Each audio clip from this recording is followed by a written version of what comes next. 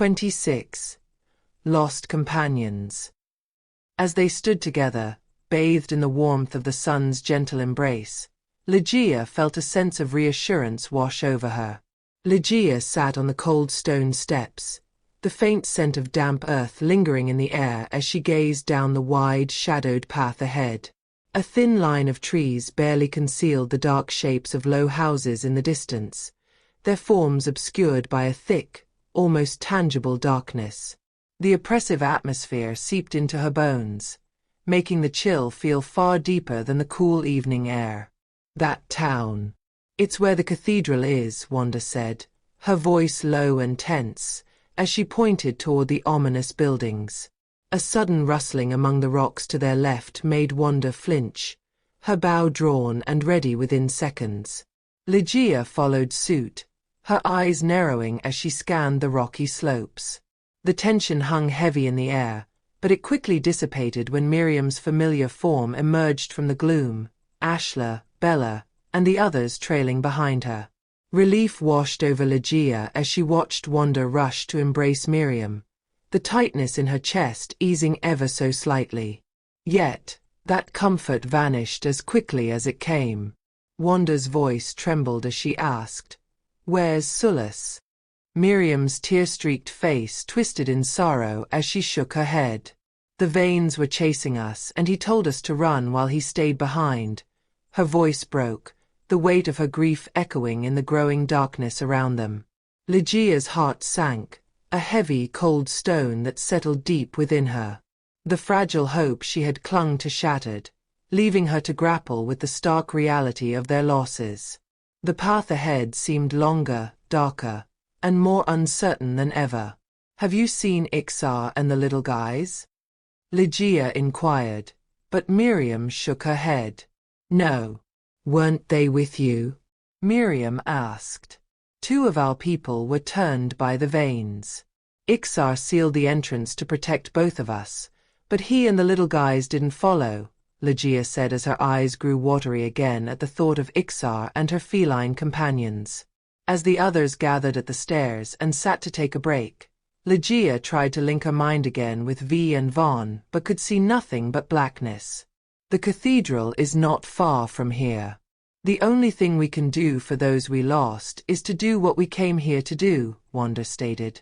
With a shared sense of purpose, Lejiya and the rest of her party continued their journey, the looming darkness of the abandoned town behind the old-looking trees casting a pall over their spirits. The air was thick with the scent of decay, and the silence was oppressive, broken only by the sound of their footsteps. Lejiya couldn't shake the feeling of foreboding that settled over her as they arrived at the town's entrance. It was as if time itself had forgotten this place, leaving it to wither and decay in solitude. The top of the unique structure loomed in the short distance, a dark silhouette against the azure sky. Its spires reached toward the heavens like jagged claws, a sinister aura emanating from its very foundations. Dried petals littered the floor of the town, their once vibrant hues now dulled like memories fading into the ether. Lejiya's steps echoed as she ventured deeper, the weight of the visions pressing upon her mind like forgotten dreams clawing their way to the surface. The town lay in ruins, a testament to the devastation that had befallen it. Crimson stains marred the concrete, remnants of a violence that seemed to linger in the very air. Lejiya's gaze swept over the shattered rooftops of the houses. Bella's demeanor spoke volumes, her usual confidence giving way to a solemn reflection of past ghosts. Lejiya pressed on, the weight of responsibility heavy upon her shoulders as she led the group toward their destination. The cathedral loomed ahead, its once grand facade now a shadow of its former glory. Broken shards of stained glass framed the darkness within, seemingly instilling doubt and fear in the hearts of those who looked upon it. Lejiya's senses were heightened in this cold, dead zone, every sound amplified in the eerie silence. The broken panes of stained glass cast a strange, dazzling display of colors, a stark contrast to the desolation that surrounded them. She had been here before. It was the place from her dreams, a realization that sent a chill down her spine. Lejiya remembered walking down the cathedral's aisle dressed to impress with a smile of total euphoria on her face. Then the image changed to her wearing the ring, falling, and gasping for breath. "Stop," Bella said, and Lejiya stopped walking and turned around to see Bella coming to a halt, followed by the others. "This is the farthest we can tread. Go any farther and we risk alerting the darkness," Bella said. "I'll go on alone," Lejiya announced to her companions, her gaze lingering on Miriam, Wanda, Ashla, and the rest. The gravity of her words hung heavy in the air, a silent acknowledgement of the peril that lay ahead. This might be her last time seeing them or anyone. Lejiya had expected to have a lot to say to them when she reached this point. But now that she was here, she could not find the words. "If I don't emerge after a while, leave without me. If you notice anything strange, don't wait for me. Run." Lejiya steeled herself, but when she turned toward the cathedral doors, a voice broke through the eerie stillness. "Lejiya." Ashla's voice trembled slightly, and she turned to see him and Miriam standing there, their eyes filled with an aching sadness, as if they couldn't bear to let her go. Ashla managed a weak smile. "We'll be waiting for you. Be careful," Miriam added softly, her tone laced with concern, the words hanging in the air like a fragile thread. Wanda, standing a bit apart, locked eyes with Lejiya. "I forbid you to die," she said, her voice firm, almost angry. "I still have a score to settle with you." Lejiya nodded, her throat tightening, tears pricking at the corners of her eyes. She fought them back, unwilling to let her vulnerability show. Not now. Not with this task ahead. Without another word, she turned and walked toward the cathedral, the weight of their words pressing on her heart, but she carried on, her resolve hardening with each step, leaving behind the faint whispers of her companions. Memories flooded Lejiya's mind, fleeting moments of joy followed by the suffocating grasp of despair. With determination etched in her features, she pushed open the cathedral doors, revealing the swirling black mass of the veins within. They surged toward her, halted only inches away, their ominous presence sending shivers down her spine. As she stood amidst the encroaching darkness, Lejiya's vision blurred, a flash of the woman in white running through a dim hallway, pursued by an unseen terror. Her heart raced in tandem with the phantom's footsteps, her senses overwhelmed by the impending dread. 27. Carmilla. The cathedral doors closed behind her, cutting Lejiya out from the world outside.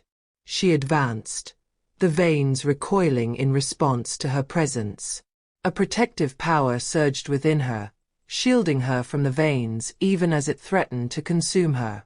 Layer by layer, the darkness peeled away, revealing the cathedral's interior, a stark reflection of her dreams tainted by destruction and decay. The once majestic architecture now lay in ruin, broken pillars and splintered pews bearing witness to the tragedy that had unfolded. Bloodstains adorned the walls, and the air was heavy with the stench of death. Navigating through the debris with caution, Lejiya's senses were assaulted by the sight of overturned furniture and cracked floor tiles. Each step was a tentative exploration, the air thick with foreboding. Despite the dust and decay, Lejiya pressed on, driven by a fierce determination to uncover the truth. As she approached the altar, a chilling sight met her eyes. A handprint, burned into the marbled aisle, a silent testament to the agony that had befallen those who came before her. Shards of stained glass littered the aisle, catching the dim light like fractured memories. The further she ventured, the stronger the veins resisted, each step feeling like a battle against an unseen force. But there was no turning back now, not when the fate of Reverium hung in the balance. At the heart of the veins lay a figure in a white dress, pale and unmoving upon the white floor. Her long black hair spread across the floor like ominous black ink. Carmilla lay before her, a vision from her dreams made flesh. She resembled the woman in white in Lejiya's dreams. The same one that told Lejiya to find her before it was too late. The same one that Lejiya saw running away from the darkness in a hallway. Carmilla's presence seemed to amplify the power of the veins, a dark aura enveloping her like a shroud. As Lejiya drew nearer, the pressure in her mind intensified, threatening to overwhelm her. This was where her dreams had led her, to this moment of reckoning. With a steely resolve, she held the sword of angels, feeling its weight in her hands like a burden too heavy to bear. Doubt gnawed at her, but she pushed it aside, focusing on the task at hand. The red ring upon Carmilla's finger sparked a fury within Lejiya, a deep-seated hatred for the woman who had caused so much pain and suffering. It wasn't Lejiya who was dying in her dreams, but Carmilla herself. Pieces of the puzzle began to fall into place, fitting with Ashla's tales of old. Lejiya raised the sword, its blade gleaming in the dim light, poised to strike. This was her moment, her chance to end the curse that had plagued Reverium once and for all. Amidst the chaos, a thread of doubt snaked its way into her thoughts. Was it her own uncertainty or the influence of Carmilla? She couldn't discern. With a deep breath, she brought the sword down, piercing the chest of her unsuspecting sleeping maiden. Suddenly, silence descended, and the tension gripping her body and mind loosened its grip. Lejiya found herself amidst the bustle of a vibrant village, where the air was alive with the scents of spices and the clamor of merchants vying for attention. Walking beside her was a woman, tall and imposing, her presence commanding. Lejiya's gaze flickered to a group of little girls walking beside her, one of them whom the other children called Kayla.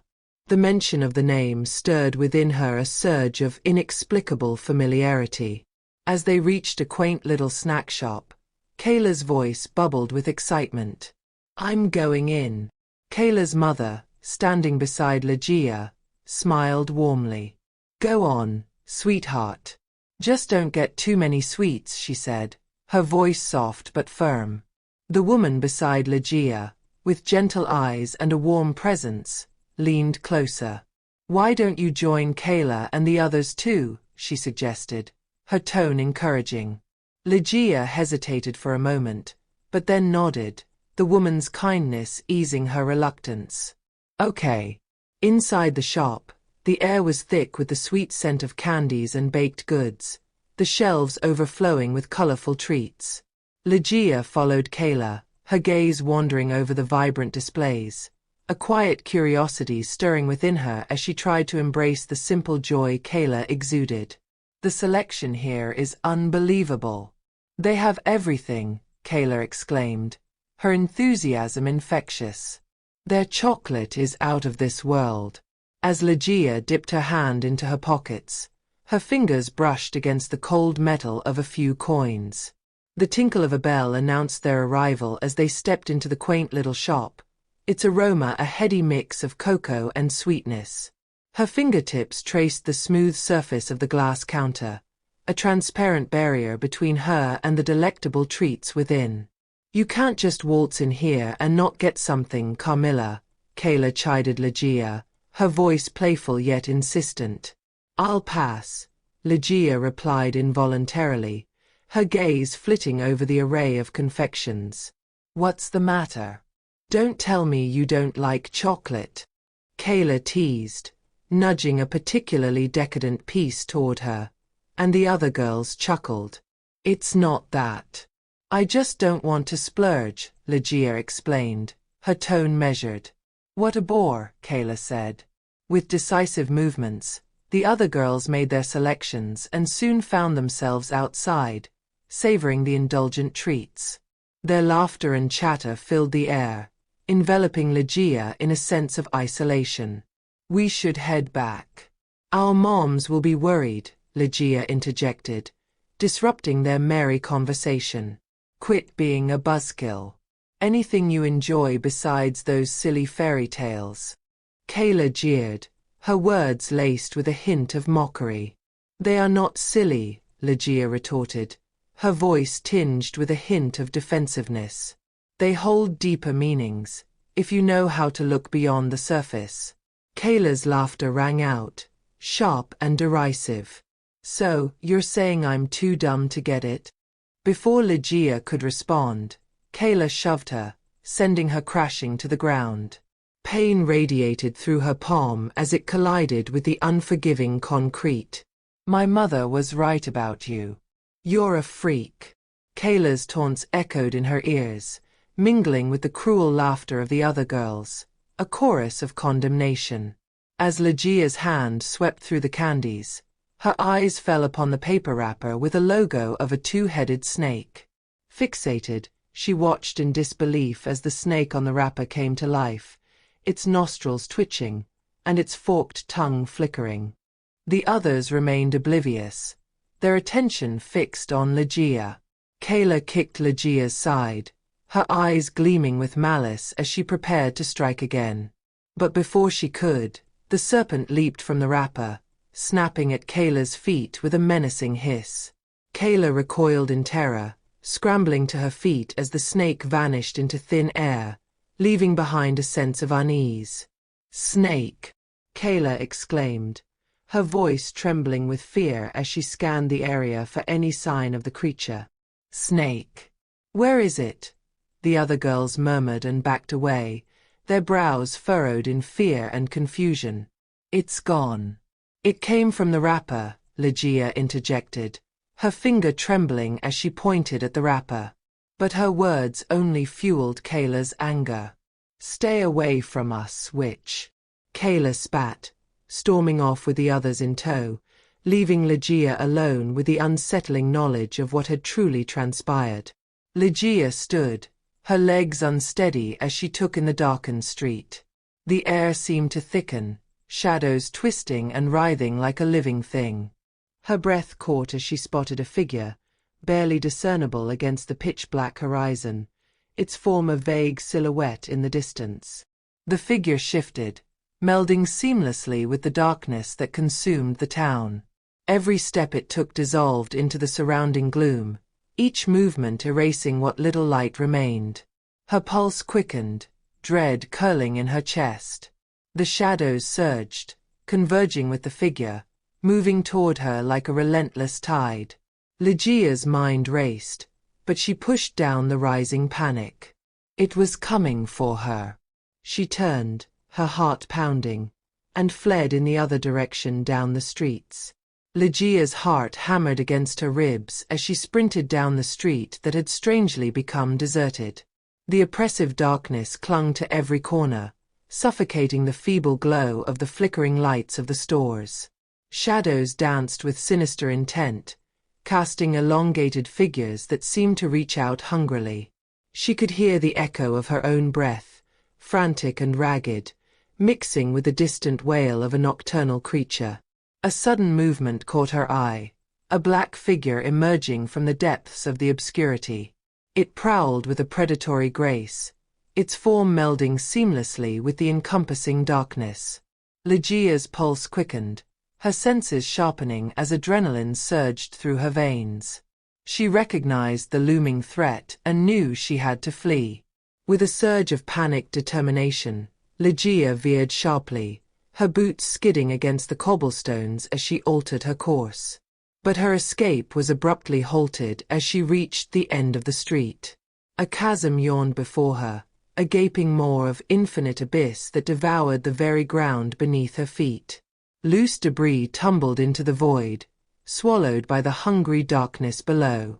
Frantically, she backpedaled, her heart pounding against her chest like a frantic drumbeat. Her fingers sought solace in the familiar touch of the spindle pendant nestled against her breast, a tether to reality in the midst of this surreal nightmare. "This is not real," she murmured to herself, her voice a whispered reassurance amidst the chaos. But even as the words escaped her lips, doubts gnawed at the edges of her consciousness. The world around her seemed to warp and shift, a distorted reflection of reality that defied logic and reason. Lejiya grabbed the spindle pendant and jolted awake. 28. Rimini Village. Trudging through the trail amid crooked plants, Bella attempted to summon fire magic to light their path, but her efforts were in vain. Frustration furrowed her brow as she tried again and again, but the magic refused to answer her call. "What's wrong?" Ixar's voice cut through the dead silence. Bella shook her head, her lips twisting in dismay. "My magic won't work," she confessed, her tone heavy with concern. "Let me try mine," Ixar said, his spirited and charming eyes peering at his palm. Nothing happened. "Mine's not working either." Lejiya's mind raced, her thoughts darting like panicked birds in flight. If both Bella and Ixar were unable to wield magic, then it wasn't a matter of ability. "It's not us," Bella murmured, her gaze scanning the shadowed foliage around them. Ixar nodded in agreement, his eyes narrowing as he considered the eerie stillness of the place. "Something about this place," he muttered, his voice barely above a whisper. Bella nodded, her jaw set in determination.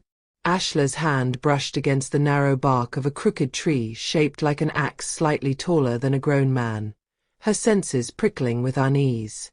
"There's something here," she murmured, her voice barely audible over the sound of their footsteps.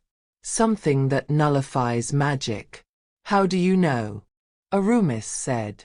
"Dark magic is connected, and mine senses this place is filled with it," Ashla said.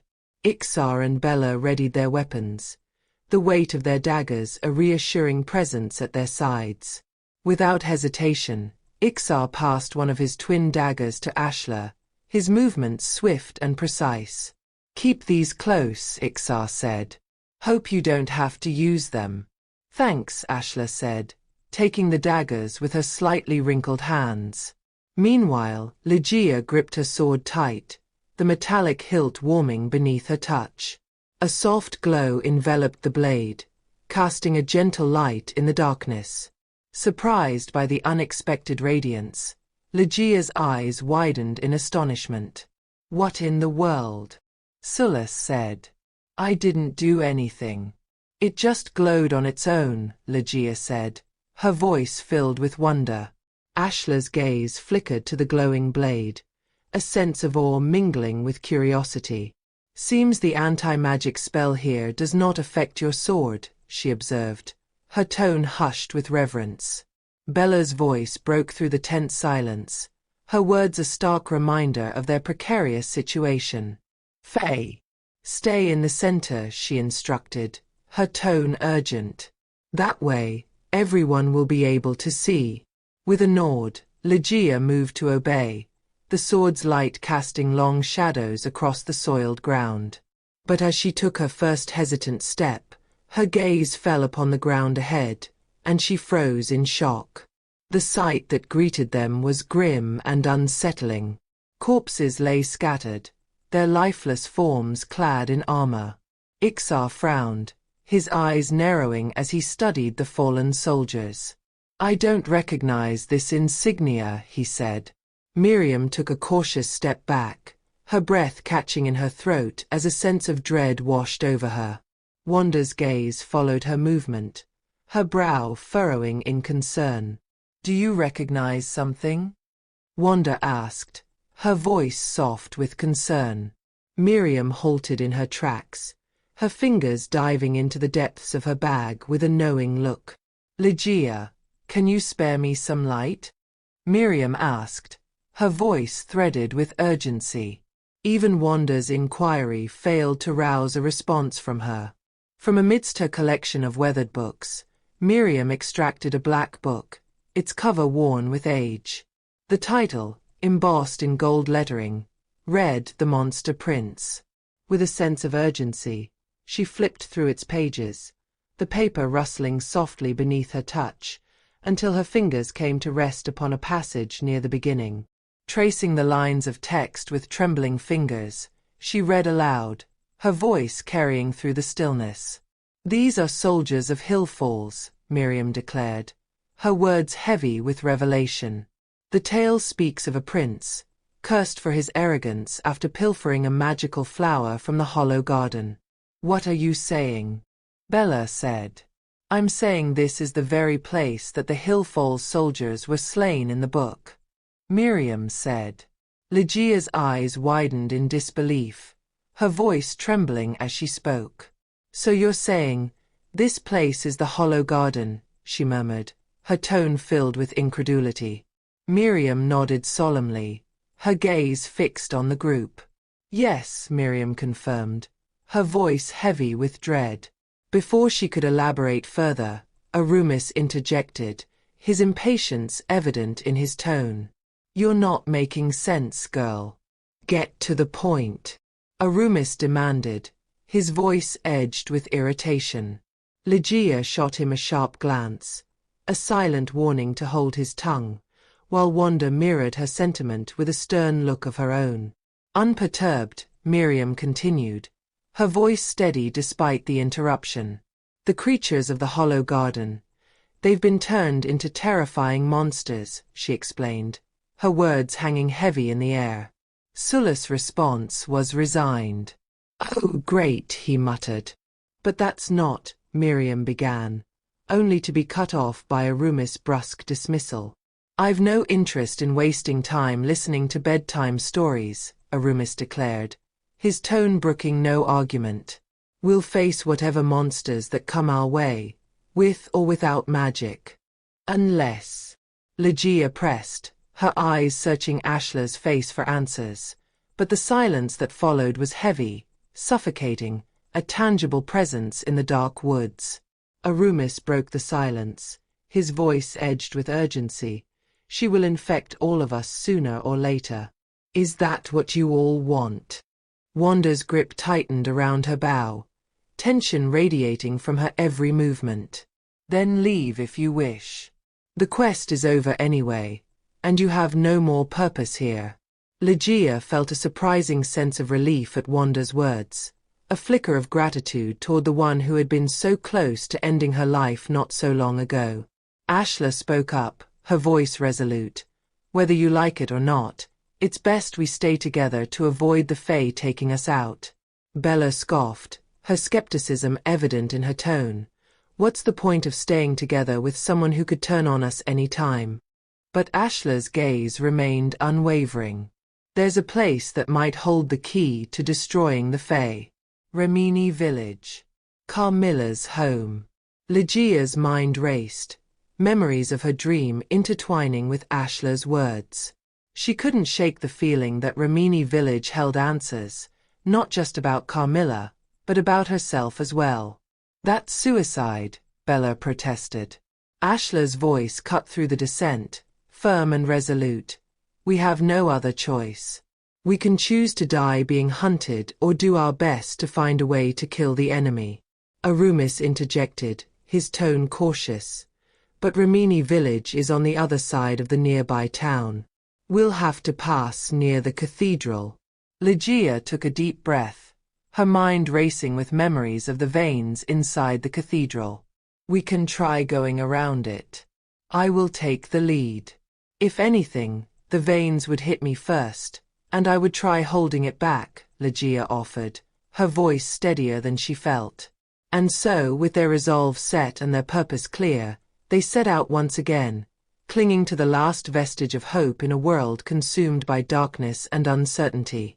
Lejiya cast one final glance behind her, a silent plea for Ixar V and Vaughn to appear, but they remained absent, leaving her to face the looming unknown with nothing but her own resolve to guide her. The group ventured near the cathedral village's town square, but instead of proceeding through the center, which would bring them close to the cathedral, they veered down a side street flanked by rows of weather-beaten houses. The sky loomed ominously overhead, its grey hue casting a somber pall over the desolate landscape, leaving them uncertain whether it was merely the weather or a more sinister force at work. As they drew closer to the cathedral, Lejiya felt the familiar tug of unease emanating from the veins within. The massive doors stood ajar, a silent invitation to darkness and mystery that none dared to accept. Stealing a glance from across the street, they pressed on, leaving the town behind and traversing the desolate grasslands that stretched endlessly toward the horizon beneath the brooding sky. Their journey eventually led them to a lone village nestled amidst the barren plains, its entrance marked by a towering statue reminiscent of the one found in Zeal village. A low wall flanked the entrance, leading to two wooden doors beneath a weathered sign bearing the inscription, Rimini Village. As they ventured into the village, Lejiya's heart quickened as she stumbled upon a familiar sight from her dream. The very street where she had once roamed as Carmilla, a young girl.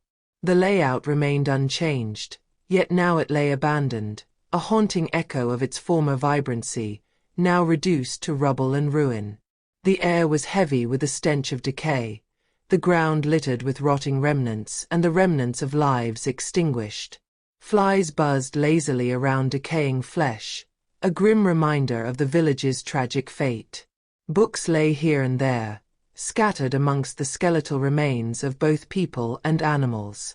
Lejiya's heart ached at the sight, knowing that these souls likely met their end not at the hands of the curse, but rather at the cruelty of monsters or starvation, trapped within their own homes. Amidst the desolation, Lejiya's gaze fell upon a dilapidated shop adorned with a two-headed snake logo, swaying precariously from a rotten rope above the entrance. It was the shop where Kayla and the girls visited, where Lejiya, or rather Carmilla, had brought the two-headed snake to life. Following Ashla's lead, the group veered off the main streets onto a path that wound through the open landscape, a concrete ribbon cutting through lush grasslands and verdant farms. The vibrant foliage that surrounded them stood in stark contrast to the withered plains they had left behind not far from the village. Lejiya felt a surge of emotion welling within her as she gazed upon the landscape, a sense of familiarity tugging at the corners of her consciousness. It was as if she had been here before, as if some pivotal moment in her past had unfolded amidst this very scenery. As dusk approached, the stronger fighters among them, including Wanda, Bella, and a handful of others, took it upon themselves to scout the first few houses, ensuring no lurking monsters lay in wait within the shadowed interiors.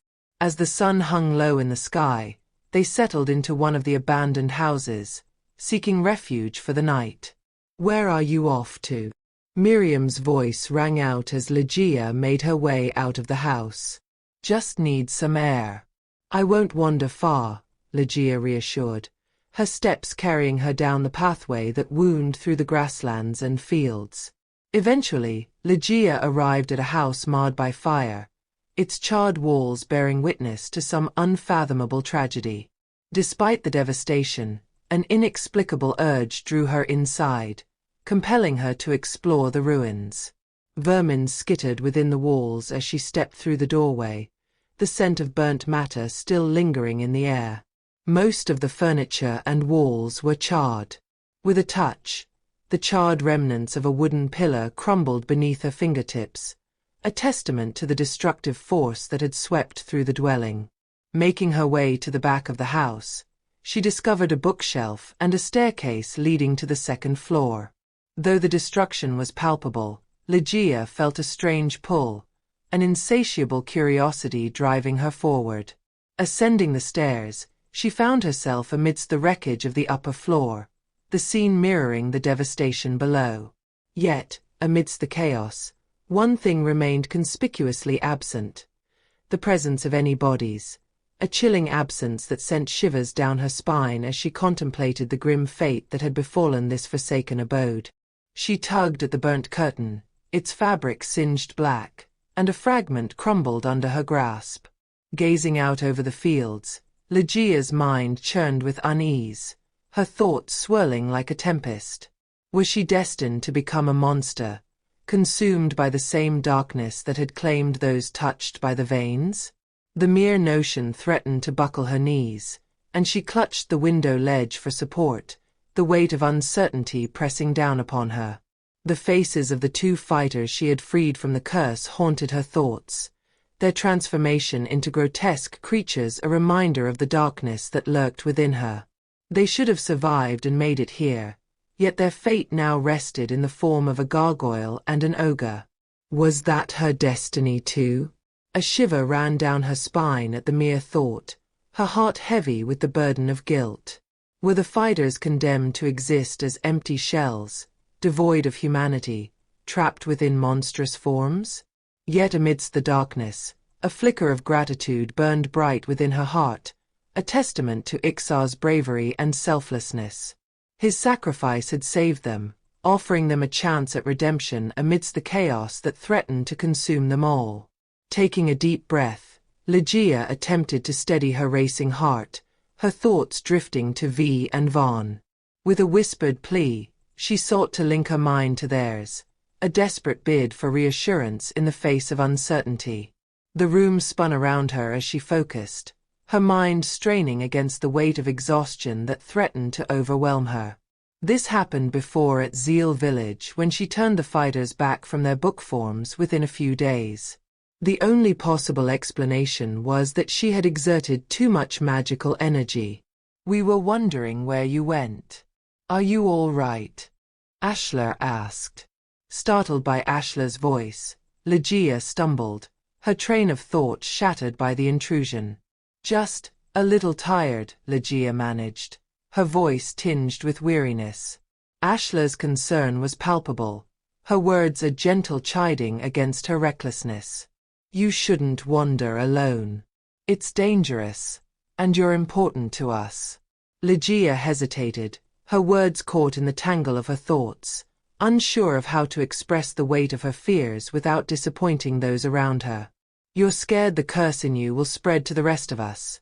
Ashlar's voice cut through the silence, her tone firm yet compassionate.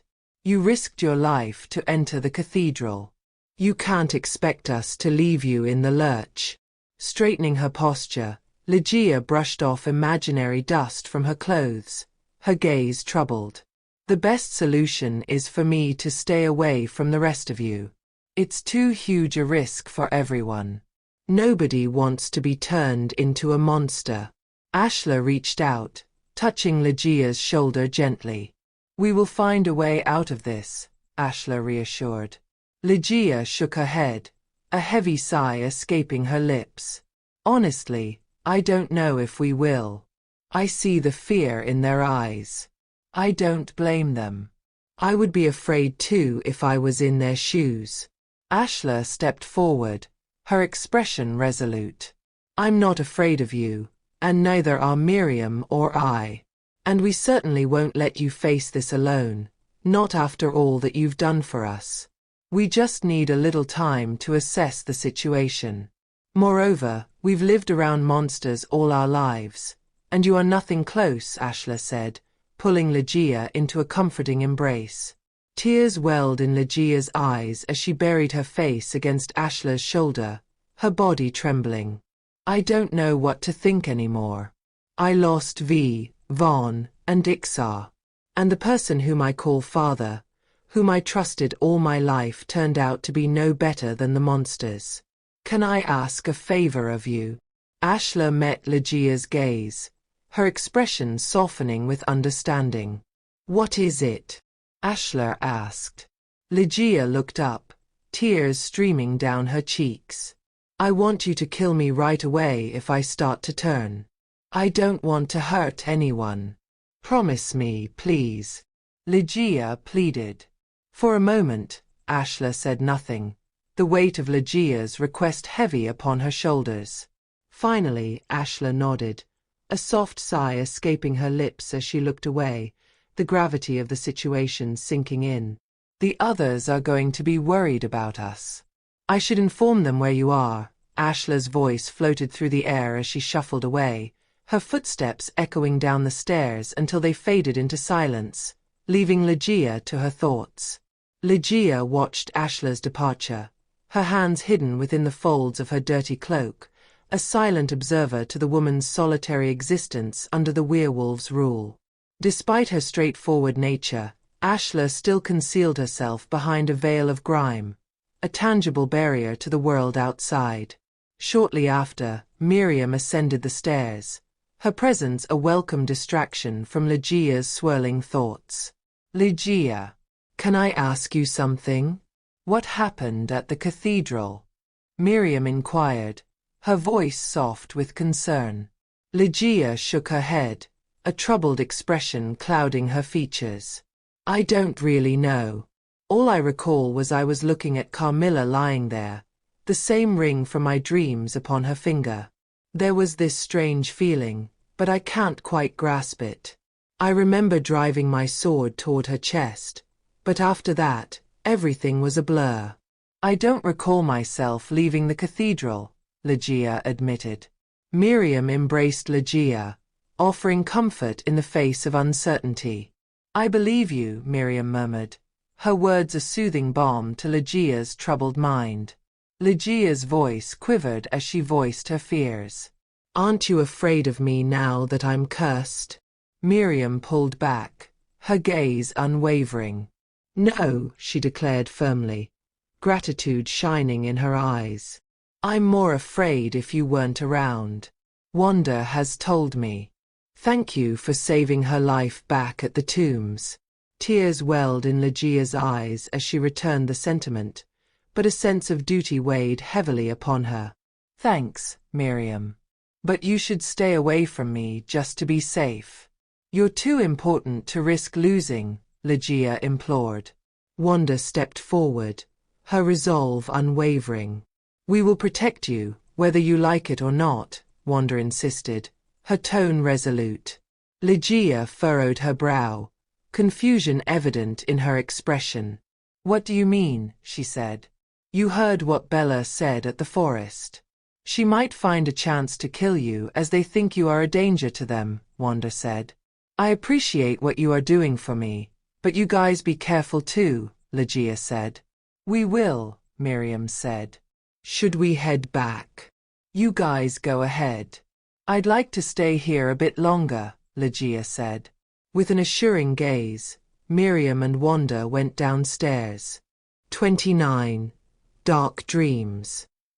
Wanda's warning echoed in Lejiya's mind as she descended the stairs, her footsteps soft against the worn wood. She wished to remain alone a little longer, the weight of responsibility heavy upon her shoulders. Minutes passed like fleeting shadows, and Lejiya emerged from her solitude. Walking back to the others alone, a movement caught Lejiya's eye, a figure cloaked in black, slipping into the burnt house she just emerged from. Curiosity mingled with caution as Lejiya followed the black figure, her senses alert. Inside, the once charred walls stood whole, a stark contrast to how she remembered them to be. A young girl sat before a desk at the back of the room, her quill scratching against parchment. Lejiya approached, drawn by the girl's writing. Skiri was a powerful Fae cast out from his sacred kingdom to the mortal world. He refused to be a bystander to the suffering of humans. He wasn't like other Fae, content to watch from afar as mortals fell victim to the ill of their own will. So, he defied the sacred rules. A chill ran down Lejiya's spine as she sensed a presence behind her, a woman cloaked in black. As the cloaked stranger's face became clear, Lejiya realized the woman was the myth maiden, Carmilla. You're going to die like all of your friends, Carmilla's voice dripped with malice, sending shivers down Lejiya's spine. Anger and guilt surged within Lejiya as she reached for her sword, her hand trembling with determination. Did Carmilla kill her friends? The uncertainty fueled her resolve, but before she could act, Carmilla's will sent a vase hurtling toward her. Lejiya dodged, her movements swift and instinctual, but when she struck out with her sword, it met no resistance. Carmilla's movements were swift and precise, each strike calculated to incapacitate. Lejiya stumbled backward as Carmilla knocked her back with a wave of her fist, sending her crashing into the shelves. Books cascaded down, their pages fluttering like panicked birds. Lejiya's pulse quickened as she glanced around, her eyes darting to the window. Through the glass, a dark void beckoned, an eerie reminder of her dreams.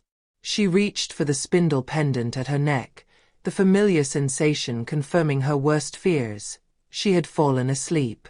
Objects danced around the room, manipulated by Carmilla's dark magic. Lejiya deflected glass figurines by instinct, a result of her subconscious recollection of past dreams, her mind racing for a way out. With a swift gesture, Lejiya activated the spindle, summoning a portal amidst the chaos. The swirling vortex offered escape, and Lejiya wasted no time in leaping through. Emerging in the grandeur of the Fae Castle's dining hall, Lejiya's relief was short-lived. A shape darted out of the portal, but it wasn't Carmilla. It was a harpy, its wings slicing through the air with lethal precision. Lejiya conjured a bow and arrow, aiming true. The harpy let out a deafening shriek and transformed into a dragon, the one she had met at the Tomb of Kings. Carmilla's manipulation of precognition was evident. The dragon pursued Lejiya relentlessly. She sprinted up the castle stairs, the heat of the dragon's breath searing her back. With a leap of desperation, Lejiya dove through a window, plummeting into the depths below. The icy embrace of water enveloped her, and she frantically swam, her limbs heavy with exhaustion. Mermaids darted past, their ethereal beauty a stark contrast to the looming shadow beneath the waves. A low groan reverberated through the water, signaling the approach of a colossal threat, the Kraken, a monster from one of the fairy tales she had read. Lejiya's breath caught in her throat as a tentacle lashed out, ensnaring her leg. With determination fueled by fear, Lejiya summoned a magic spear, driving it into the Kraken's grasp. But with each strike, the creature grew angrier, its wrath threatening to consume her. The weight of exhaustion bore down on Lejiya, pressing her toward a desperate decision. With resolve, she knew she had to act swiftly to evade the looming threat. Beneath the murky depths, Lejiya grappled with the spindle, her fingers dancing across its surface. With a twirl, the watery world twisted, and a new vortex beckoned. She plunged through, emerging onto the flat expanse of a shadowy forest, its towering trees casting eerie shadows across the grassland. A minotaur charged toward Lejiya, its massive form barreling through a hedge maze with relentless fury. Lejiya leaped, narrowly avoiding its path, her heart pounding with adrenaline. Yet, another minotaur materialized, and she braced herself for the onslaught. Summoning the power of wind, Lejiya fought back, holding the minotaur at bay. But the relentless pressure pushed against her, each step a struggle against the force of the creature's advance. Her attempts at freezing the beast with ice magic proved futile, its horned visage snorting in defiance. With a swift strike, the minotaur's mace found its mark, leaving Lejiya's arm wounded and bleeding. Desperation gripped her as she reached for the spindle once more, hoping for salvation amidst the chaos.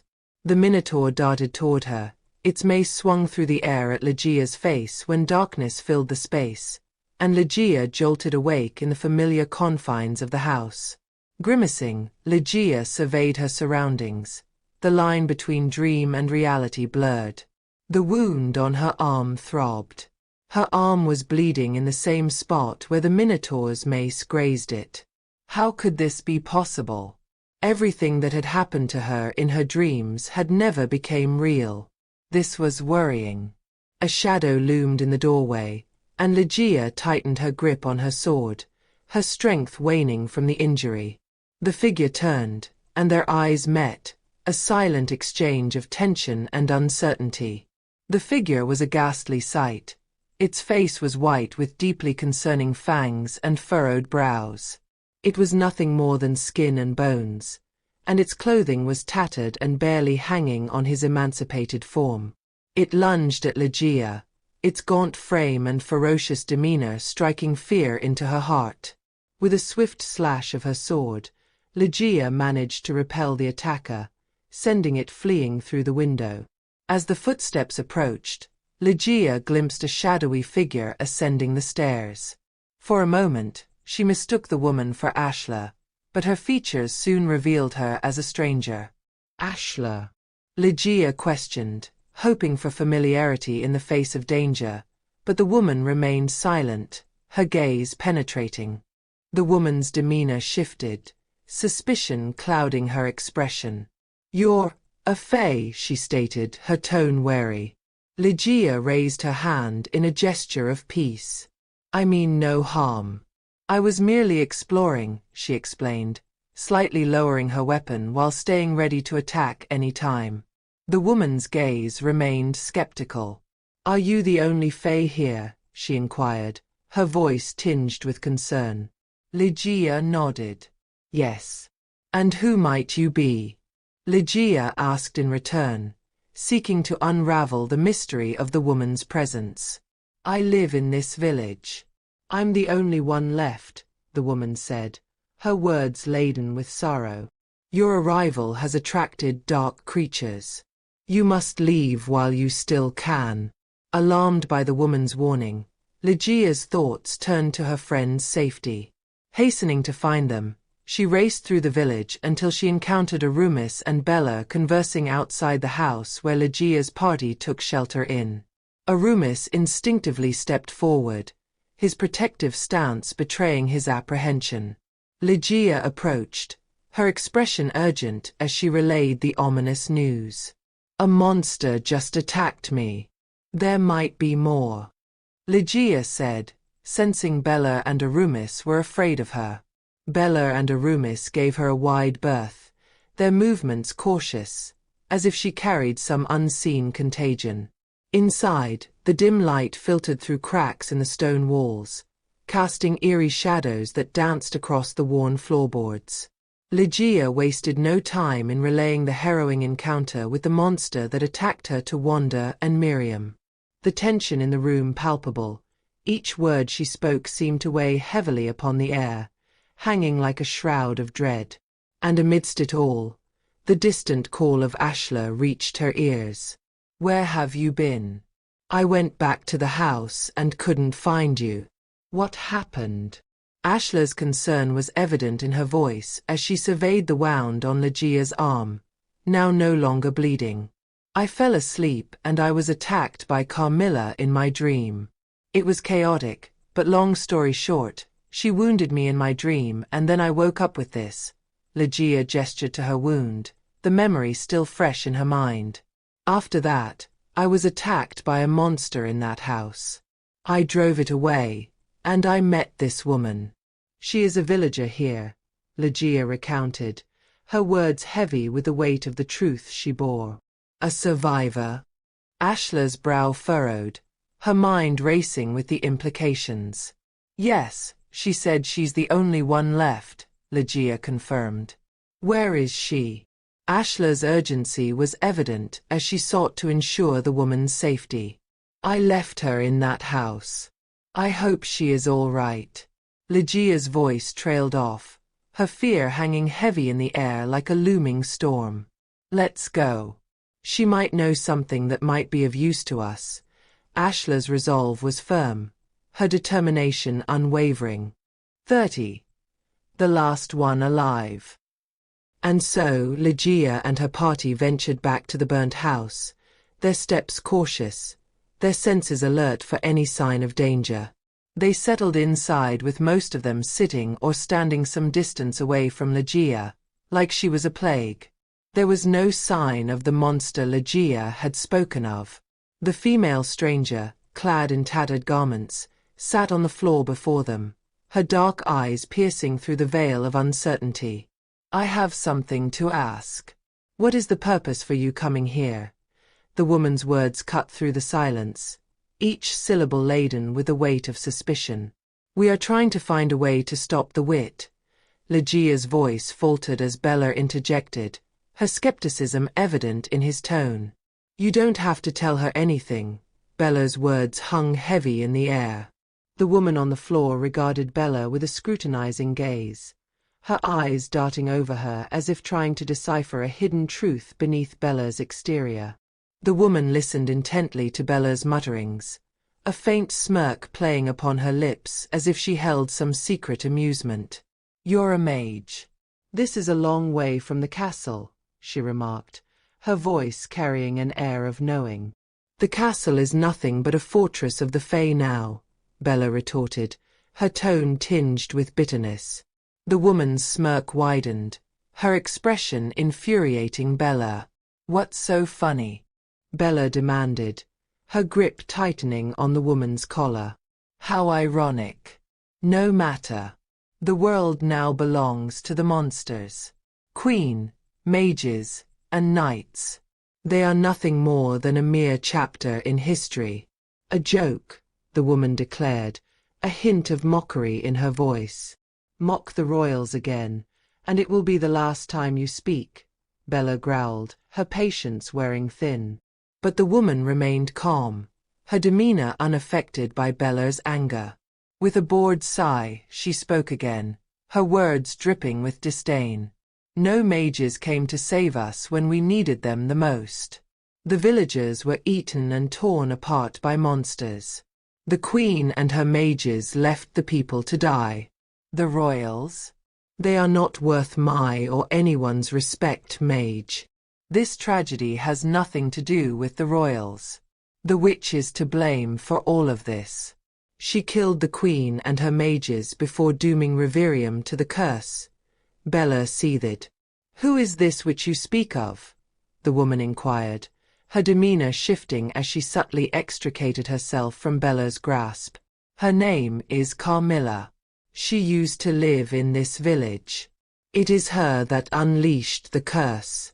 If you are truly a villager here, you should know her more than I do," Bella explained. "How do you know that Carmilla is the cause of the curse?" the woman pressed, her curiosity piqued. "It's true. The curse broke out on the day the prince was supposed to wed Carmilla. Even now, Carmilla still lives in the cathedral, asleep. Lejiya can testify. She just saw the witch no more than 2 days ago," Ashla said calmly. "Cathedral. No human has entered that place and returned alive. That place is cursed," the woman warned, her words hanging heavy in the air like an ominous premonition. Lejiya cleared her throat, her voice soft yet resolute as she addressed the woman before her. "I am a Fae, so the curse doesn't affect me, or so I thought. I was supposed to kill Carmilla to end the curse, but I failed. That's why we are here to find out if there are any clues about Carmilla that can help us defeat her. We need your help." Lejiya's words hung in the air, laden with uncertainty and a faint glimmer of hope. "Imuil. My name is Imuil," the woman introduced herself curtly, her gaze piercing through the veil of secrecy. "Can you tell us more about Carmilla?" Miriam's voice cut through the tension, her curiosity palpable. Imuil eyed her with suspicion before relenting, her words heavy with the weight of the past.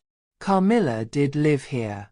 She was an unusual child, and unusual did not sit well with this place. She was ostracized as a result. Some were afraid while some went to more horrifying extents to cope with that fear. Carmilla kept to herself most of the time, so little was known about her. She had no friends. But one thing was clear, Carmilla loved fairy tales. She would be seen spending hours in the library reading alone. She loved stories so much so it was said that she wrote her own, a story about a Fae king, and she brought him to life. Some said he was a hero while others said he was a murderer, a monster, Imuil explained, her words weaving a tapestry of intrigue and mystery. As Lejiya listened, a sense of déjà vu washed over her mind racing to connect the dots between Imuil's words and the visions that haunted her dreams. Carmilla being shunned by the villagers, Carmilla crafting stories of a Fae king. Were these mere coincidences, or pieces of a puzzle waiting to be solved? Lejiya's thoughts swirled with questions, each one begging to be answered, yet she held her tongue, unwilling to disrupt Imuil's narrative. One day, Carmilla's book caught the interest of a young man from outside the village. They were often seen together, and rumor has it that they fell in love, Imuil continued, her gaze distant as if lost in memories long buried. The man did not see Carmilla as abnormal. But fate was unkind to Carmilla and their love turned out to be forbidden, Imuil said, her voice tinged with sorrow. What do you mean? Lejiya pressed, her curiosity piqued. Eventually, the queen came to the village looking for the man. It was then Carmilla realized the young man she had fallen for was the Prince of Reverium. The queen learned about their relationship and forbid them to be together. But the prince stood for his love against his mother, Imuel explained, her words heavy with the weight of a love torn asunder. No one knew what really happened, but the queen was eventually persuaded and allowed them to get married.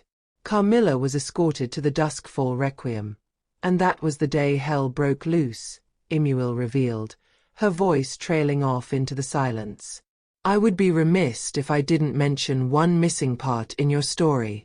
Carmilla sent the Fae King to attack the castle, Ashla interjected. That I have no idea of.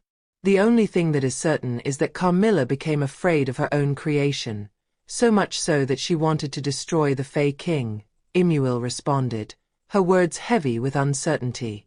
Lejiya listened intently, her mind racing to piece together the fragments of the puzzle. The threads of fate intertwined, weaving a tale of love and betrayal, hope and despair. What about Carmilla's family? Ashla inquired, breaking the silence that hung over them like a shroud. I don't know. Everyone was too busy fleeing for their lives when the dark mist poured through the village. But I recalled a fire broke out in Carmilla's house after she left for the wedding, and her mom, her only kin, died in the fire.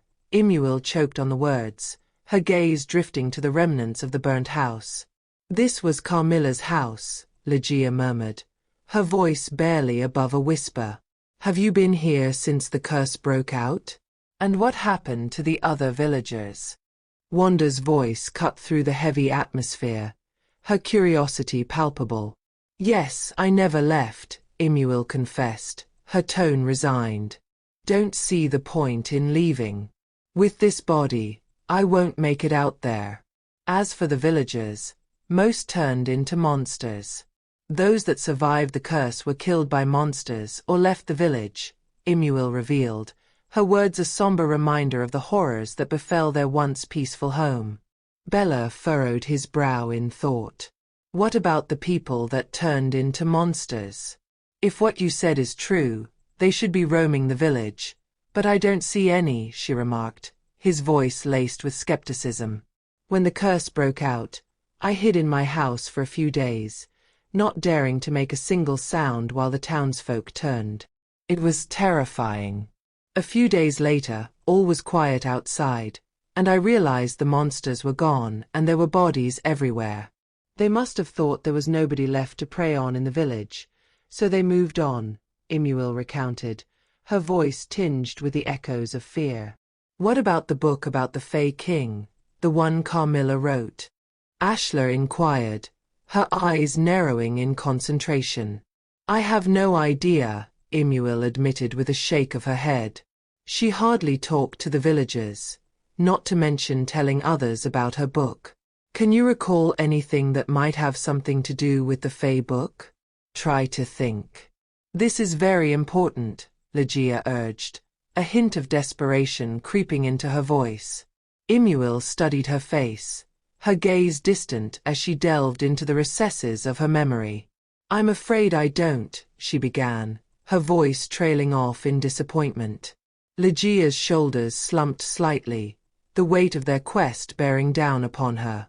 There is something, though, Imuel added suddenly, her voice regaining its clarity. I was heading home late one night from the marketplace, and I heard Carmilla engaged in a heated argument with a man in her house. I heard Carmilla saying that she didn't want any more people to die and that he must stop. The man said he wouldn't stand by and let injustice rule Carmilla's life. Carmilla told the man not to force her, and the man then asked Carmilla if she wanted to destroy him. What after that? Ashla pressed. They were aware that someone was eavesdropping, and I ran away. I don't know if this information helps, Imuel confessed, her gaze shifting to the others gathered around her. Do you know who was the man Carmilla was speaking to? Lejiya inquired, her voice edged with curiosity. I'm not sure. The man had a low voice, and it didn't sound like any I've heard, Imuel answered, her brows furrowing in concentration. The mood among the group shifted dramatically, and a heavy silence settled over them like a shroud. Gargan stretched wearily, a silent testament to the exhaustion that weighed upon them all. Bella, noticing his gesture, spoke up. "It's been a long day, and it's best for everyone to retire for the night," she suggested, her tone firm. "It's best that the Fae don't stay in the same house with the rest of us." Wanda, however, objected.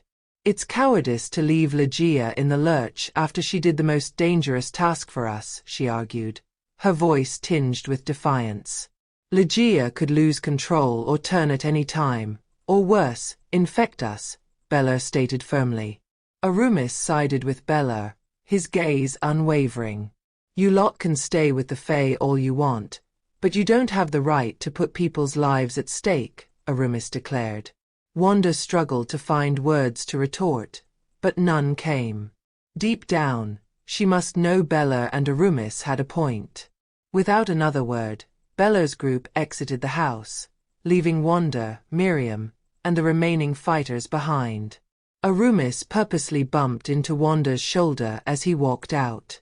Miriam, sensing Wanda's frustration, gently pulled her arm, trying to ease her anger.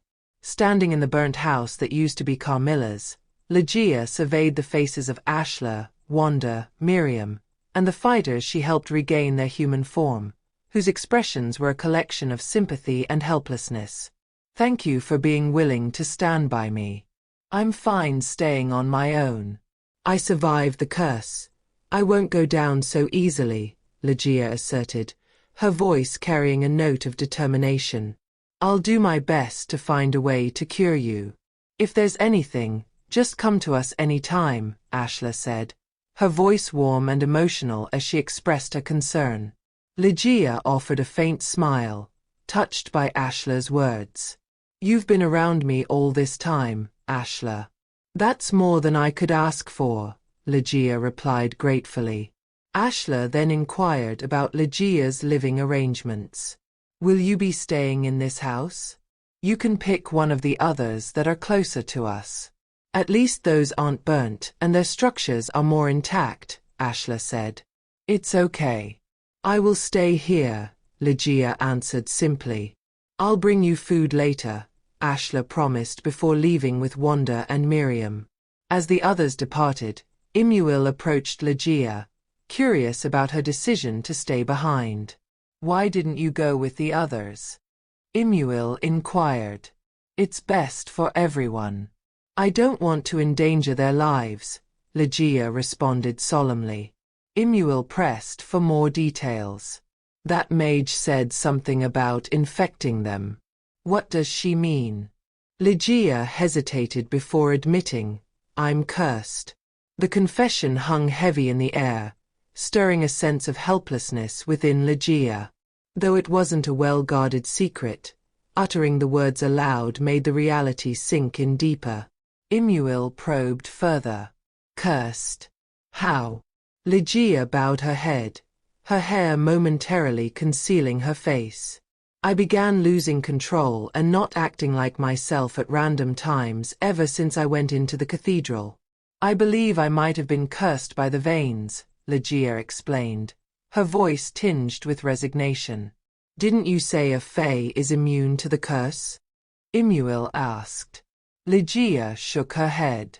"I'm one of the Fae that were brought to life by Carmilla's power. I repelled the veins once, so I thought I was sort of immune. Turned out I was wrong," she admitted with a hint of bitterness. Imuel sought clarification. "So, you are sure you are cursed?" Lejiya nodded solemnly. "I lost control and attacked one of my companions not long ago after the cathedral. My body started to change, like I was turning into one of those monsters. It's only probable that the curse caused it," Lejiya confessed, her voice heavy with the weight of her revelation. "But the transformation is usually imminent. From the way I see it, you still look pretty normal," Imuel remarked, her voice carrying a note of reassurance. Lejiya shook her head. That's what I don't understand. Since birth, I wasn't exactly normal in many aspects. So maybe the curse takes longer to work on me, but eventually it will. I suggest you stay away from me just in case, Lejiya advised. Monster or not. It makes no difference to me, Imuil declared. As night descended, Lejiya felt a shiver of fear creep up her spine. She dreaded the darkness, fearing what lurked outside, waiting to kill her or tempt her into becoming something she wasn't. Imuil had departed from the burnt house, leaving Lejiya alone with her thoughts. With the night enveloping her, sleep seemed like an ominous prospect. The curse had tainted her dreams, making them a battleground of terror. She fought to stay awake, but exhaustion weighed heavily upon her, threatening to pull her into the abyss of slumber. Desperate for distraction, Lejiya began to search the burnt house for clues. Perhaps there was something hidden amidst the ruins that could aid them in their quest against Carmilla. Most of the furniture lay in ruins, offering little in the way of leads. As she wandered, Lejiya muttered to herself, occasionally slapping her face in a futile attempt to ward off sleep. Finally, she settled against the charred wall, determined to remain vigilant. Her eyelids drooped despite her efforts, but each time they threatened to close, she forced them open with her fingers. Fear gnawed at her, the memory of the monster's attack haunting her every waking moment. When she opened her eyes again, she was greeted by the soft light of dawn filtering through the broken windows. To her astonishment, Ixar sat beside her, his smile as warm as the morning sun. Relief flooded over Lejiya, washing away her fears as she pulled Ixar into a tight embrace, cherishing the moment of unexpected joy amidst the hopelessness. You were snoring in your sleep, Ixar teased, his smirk evident. Don't make fun of me, Lejiya retorted, playfully moving back to put some distance between them, a hint of caution in her actions. You should probably stay away from me, Lejiya said, pulling herself away from Ixar. It's over. You don't have to be afraid anymore. The curse is lifted, Ixar reassured her, his tone confident. Lejiya cocked her head, puzzled. How do you know that? I saw that the veins around the cathedral were gone on my way here, Ixar explained, his faint smile confirming the truth of his words. Lejiya felt a surge of happiness, but she tempered her excitement with caution. Despite their relief, she knew not to jump to conclusions too quickly. They had survived the worst, but there was still much uncertainty ahead. As she gazed at Ixar, she felt a newfound interest in getting to know him better. His feelings seemed to mirror her own, evident in the way he looked at her with a mix of curiosity and affection. Now that the curse was lifted, they might have a future together. Lejiya longed to embrace and kiss him, but fear held her back. She couldn't risk spreading the curse to him, not knowing if it still lingered within her. You have no idea how much I missed you and how scared I was to think I might never see you again. They savored the moment, basking in the serenity that enveloped them like a warm embrace. Lejiya finally allowed herself to lower her guard, inching closer to him with anticipation coursing through her veins. As their lips drew near, a crackling sensation filled the air, pulling them together with an irresistible force. With closed eyes, Lejiya prepared for the anticipated kiss, only to be greeted by a vision of a different place. She found herself standing outside, surrounded by the idyllic beauty of Rimini Village's fields. In the distance, the villagers went about their lives with carefree smiles, the threat of the curse absent from their minds. A man waved to her, his face carrying a sense of wisdom and authority. Approaching him, Lejiya noticed his slim figure draped in a green cloak, his sparkling blue eyes radiating sincerity. Though he wasn't Ixar, there was an undeniable charm to him, a gentleness that drew her in. He had long black hair and a gentle and sincere look. Whatever you have to say, say it quickly. I don't want to take up too much of your precious time, Lejiya said to the man, with the words coming out without her control. She realized she was unlike herself again, like in that dream with Kayla. It was like she was living the role of someone else. I'm sorry. I didn't mean to lie to you, but I had to blend in, the man said. Look around you. Do you really think they would accept me? People treat me differently when they know who I am. Being the prince comes with more than responsibilities. It comes at the cost of knowing that I will never be perceived by the people with sincerity, the prince confessed, his words tinged with sadness. The scent of wildflowers danced in the air, their delicate fragrance weaving through the breeze as Lejiya confronted the man before her. You could have told me the truth after we got to know each other, but you chose not to. Is it because you think I am like the others? Someone who judges another based on their status. Lejiya's voice carried a mix of hurt and defiance. The man remained silent for a moment, his gaze steady as he finally replied, Yes. Well then. We have nothing more to say. I will take my leave now, my lord. A cold edge crept into Lejiya's tone as she emphasized the word lord, her words dripping with disdain. As he reached for her arm, Lejiya's warning glare was met with defiance. Take your hand off of me, Lejiya demanded, her voice low and dangerous.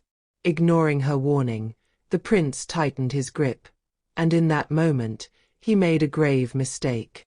Lejiya's fist flew toward him, slowing down just before impact. Feeling a surge of remorse, Lejiya turned away, grappling with the conflicting emotions that clouded her judgment. Why are you so foolish? You're going to get yourself killed someday. You didn't even try to dodge the punch. I could have broken your nose if I hadn't pulled back, Lejiya scolded, her frustration evident. But the prince's response was disarmingly calm. I knew that you didn't really want to punch me. You were just angry and needed somebody to lash out at. I was a convenient choice. Nothing more and nothing less. Throwing her hands up in exasperation, Lejiya retorted, Trust me. I really did want to punch you and it would have felt very good doing it. The prince's smile remained gentle as he spoke, his words piercing through her defenses. That might be what you tell yourself. Deep down, you're afraid that your kindness will be taken advantage of. You fear being seen as weak, but you have nothing to worry about. The strength inside of you has always been there even if you didn't know it. I see it shining out every time you look at me. In the midst of their tense exchange, Lejiya's mind was a whirlwind of conflicting emotions as she confronted the prince. You don't get it. I'm done caring what other people think of me. They always disappoint. Why should you be any different? Lejiya's anger crackled in the air like lightning. But the prince's response was calm and measured. The only opinion you should care about is your own. I get that it's not an easy thing in this world.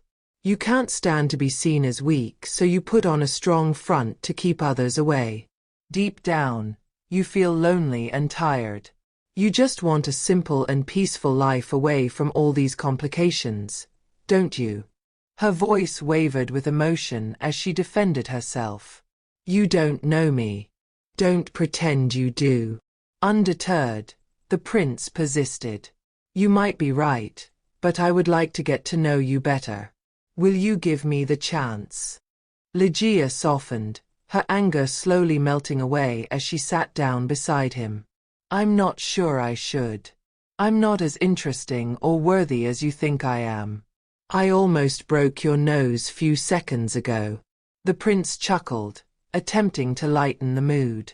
This is nothing compared to the previous punches you pulled. I'm sorry.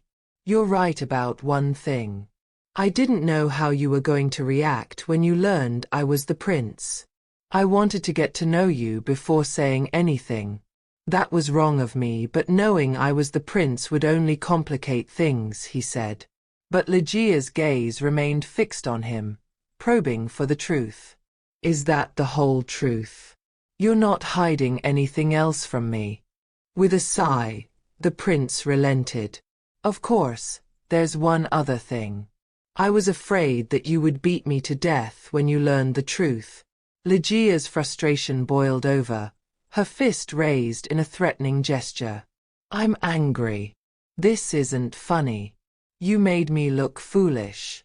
Trusting you has been the hardest thing I have ever done in my life. You're really cruising for a bruising. The prince's smirk faltered, replaced by a more serious expression. I see you've learned something new about me today, he said. 31. Monsters. As Lejiya stirred from her slumber, the echo of knocking filled the air, pulling her from the depths of her dreams. Disoriented, she found herself back in the burnt house, alone. The lingering memory of Ixar's phantom presence gnawed at her heart, a bittersweet ache. The thought that Ixar's return was just a dream made her heart bleed. She thought about the dream with the prince under the beautiful tree. The girl she was living as was probably Carmilla. It was weird to see Carmilla's life as an ordinary peasant girl when she was the culprit behind the kingdom's calamity. Struggling to shake off the remnants of sleep, Lejiya staggered to her feet, her mind clouded with confusion. With cautious steps, she followed the sound of the knocking to the kitchen, her hand instinctively reaching for her sword. Entering the kitchen, she was met with a sight that froze her blood.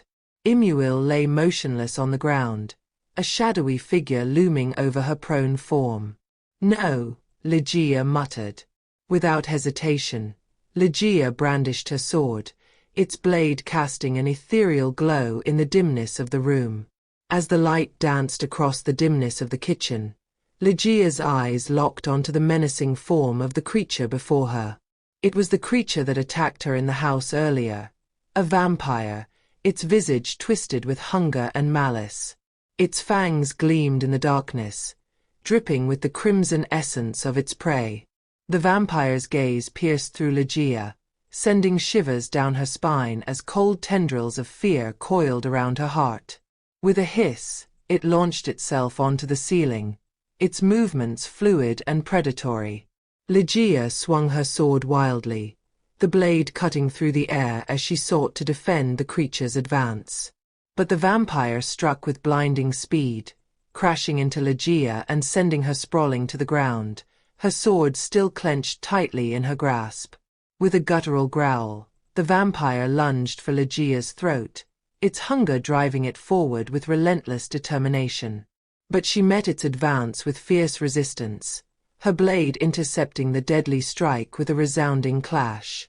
As the vampire recoiled from the searing light of the sword, its hideous shriek pierced the air, reverberating through the house like a symphony of torment. With a final burst of strength, it retreated to the safety of the shadows, its form trembling with pain and fury. As Lejiya's sword cast its protective light, illuminating the darkness that threatened to consume her, she heard a piercing scream, Miriam's terrified voice. Startled, Lejiya's gaze flickered momentarily, and when she refocused, the vampire had vanished. Yet, the glow of her sword offered a sliver of solace amidst the encroaching fear that tightened her throat. Without hesitation, Lejiya darted toward the source of Miriam's cries, her heart hammering in her chest. Arriving at the house where her companions lodged, Lejiya hesitated outside, her senses on high alert.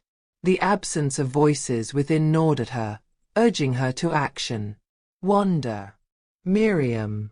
Her voice rang out, desperate for a reply that never came. Steeling herself, Lejiya gripped her sword tightly, its radiant light guiding her steps as she ventured into the unknown. Inside the house, the darkness seemed to press in on her, threatening to swallow her whole. A silhouette caught her eye, Miriam, panting and frozen in place. With cautious steps, Lejiya approached, her voice a whisper in the oppressive silence.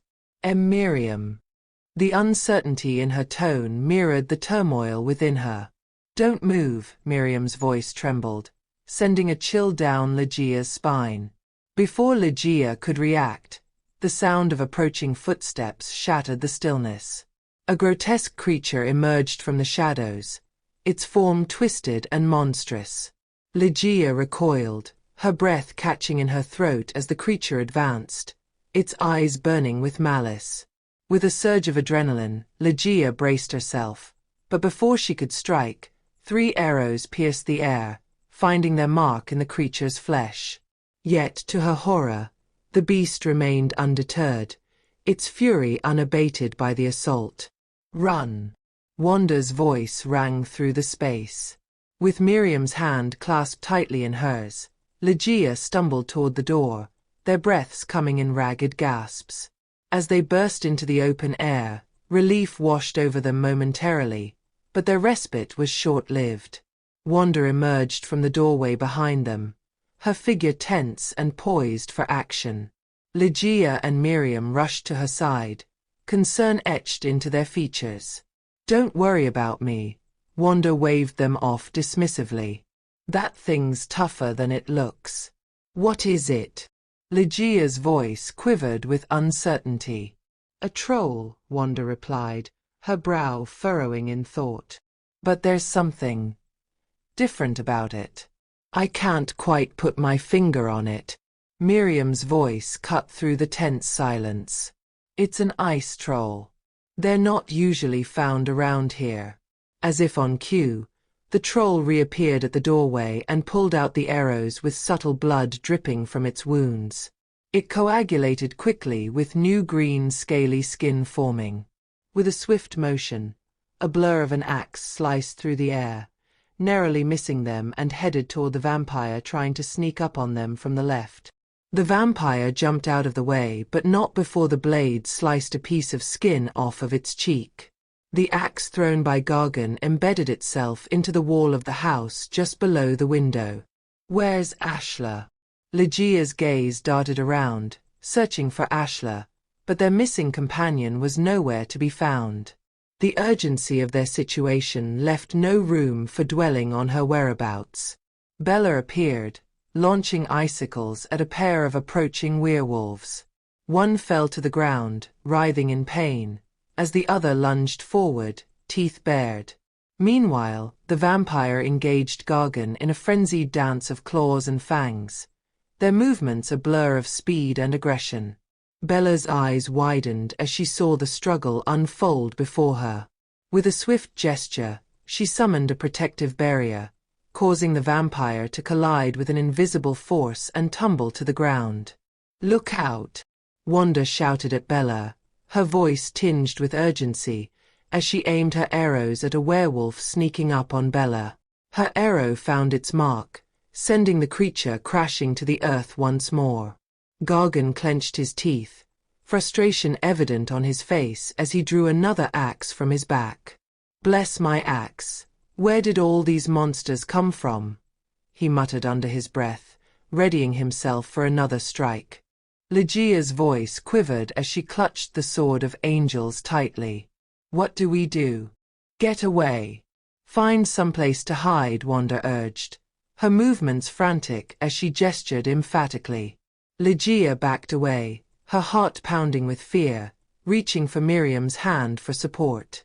But before she could react, something seized her legs, rooting her to the spot with an unyielding grip.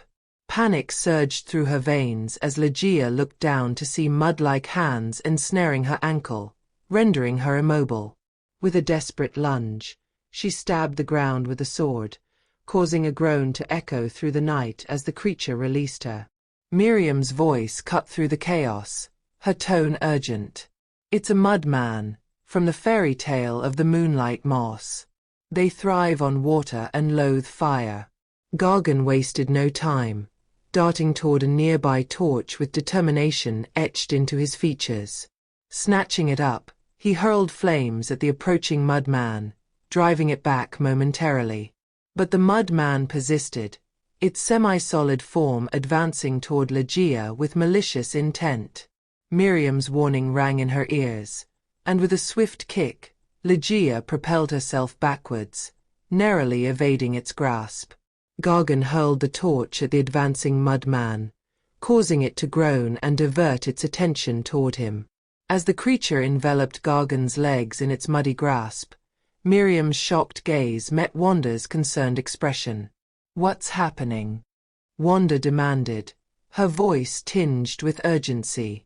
Miriam's voice quivered as she explained. "The mudman devours its victims by spreading its mud through their bodies. Once it's done, there's no turning back." Wanda's eyes widened with concern as she shouted to Lejiya, "The torch!" Lejiya seized the torch from the ground and approached Gargan, the flames casting an eerie glow on his mud-covered legs. With determination etched on her face, she pressed the torch against Gargan's left leg, scorching both the mud and his flesh. Gargan winced in pain as the mud broke away from his legs, allowing the mudman to slink away. "I'll get you for this," Gargan grumbled at Lejiya, his voice laced with resentment. Bella's commanding voice cut through the chaos, urging everyone to gather quickly. Lejiya and her allies formed a tight circle, facing outwards against the encroaching monsters. Summoning her powers, Bella conjured a blizzard that descended upon their enemies, pelting them with ice pellets and snowflakes. The swirling snow hindered the monsters' advance, obscuring their vision and slowing their movements. Lejiya watched Bella with a mix of gratitude and concern, her gaze drawn to the blood seeping from the wounds on her arm. The blizzard thinned, revealing the menacing assembly of creatures surrounding them. 2 werewolves, a mudman, an ice troll, and a vampire, all hungry for blood. Without their magic, they stood defenseless against the encroaching horde. Imuil materialized among the monsters, a tall werewolf at her side, sending a ripple of surprise through Lejiya. "You were killed by the vampire," she stated, incredulous. "Seemed like it. It worked better than I thought it would." "You should see the look on your faces," Imuil smirked, her tone mocking. "Why are you with them?" Wanda demanded, her voice laced with suspicion. "They're not monsters. We are what the world has become." "You are the monsters," Imuil countered, her hand poised to signal her followers. Arumis tensed, ready to strike, but the vampire darted forward, sinking its teeth into the arm of one of their comrades before retreating. Wanda restrained Arumis, her grip firm. Imuil's voice dripped with malice as she addressed them. "One wrong move, and you'll all meet a gruesome end. I'll make sure you watch as your friends perish before you," Imuil warned, looking at Arumis while standing in front of her posse of monsters. Lejiya's voice quivered as she dared to ask, "Why?" Imuil's gaze turned cold. "This is payback for what the royals did. They burned Carmilla's house down." "Yes. The fire at Carmilla's house was no accident. The mages started it, at the royals' behest." Bella couldn't bear to hear another word. "You're lying. Of course you won't admit it. You're a mage." "I wouldn't have believed it myself, but I saw it with my own eyes. I was in the house when they set fire to it. I will never forget the face underneath the red cloak. It was a mage's cloak like yours, the same as the one you are wearing."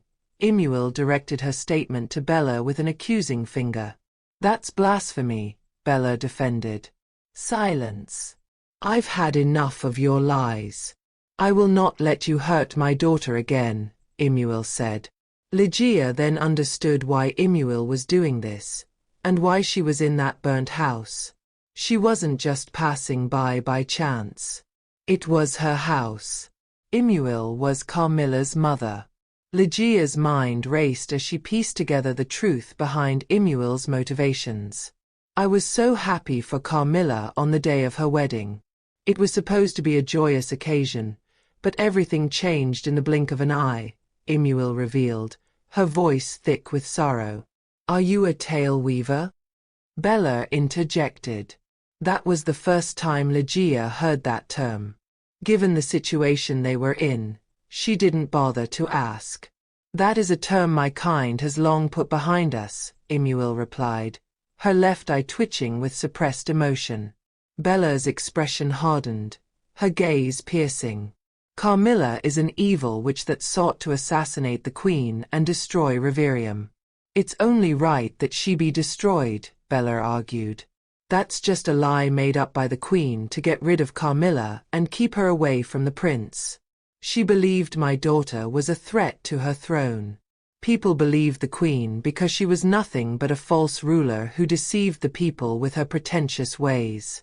The people blindly followed and ostracized my daughter. You don't know what it's like to live in fear. You don't know the nightmare that they brought to my dear Carmilla, Imuel explained, her voice trembling with a mixture of anger and anguish. Arumis' voice cut through the tension like a knife through butter. You can say whatever you want, but there is no proof that any of it is true. The bitten fighter began to shiver, clutching the spot where the vampire had sunk its teeth. His distress was palpable. You want proof? Wait a couple of minutes, and you'll get all the proof you want, Imuel declared, her hand raised to forestall any interference from the monsters surrounding them. He's been bitten and will soon turn into a vampire, Gargan declared grimly. I don't feel too good, the fighter groaned, his features contorted with pain. Gargan and Arumis backed away cautiously, giving the afflicted fighter a wide berth. The poor soul trembled, his once human eyes now blazing red with hunger. Suddenly, a dagger materialized in his chest, leaving behind a gaping wound as he crumpled to the ground, reduced to nothing more than a pile of ash. Bella stood nearby, her weapon stained with the fighter's blood. Somebody had to do it, Bella murmured, her voice heavy with regret. Imuel's laughter rang out, sharp and mocking. Don't you see it now? This is how the royals operate. They claim to be noble but won't hesitate to eliminate anyone who stands in their way. I did what none of them could do, Bella interjected, her voice a mixture of pride and anguish. Lejiya's heart felt heavy as she listened to Imuel's words, her gaze drifting to the sword lying beside her. What do you want? Lejiya asked, her voice tinged with resignation. Imuel's hand extended toward Lejiya. I have no interest in killing you. These people are not your friends. You belong on our side. We will find out what your true purpose is and reclaim Reverium from its corrupt rulers. What do you say? Her voice carried a persuasive edge, tempting Lejiya with promises of a greater purpose. Lejiya weighed her options carefully, her mind swirling with conflicting thoughts. Bella's actions had left her cold, a stark contrast to the warmth of her companions. The fighter's sacrifice gnawed at her conscience, a reminder of the brutality of their world. Was Imuel's remark of the royals true? Could she trust her instincts, forged through countless battles alongside her friends? As Imuel prepared to unleash her monsters, Lejiya squared her shoulders, determination etched into her features. I'm afraid you're wasting your time. I won't leave my friends and I will fight with them even if I die, Lejiya declared, her voice steady despite the fear churning within. Imuel's disappointment hung heavy in the air, her resolve unyielding. That's very disappointing. I would have hoped you would have listened to reason. I'm afraid you left me with no other choice then, Imuel lamented, poised to give the order for the attack. But just as the tension reached its peak, Imuel froze, her hand suspended in midair, a flicker of pain flashing across her face. Ashla's unexpected appearance sent shockwaves through the battlefield, a beacon of hope amidst the chaos. The green troll lunged toward Ashla with primal fury, its massive form a testament to its relentless aggression. Yet before it could strike, another figure emerged from the shadows, slashing the troll's elbow with skill and precision. Sullus. Miriam's voice rang out, a mixture of relief and urgency. Sorry for being late, Sullus said calmly. Wanda's warning shattered the momentary calm, alerting Sullus to the danger lurking behind him. With lightning reflexes, he dodged the troll's attack, narrowly avoiding its deadly claws. But Lejiya's heart clenched as she watched the earth stir behind Sulis, a telltale sign of the mudman's stealthy approach.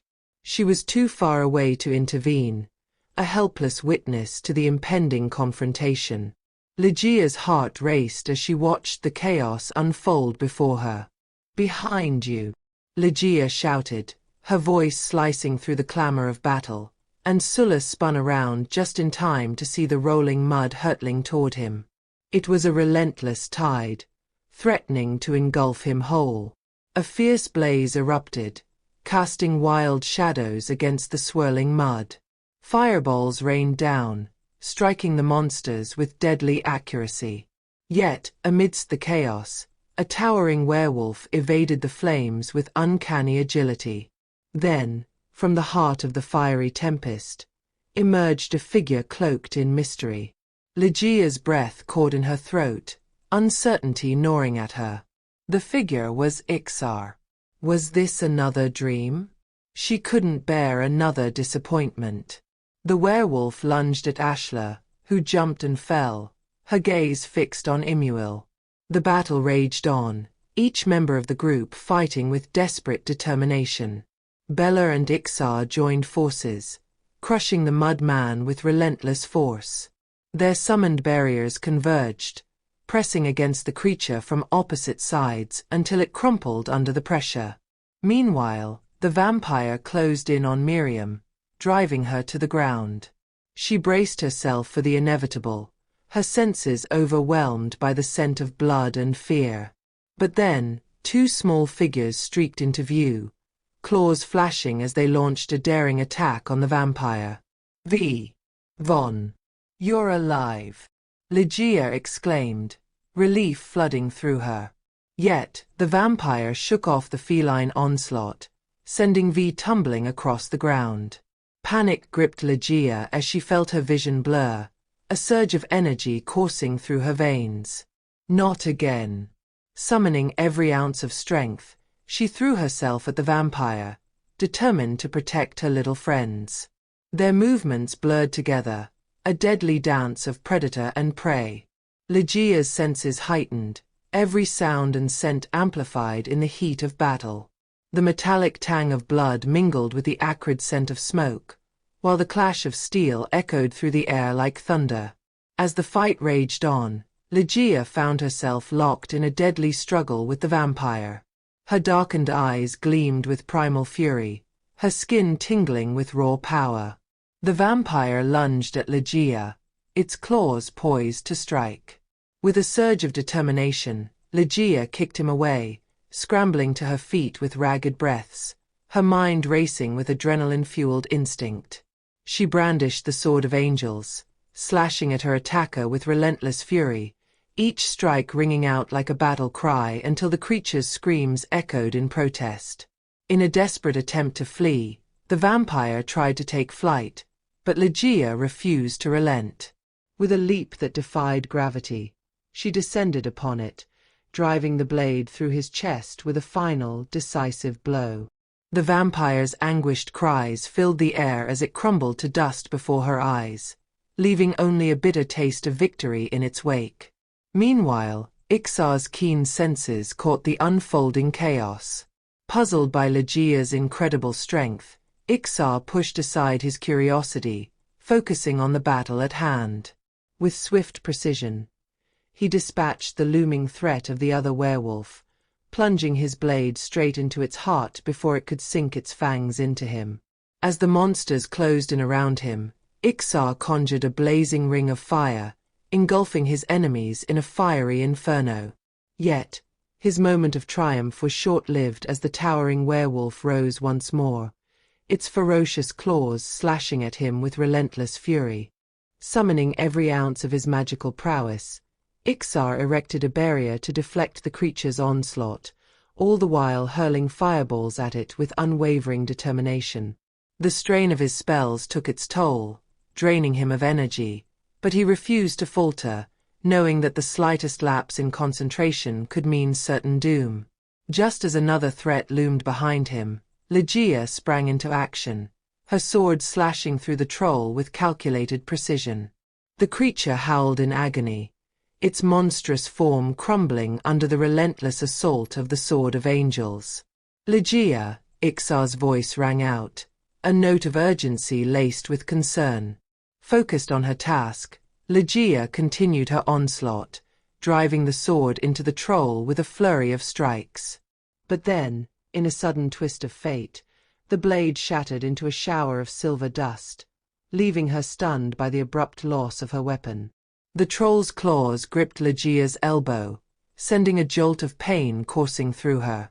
Breathing faster, her anger surged like a tempest within her, manifesting in a black aura that enveloped her, tendrils of darkness curling from her skin as her eyes blazed white.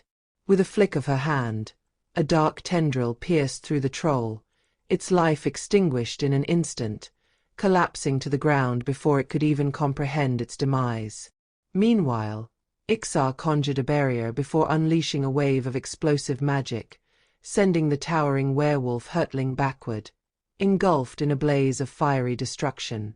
Yet, amidst the chaos, Imuil was nowhere to be seen, leaving behind a lingering sense of unease.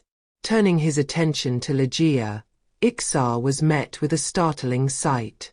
She advanced toward him with an ominous determination, her fist swinging with formidable force, cracking his barrier with a single blow. "Lejiya, stop. It's me, Iksar," Iksar pleaded, the barrier wavering under the strain as he struggled to contain her onslaught. For a moment, Lejiya's eyes met his, a flicker of recognition breaking through the haze of rage. With a blink, she regained control, her confusion evident as she surveyed the aftermath of the battle. "What happened?" she questioned, her voice tinged with bewilderment as tears welled in her eyes, collapsing into Iksar's embrace. He held her close, offering silent comfort amidst the chaos, the weight of their shared ordeal hanging heavy in the air. "It's okay," Iksar said. 32. Iksar's advice. As the group gathered in the aftermath of the battle, Lejiya's gaze fell upon Vi and Von, their survival a glimmer of hope amidst the devastation. Yet, she hesitated, the curse that bound her a cruel reminder of the dangers that lurked within her touch. "I can't touch you. I'm cursed," she confessed, her voice heavy with sorrow as she urged them to keep their distance. With solemn nods, the cute critters obeyed, their presence a silent testament to the bonds that bound them together, even in the face of adversity. Leaning against a nearby tree, Lejiya took a moment to catch her breath, the events of the battle weighing heavily upon her mind. Bella scanned the area, her brow furrowing in frustration. "Where is that wretched lady?" she grumbled, her gaze darting between the scattered remnants of battle.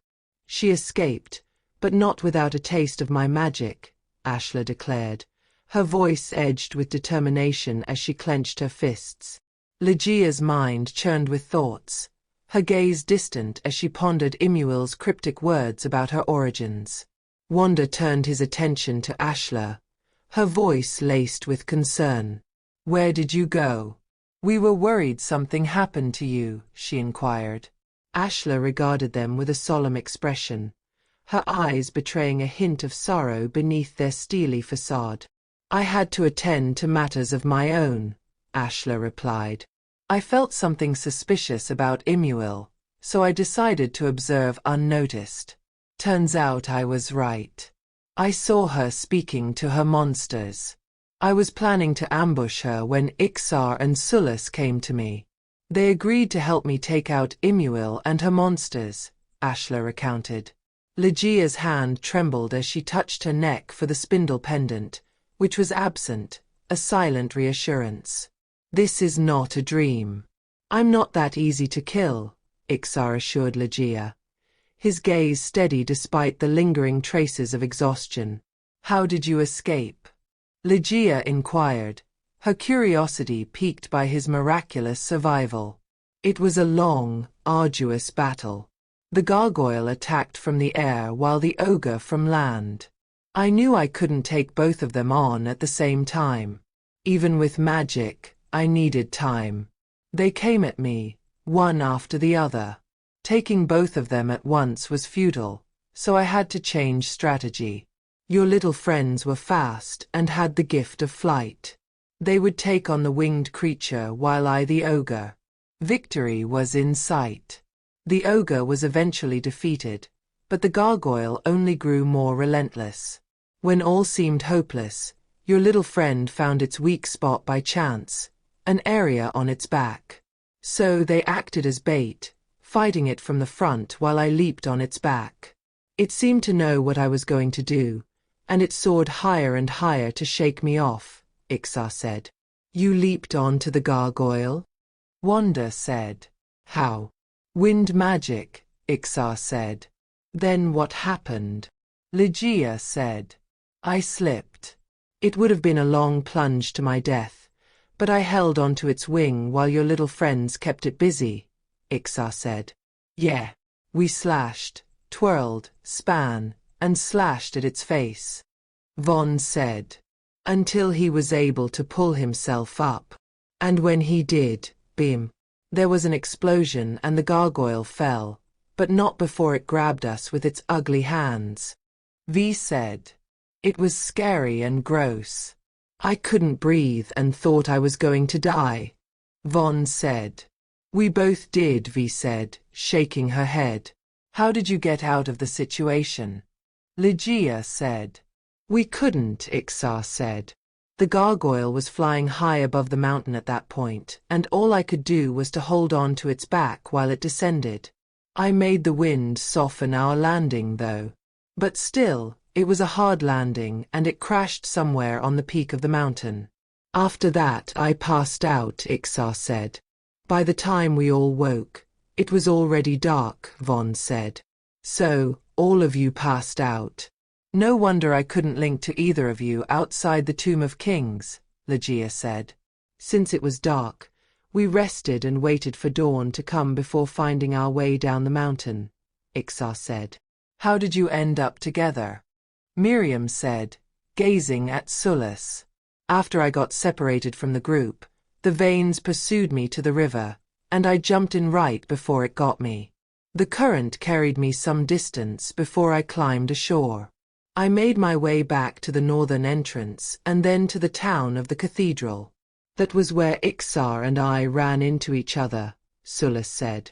We searched everywhere but couldn't find any of you. We later found fresh tracks in the nearby woods, and they led us here, just in time for a reunion of a lifetime. Everyone laughed, except for Bella, Arumis, and Gargan, who seemed bored. Deep inside, Lejiya longed to embrace Ixar, to express the overwhelming relief at his survival. Yet, the curse that bound her held her back, a constant reminder of the dangers that lurked within her touch. She masked her emotions with a facade of coldness, a shield to protect him from harm. What happened to your arm? Ixar's concern was palpable as he examined her injury, his touch gentle yet laden with worry. Lejiya took a step back, her movements cautious. I was attacked in my dream by Carmilla.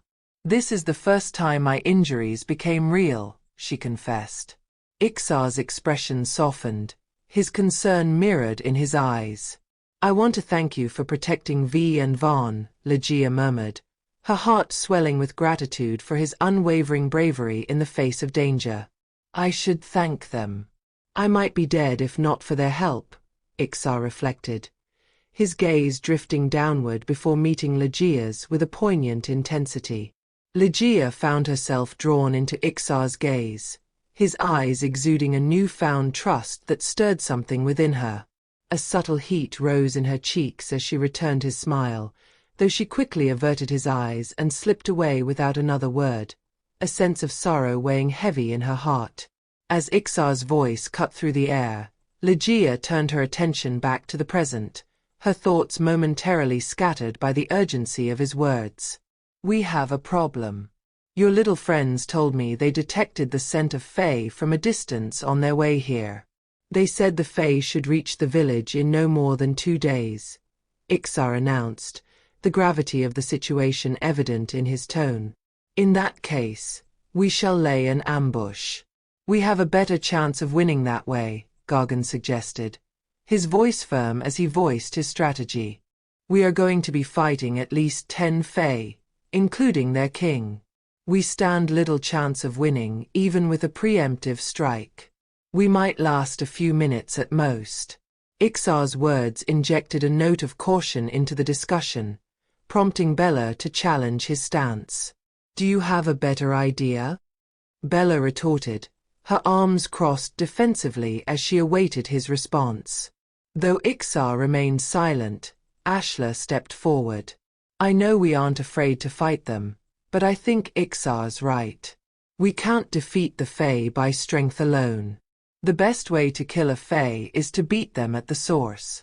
Arumi's curiosity was piqued as he pressed for clarification. And what's that? The Fae were brought to life by Carmilla using the Fae King book. If we can find the book, then we can destroy it to kill the Fae, Ashla declared, her words echoing with a sense of resolve that sparked a flicker of hope amidst the looming threat.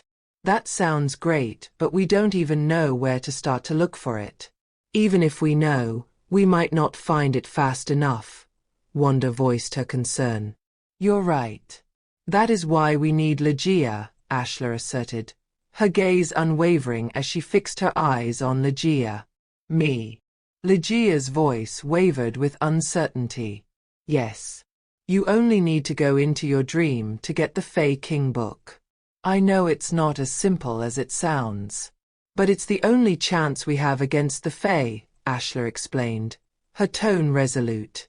It's too dangerous. Lejiya got injured by Carmilla in her previous dream. Carmilla might kill her next time. Also, I don't think Carmilla will stand back and let Lejiya take the book. She will try everything to kill her before that happens, Ixar interjected, his voice tinged with worry. I'll do it. Lejiya's voice cut through the air, firm and determined. A silence fell over the group, broken only by the weight of Lejiya's words. Ixar seemed to want to speak but hesitated. I'm the only one who can. My creator and my people brought this doom upon the whole kingdom. It's time to right this wrong, Lejiya declared, her resolve unwavering. All right. The only thing I request is that you tell me more about the recent events related to your dreams. I want to understand more about the dream world so that I can advise you on the best course of action, Ixar relented, his voice laced with a sense of duty. I don't think that's a good idea. I might infect the rest of you with the curse, Lejiya protested. I'm not afraid. We are too deep in this together. I won't let you do this alone. Furthermore, you need someone to wake you up in case things go south, Ixar insisted, his determination matching Lejiya's own. Lejiya knew there was no point in arguing with him. He was just as stubborn as her when his mind was made up. Wait. If destroying the Fae book destroys the Fae, wouldn't that mean Lejiya would be destroyed too? Miriam's voice broke through the tension, her words hanging heavy in the air as the group grappled with the implications of their plan. We are just using the book as leverage to force the Fae King to retreat. He should accede to our request if he's smart enough, Ashla explained, her voice carrying a tone of calculated strategy. What if he doesn't cooperate? Wanda said. Then we will destroy a few pages to show them we mean business. But those won't be the pages with Lejiya in them, Ashla reassured, her gaze firm and resolute. After the discussion, Ashla, Ixar, and Lejiya made their way back to Carmilla's burnt house. They instructed the others to wait in the safety of the current lodging, shielding them from the potential risk of Lejiya's curse. Wanda, ever the warrior, insisted on accompanying them. I will go with you all. The one thing you need on your side is someone willing to fight to the death, she asserted. I understand a warrior's place is in battle. But this is different. We're talking about magic. Stay here and guard the others in case Imuil comes back with her monsters, Ashla persuaded, her words carrying a weight of responsibility. Reluctantly, Wanda conceded, her disappointment evident. yet she respected Ashla's decision. They approached the burnt house, the charred remnants standing as a haunting testament to its tragic past. I want you to tell me every detail of your recent dreams, no matter how insignificant it might be. Did you find anything peculiar? Iksar's voice carried a sense of curiosity, his desire to understand Lejiya's experiences evident. Lejiya took a deep breath, the weight of her dreams pressing upon her. She recounted the vivid images that had plagued her sleep, her words painting a picture of a world filled with shadows and echoes of the past. I seemed to be dreaming a lot more about Carmilla after I left the cathedral. In my dreams, I was always somebody else, and that somebody seemed to be Carmilla. I think I'm experiencing the events of her past. In the last dream, I was Carmilla, talking to the prince. It felt so real. I thought for a moment it was me, but then it wasn't, Lejiya confessed, her gaze fixed on the dilapidated structure before them, a silent witness to her troubled dreams.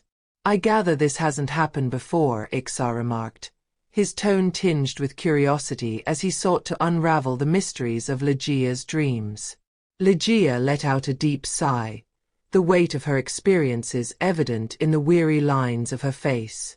I also feel myself losing control more and more, she confessed, her voice heavy with resignation. How do you feel prior to losing control?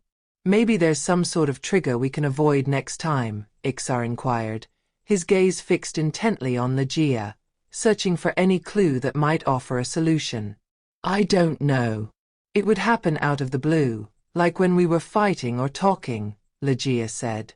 Like that time at the woods when Bella and we had an argument. What argument? Iksar asked. Lejiya didn't want to tell Iksar that his sister had wanted to kill her, but she couldn't take it back. Bella was thinking of everyone's safety, so she said it was best to deal with me before I turn on everyone, Lejiya said. Iksar's expression tensed. We had a fight, and before I knew it, I lost control. From the look of things, it might be your emotions that triggered the transformation. Intense emotions in particular, Iksar said. Now that you mention it, it's always when I felt scared or angry or someone I care about is in danger. I can't explain it. It terrifies me, Lejiya admitted, her hands trembling as she spoke, the fear of her own power evident in her words. So, it's likely the curse feeds on intense emotions. Anger, fear, the like, Iksar speculated, his brow furrowed in thought. Lejiya pondered deeply, her mind swirling with thoughts and possibilities. The veins are a part of Carmilla's spiritual essence. I think coming in contact with the veins at the cathedral somehow connected your mind to Carmilla's, which is why you can see her past, Iksar explained, his voice resonating with a newfound understanding.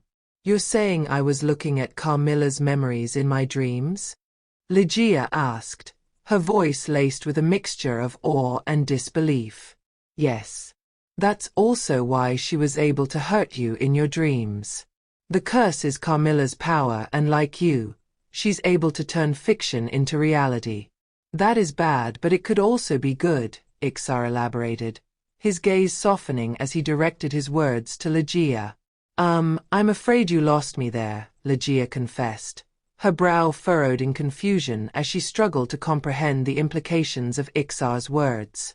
Ashla smiled gently, a glimmer of admiration in her eyes as she watched Iksar's astute reasoning unfold. Iksar, however, remained focused, his attention fixed on Lejiya as he sought to offer her clarity. Think about it. If she can hurt you through your dreams, wouldn't it mean you should be able to do the same to her?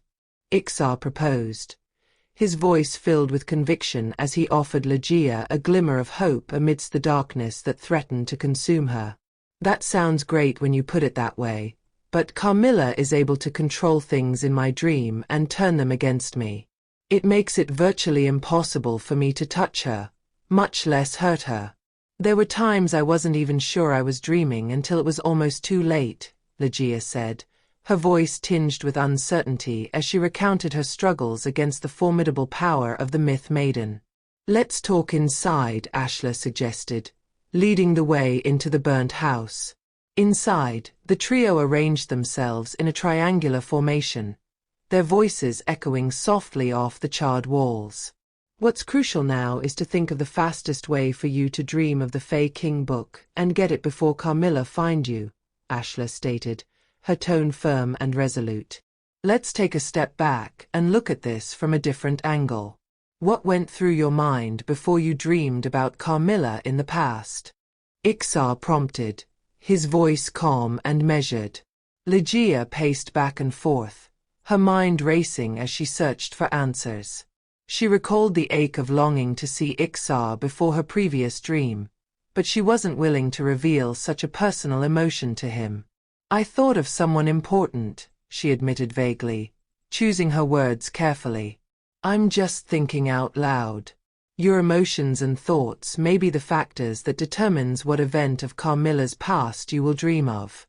Take the dream about Carmilla and the prince, for instance. You said that Carmilla and the prince had feelings for each other, so the prince was someone important to her too. And you happen to be thinking of someone important to you before the dream. You see the pattern," Ixar reasoned, his voice filled with insight and understanding. "That makes total sense," Lejiya thought. "That makes sense, though all this might just be speculation," Lejiya responded, her tone tinged with uncertainty. "But not baseless speculation," Ashla interjected, her expression thoughtful as she considered Ixar's words. "I think what he said is only logical, assuming you are right. So, it means I have to be feeling the same emotions Carmilla was feeling when she wrote the Fae King book in order to dream of it?" Lejiya asked, her voice reflecting a glimmer of hope amidst the uncertainty. "Not really, but that will work too. Any emotions related to Carmilla's reading or looking at the book should work too," Ixar clarified, his tone reassuring. "So now all that's left is to identify the emotions Carmilla felt when she was reading or writing the Fae book," Ashla concluded, her voice filled with determination as she focused on the task at hand. "Yes," Ixar murmured, his gaze locking with Lejiya's. Lejiya, despite the imminent danger ahead, found herself oddly soothed by the depth in his eyes, a flicker of excitement mingling with her calm resolve. "Do you have any idea what that might be?" Lejiya's mind raced, sifting through memories of Carmilla's fondness for fairy tales and her own conjectures about the book's origins. Loneliness, anger, sorrow, each emotion seemed to have a place in the tapestry of Carmilla's motivations. Yet, it was loneliness that resonated most deeply with Lejiya, a sentiment she often grappled with, particularly during her travels with her human companions. 33. Finding the Fae book. As adrenaline coursed through her veins, preventing any chance of restful slumber, Lejiya met Ixar's gaze, her heart heavy with the weight of their impending separation. Was that a hint of sorrow and fear she detected in Ixar's eyes? Perhaps he harbored regrets, a twinge of guilt for sending her on this perilous journey alone. Did he fear for her safety? Or was it the looming threat to Reverium that cast a shadow over his usually stoic demeanor? Ixar's voice, tinged with concern, pierced the silence. "This must weigh heavily upon you." Lejiya nodded, her thoughts swirling like leaves caught in a tempest. "It does. Do you regret leaving the castle?" Ixar inquired, a hint of uncertainty in his tone. Lejiya's lips curved in a wry smile. "Regret. If I recall correctly, I was kidnapped," she said. A ghost of a smile played upon Ixar's lips, tinged with rueful amusement. "I wonder if I did the right thing." "You wouldn't be facing any of this if you had stayed in the castle," Ixar said. "A part of me wanted to explore beyond the castle walls and unearth the truth behind my curse," Lejiya added, meeting Ixar's gaze with unwavering determination. "Moreover, you wouldn't have been able to stop me if I wanted to escape." Ixar's eyes held a hint of skepticism. Is that so? He mused, a wry smile playing at the corners of his lips. Seems to me I always had you within my grasp. Their eyes locked, charged with unspoken passion, a fleeting moment that hinted at something more, only to be interrupted by Ixar's sudden gesture. Pulling a mystic lavender leaf from the folds of his cloak, Ixar held it out to Lejiya. Miriam swears by its wonders, he remarked, his voice tinged with a hint of amusement. I don't mean to interrupt the both of you, but I must ask you this, Lejiya. Are you ready? Ashla said. Yes, Lejiya said with a nod, blinking hard, acknowledging the efficacy of the sleeping herb as Ixar brought it closer to her nose. Fatigue washed over Lejiya like a gentle wave, pulling her into the depths of slumber. In the next instant, Lejiya found herself in her castle's chamber, the familiarity of it enveloping her like a warm embrace. She bounced with youthful exuberance, eagerly waiting for her bedtime story. The Fae King entered through the door, a book cradled beneath his arm. You're quite restless tonight, my dear. Settle in, the Fae King urged, his voice a soothing melody. Lejiya giggled, pulling the covers snug around her. Adventure time, Papa, she exclaimed, anticipation dancing in her eyes. With a tender smile, the Fae King began their nightly ritual, his voice weaving a tapestry of enchantment. Tonight's tale is titled The Lost Reflection. At the sight of the Fae King, a sense of nostalgia and sadness flooded a part of Lejiya's mind buried deep within her consciousness. At that moment, that buried part of Lejiya cried like an observer who was trapped in the body of her past. How Lejiya wished that things could return to the way they were, and the curse and monsters had never existed. The child Lejiya listened intently to the tale spun by her father, the weight of each word sinking deep into her consciousness like tendrils of a forgotten dream resurfacing. The story of the magic mirror resonated within her, stirring a melancholic longing for a past she could scarcely remember. The mirror grants one the power to change their appearance. The Fae King's voice echoed in the dimly lit room, but at a great cost. With each transformation, a piece of their heart is claimed, until they are left hollow, a mere shell of who they once were. Lejiya's gaze lingered on the Fae King as he read, his voice carrying the weight of forgotten tales and lost dreams. A sense of longing washed over her, a yearning for a past she could never reclaim. As the story unfolded, Lejiya's heart grew heavy with the weight of unfulfilled wishes. She wished for this dream to stretch into eternity, a fleeting moment of solace amidst the chaos of her reality. But deep down, she knew that her true purpose lay elsewhere, a path fraught with uncertainty and danger. The Fae King's voice trailed off, fading into the ether, and Lejiya found herself thrust into another scene, her castle's chamber replaced by a humble abode. She sat upon a weathered bench, the rough concrete beneath her feet, as she read to a group of children gathered around her. The air was filled with the sounds of laughter and whispered secrets, the scent of wildflowers mingling with the distant aroma of wood smoke. But despite the jovial atmosphere, a sense of melancholy hung in the air, like a heavy fog obscuring the horizon. Days passed, the faces of Lejiya's listeners changed with each passing moment, yet she remained steadfast in her vigil, a silent hope lingering in her heart. But as time wore on, the emptiness of the streets grew, the absence of the one she awaited weighing heavily upon her soul. And then, in a fleeting moment of solitude, Lejiya found herself alone in the darkness of a forest, the tangled undergrowth whispering secrets of forgotten days. She ran, her breath ragged, her heart pounding in her chest, until she reached the sanctuary of a familiar house. The hearth beckoned to her, its warmth a comforting embrace in the chill of the night. With trembling hands, she reached inside, her fingers brushing against the cool stone of a hidden compartment. And there, nestled within the darkness, lay a book. Its cover was blue in color. Lejiya's heart soared with disbelief as she beheld the familiar blue cover.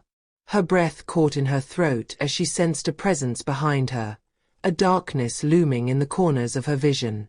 With a sense of dread, she turned, her eyes meeting the piercing gaze of the Fae King. His figure towered over her, an imposing silhouette against the flickering flames of the hearth. "Don't come any closer," Lejiya warned, her voice trembling with defiance as she clutched the book tightly to her chest. "I'll burn the book if I have to." The Fae King's expression softened, a shadow of remorse flickering across his features. "I did what I had to do to protect you," he insisted, his voice tinged with desperation. "The Queen must pay for what she did." Lejiya shook her head, her resolve unwavering. "Attacking the castle, trying to kill the Queen. It was a mistake," she countered, her fingers tightening around the book. "Bringing you to life was a mistake." A sense of unease gnawed at Lejiya's conscience, a nagging feeling that she couldn't shake. With a sudden realization, she reached to touch the spindle pendant around her neck, a silent confirmation of her purpose. A menacing smirk twisted the Fae King's lips as he unleashed his power, sending Lejiya crashing into the wall with a force that stole the breath from her lungs. Dizziness washed over her, her head swimming with the echoes of pain. With a determined grit, Lejiya pushed herself upright, her strength returning in fits and starts. The book lay abandoned on the floor, a tantalizing prize just out of reach. Crawling forward on hands and knees, she inched closer, her fingers trembling with exertion. The air crackled with tension as Lejiya reached for the book, her heart pounding in her chest. Black flames erupted from the Fae King's hands, engulfing the book and searing her fingers. With a sharp intake of breath, she glanced up, only to find the Fae King transformed into a dark, womanly figure of the myth maiden, dressed in white. "Carmilla," Lejiya whispered, her voice laced with both fear and determination. Drawing a loop with her spindle around the book, Lejiya braced herself as Carmilla unleashed a torrent of black fire. With lightning reflexes, she dove and rolled, the heat of the flames licking at her heels. On her feet once more, Lejiya focused, attempting to harness the power of her spindle to close the loop around the book. But try as she might, her efforts were futile, her control slipping through her fingers like grains of sand. Amidst the chaos, flashes of visions assaulted her mind: a beautiful tree, a low wall, 2 gray rocks on the ground. Then, with a sudden jolt, Lejiya found herself consumed by flames, the heat unbearable as she writhed in agony. 34. Sulla's plan. Gasping for breath, Lejiya awoke to the sound of Sulla's voice, his cloak smothering the last remnants of fire. "What happened?" Sulla asked, concern etched upon his features. "Carmilla." "She knew the Fae King was dangerous and she tried to destroy him," Lejiya recounted, her voice heavy with exhaustion. "She attacked me to stop me from taking the book." "Ixar? Where's Ixar?" "He's waiting outside the village. He tried calling you but you wouldn't wake, so I stayed behind to guard you," Sulla replied, urgency tinging his tone. "The Fae are almost at the border. We must leave." Struggling to keep up, Lejiya stumbled after Sulla, her mind racing with the weight of her newfound knowledge. As they reached the village borders, an eerie emptiness hung in the air, unsettling Lejiya. "Where is everyone?" she questioned, her voice tinged with concern. "They might have moved farther ahead to hide from the Fae." "We need to keep moving," Sulla urged, his hand reaching out to grab hers. But this time, Lejiya recoiled, a sense of unease gnawing at her. "No, something's wrong. I need to go back," she insisted, rubbing her wrist where Sulla had touched her. Sulla's expression darkened. "You're such a handful. I should have known better than to accept your father's condition." Lejiya's eyes widened in shock. "What condition?" "Your father promised me safety in return for your capture." Realization dawned on Lejiya's face. "No. You're the one who led them to us." That's right, Sullus said, taking a step closer. But how? Lejiya said. You've been with us all this time.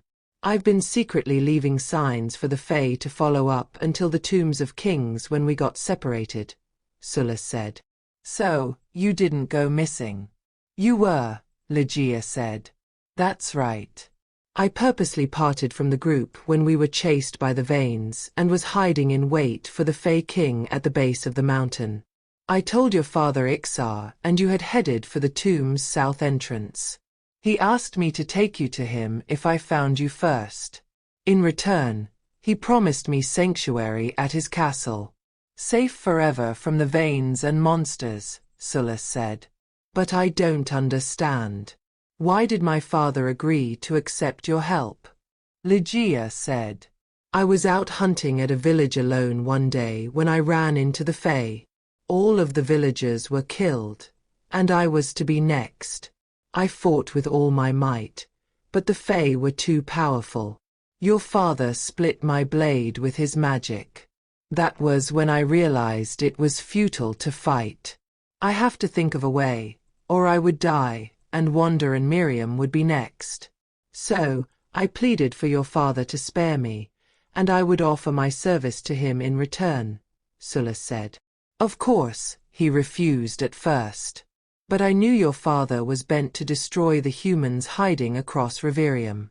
To do that, he needed to know where they were. So I gave him that, Sullus said. You leaked the whereabouts of the humans to my father? Lejiya said. Yes and no. Those weren't really my own people to begin with. Just because we are humans doesn't make us kin. And these days, you don't have to tread far to run into those who wouldn't think twice to sell you out for a day's meal, Sullus said. Fury ignited within Lejiya. You're a traitor, Lejiya said, her voice trembling with disbelief and betrayal. As Lejiya retreated, Sullus' words echoed in the tense air, dripping with bitterness and resentment. Call me what you want. Titles mean nothing. You've been sheltered within those castle walls all along. You don't know how we've been living out here for years on end. It's worse than hell, fearing which second would be your last and which of your friends would leave you next, Sullus said, his voice laced with exhaustion and frustration. I am tired of it. I'm not going anywhere with you, Lejiya retorted, her steps cautious as she kept her distance. But Sullus advanced, his movements calculated. Do you think they really care about you? You are a Fae, the enemy of humans. They are going to kill you sooner or later before you turn against them. That's if the curse doesn't turn you into a monster first. Let me take you back to the safety of your kin, and I promise no harm will come to you, he urged, his voice low and persuasive. Don't you dare come closer. I'm not going anywhere with you, Lejiya insisted, her voice trembling with defiance. Before Lejiya could react, Sullus closed the gap between them, his grip firm as he detained her. She fought back, her fists striking out, but it was futile. Take your hands off of her, Wanda demanded, standing beside a nearby tree, her voice resolute. Sullus used Lejiya as a shield, his words dripping with manipulation.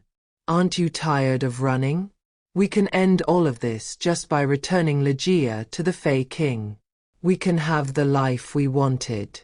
No more wandering, no more worrying if the present day would be our last. Don't you want that, a better life for yourself and Miriam? Sullus said. But Wanda remained steadfast. I'd rather die than live on the corpses of my people, Wanda declared, her aim unwavering. But you already did. We all did. You are alive now only because I accepted the Fae King's offer to trade him the locations of human survivors.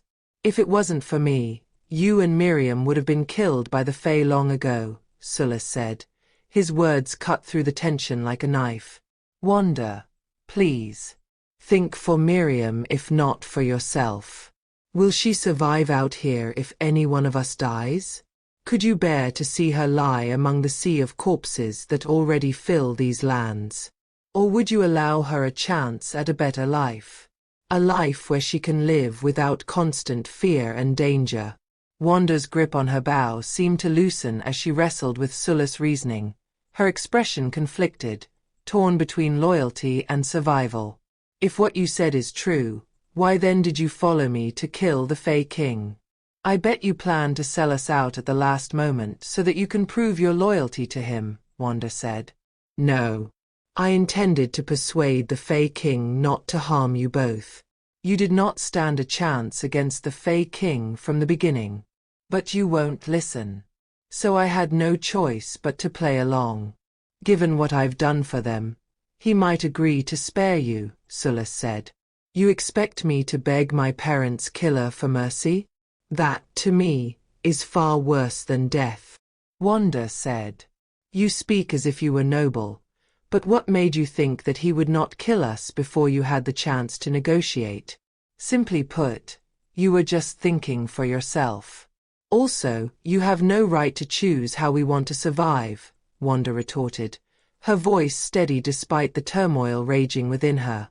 In a flash of movement, a knife materialized from beneath Sulla's sleeve, hurtling toward Wanda. She barely dodged it, feeling the cold metal graze the side of her face. Reacting swiftly, she released her arrow. Lejiya stood rooted to the ground with Sullus behind her, the arrow embedded in his chest. Sullus stumbled back and collapsed, and Wanda ran over to him. With his dying breath, Sullus reached out to Wanda, his eyes reflecting a mix of regret and acceptance. This is what I wanted. I would rather die by your hand than the monsters. You're right. I'm selfish. But you and Miriam were also the reason I wanted to survive in this god-forsaken world. Believe me, I didn't intend to sell you out, Sullus confessed, his voice barely a whisper before he fell backward, lifeless. Tell Miriam. I'm sorry. Wanda bent over Sullus' lifeless form, her hand trembling as she closed his eyes after the light in them faded. Lejiya, her own emotions raw, approached Wanda. Thank you for saving my life, Lejiya said softly, her voice filled with gratitude and sorrow. The air was heavy with grief as Wanda picked up the knife Sullus had thrown from the grass, realizing it was sheathed. Wanda fell on her knees and finally screamed in tears, her cries filling the silence of the cold night. 35. Wrath of the Fae King. If what Sullus said is true, then the Fae will be here soon, Wanda said, her voice tinged with urgency. We must warn the others. Lejiya stood at the entrance, her gaze narrowed as if searching for unseen threats in the shadows. She strained to discern any abnormal sounds or movements in the surrounding gloom, her senses on high alert. With heavy hearts, they left Sullus' body behind, knowing they had no time to give him a proper burial. As they ran back to the village, a sense of defeat weighed heavily upon them, their footsteps echoing the futility of their efforts thus far. How are you going to break the news? Lejiya asked, her voice laced with concern, as she ran alongside Wanda. Sullus may have betrayed us, but he wasn't entirely bad. I will tell the others the truth and nothing more, Wanda replied, her tone resolute despite the turmoil within. Ahead, Ixar and Ashla were looking around, their expressions tense with worry. Ixar rushed toward Lejiya and Wanda when he spotted them. Where did you go? Ixar inquired anxiously. I came back to relieve Sullus, but neither of you was there. Sullus. He's dead, Lejiya announced solemnly. Wanda recounted the events that had transpired, leaving Miriam in tears at the news of Sullus' demise. No wonder it seemed a bit strange that he was so insistent to keep watch on you. He told me he saw shadows near the border of the village and wanted me to check them out, Ixar mused, his brow furrowed with concern. However, we have a bigger problem. My father and his group are on their way here. We need to leave quickly, Lejiya urged. But Ashla, ever focused on their mission, reminded Lejiya of her mission. Wait, did you find the book? Lejiya's expression darkened as she revealed the truth. I did, but Carmilla set me on fire before I could bring it out, Lejiya revealed. Are you hurt? Ixar inquired. I'm okay. But I would have been toast if I had gotten out a few seconds later, Lejiya replied, her tone tinged with relief. That was our only chance to defeat your father. Without it, we're like sitting ducks, Ashla remarked grimly, her words heavy with the weight of their predicament. Lejiya's voice carried a glimmer of hope as she spoke up. There might still be hope. How do you mean? Ixar asked. I might know where the book is. When Carmilla was attacking me, I sort of saw visions and heard her thoughts. She knew it wasn't safe to hide the book at the hearth from my father. So she decided to hide it somewhere else, beneath a tree right here in this village. It's the beautiful tree where she and the prince chatted, Lejiya explained, her words filled with urgency. But that doesn't really help us if we don't know where the tree is located. Look outside. We're surrounded by trees from either direction, Arumis interjected, her frustration evident. Can you be silent and let the lady talk? Ashla said, shooting Arumis a glare, and the latter grew silent but no less annoyed. Lejiya gazed out the window, her brow furrowed in concentration. It's a big tree surrounded by a low stone wall. That's all I know. Miriam, ever resourceful, spoke up. I think I know where it is. I will go and find the book while the rest of you head north of the village. Wanda, eager to help, offered her assistance. I will go with you. But Ashla, with a wisdom born of experience, intervened. No, you are one of the stronger fighters. You must protect Lejiya and the others. I will go with Miriam. If we don't return in time, leave without us, Ashla said. All right, we will be waiting for you at the northern exit of the village, right by the river, Ixar said. By the way, there are 2 huge grey rocks on the ground near the tree. That might be where she buried the book, Lejiya added. Ashla nodded and she and Miriam vanished beyond the doorway. As Lejiya and the remaining party members prepared to leave for the northern border, the sense of impending danger loomed over them like a dark cloud. Yet, despite the bleak outlook, they clung to the hope that Ashla and Miriam could find the Fae King book before the Fae arrived. Lejiya's party made their way to the northern exit of the village, their steps cautious and deliberate, but their hearts heavy with the looming presence of the Fae. They had traveled some distance across the fields when the path ahead was obstructed by moving figures, their eyes glinting with malice as they searched for their prey. It's the Fae. They're trying to block us out. We must find another way out, Ixar declared, his voice tinged with urgency. That's not going to be easy. They have a keen sense of smell. Let's go west, Wanda said. Ixar, a fighter at heart, hesitated at the thought of retreating, but it was clear they stood little chance against the Fae without the book. But they couldn't evade them forever. With every passing moment, the Fae closed in from different spots, their presence like a suffocating shadow. Their attempt to slip past the Fae unnoticed failed when a sharp-eyed Fae spotted them between the houses and grabbed Bella. Bella, quick to react, encased herself in a perimeter of ice, forcing the Fae to release her. As they emerged from the narrow path into a wider space, they were met with a chilling sight, a line of Fae blocking their way forward. We need to find a way to stall them. Fighting them is the last resort, Ixar said, slowly stepping forward. No.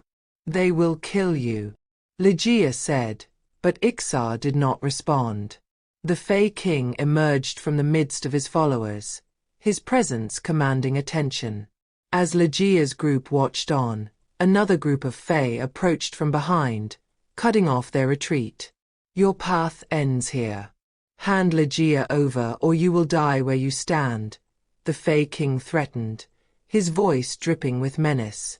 I'll handle this. They won't risk hurting me, Lejiya said. Ixar stood poised behind Lejiya, ready to strike if the need arose. Lejiya glanced at him, silently conveying her trust. All these years, I looked up to you as a hero.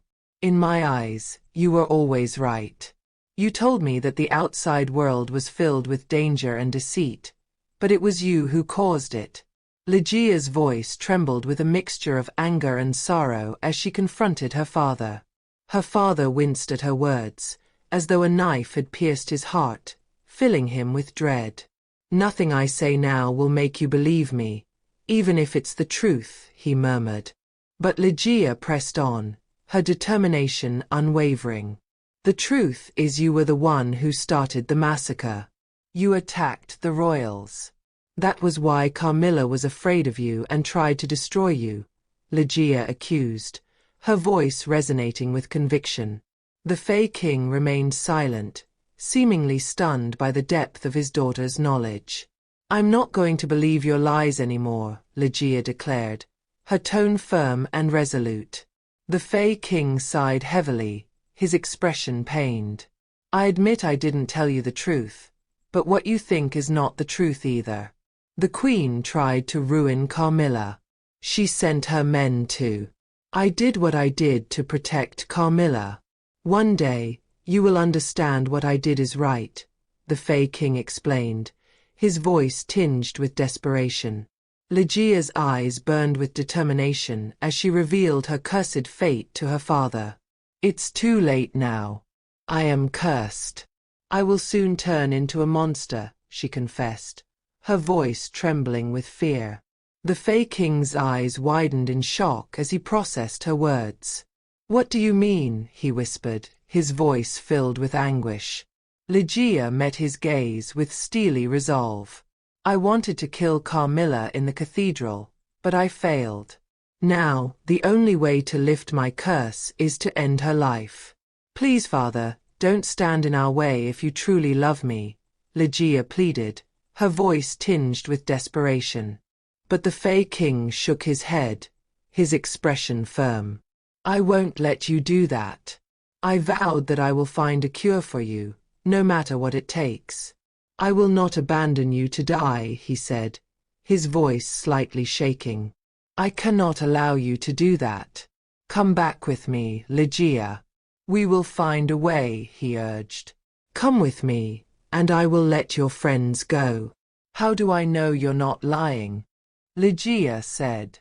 A Fae dies if he breaks his promise. You know that, the Fae King said. No, Ixar and Wanda both said at the same time. You can't go back with him. Your sacrifice will be in vain. He will kill us even if you agree to go back with him, Ixar protested vehemently. Ixar is right. Don't be a fool. He has been lying to you your whole life. What makes you think it's going to be any different this time? Wanda said mockingly, but Lejiya was still glad she cared. I know what you are trying to say, but it has to be this way. The killings have to stop. No more humans should die because of me. Thank you for being my friends and looking out for me. It means more than I can possibly say. Lejiya turned to face her father. Promise you will let them go if I go with you. I promise I will not hurt them if you come with me, the Fae King said with his hand motioning for Lejiya to come to him. Lejiya walked toward the Fae King. No! Ixar shouted and cast a barrier around Lejiya. A green portal opened up, similar to the one he conjured when he jumped off the castle with Lejiya. Ixar didn't give Lejiya a chance to respond and pushed her into the portal. It all happened so quickly. Lejiya found herself in a dark house, surrounded by an invisible barrier. Without the Sword of Angels, she strained to see through the darkness, but the barrier prevented her from moving forward. Outside, she could hear the sounds of people yelling. At her wit's end, Lejiya thought of V and Vaughn. She sat down and closed her eyes, focusing on V. She could the others shortly above the ground. Lay, V said through her mind. Are you okay? I'm okay. I am trapped inside a barrier in a house. Don't worry about me. Take Vaughn and run. Lejiya replied. No, Lay. I can't leave them in the lurch, V said. V. It's too dangerous. The Fae won't hold back. You might get killed. Lejiya said. I'm sorry, Lay. I promise we will be careful, V said. Lejiya knew there was talking V out of this. The best she could do for now was observe the situation through V's eyes. That was better than banging fruitlessly against Ixar's invisible barrier. I ask you one last time. Where did you send Lejiya? The Fae King's voice boomed across the battlefield, filled with anger and urgency. Why should I tell you? Ixar said. Ixar stepped back, Bella backing him up. Both of them stood back to back, united against the oncoming threat. Do it on the count of 3, Bella said to the others. The Fae King and the Fae stood glaring at them, ready to strike any time. Now, Bella shouted, and she and Ixar conjured a barrier that surrounded them in a protective circle. The Fae unleashed streams of white light from different directions, aiming to strike them down. Straining with all their focus and power, Ixar and Bella held the barrier, feeling its tremors under the assault. They exchanged determined glances, summoning every ounce of magic they possessed. Without a word, they pushed the barrier outward, hoping to fend the Fae off. The attempt appeared successful, but the Fae continued their relentless assault. Bella unleashed ice magic, freezing everything in her path, while Ixar hurled fireballs that exploded outward. Arumis charged at the nearest Fae with his spear, while Gargan threw his axes of various sizes, one after the other. To Lejiya's surprise, the axes passed through the barrier and Ixar's magic transformed them into flaming axes, scorching the Fae. But the Fae King remained unmoved, watching the humans with stern resolve. He stepped forward, and Ixar turned to face him. With a gesture, the Fae King split the flying fireballs into pieces, and a powerful wind blew at him, attempting to halt his advance. But the Fae King pressed on, undeterred, until a blizzard engulfed the area, shrouding him in a pale storm. Arumis hurled his spear at the Fae King with all his might, aiming to pierce his heart, but the latter effortlessly halted the spear midair.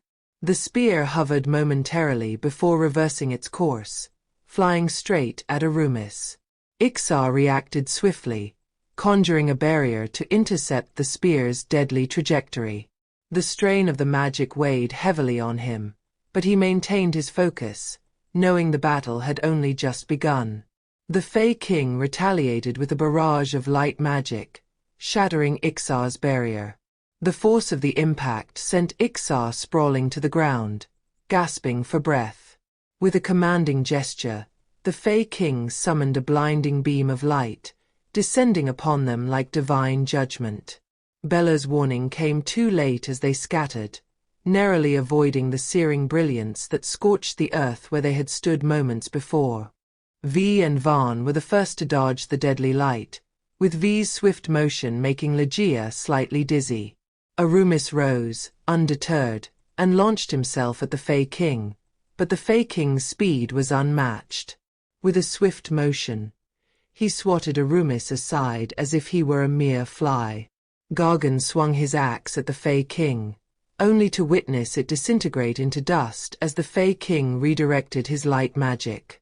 In a display of raw power, the Fae King seized Gargan by the throat, lifting him effortlessly with one hand. Gargan choked and struggled against the Fae King's iron grip. Bella attempted to strike the Fae King with magic, but he anticipated her move, unleashing a blast of light that seared her palm, forcing her to retreat in agony. Let him go, Arumis demanded, his voice filled with righteous fury. The Fae King regarded them with steely resolve, his grip unyielding as he continued to choke Gargan. Vaughn darted for the Fae King's arm, scratching it and dodging out of range within split second. The Fae King scanned his surroundings for his attacker while throwing gargons several meters away. Ixar, now on his feet, lunged at the Fae King with a dagger aimed at his heart. The Fae King, his gaze ablaze with fury, deftly evaded Ixar's dagger, effortlessly knocking him to the ground with a single sweeping gesture. Closing in on his fallen adversary, the Fae King raised his hand, the light emanating from it intensifying to a searing brilliance. "Where is Lejiya?" he demanded, his voice echoing with menace.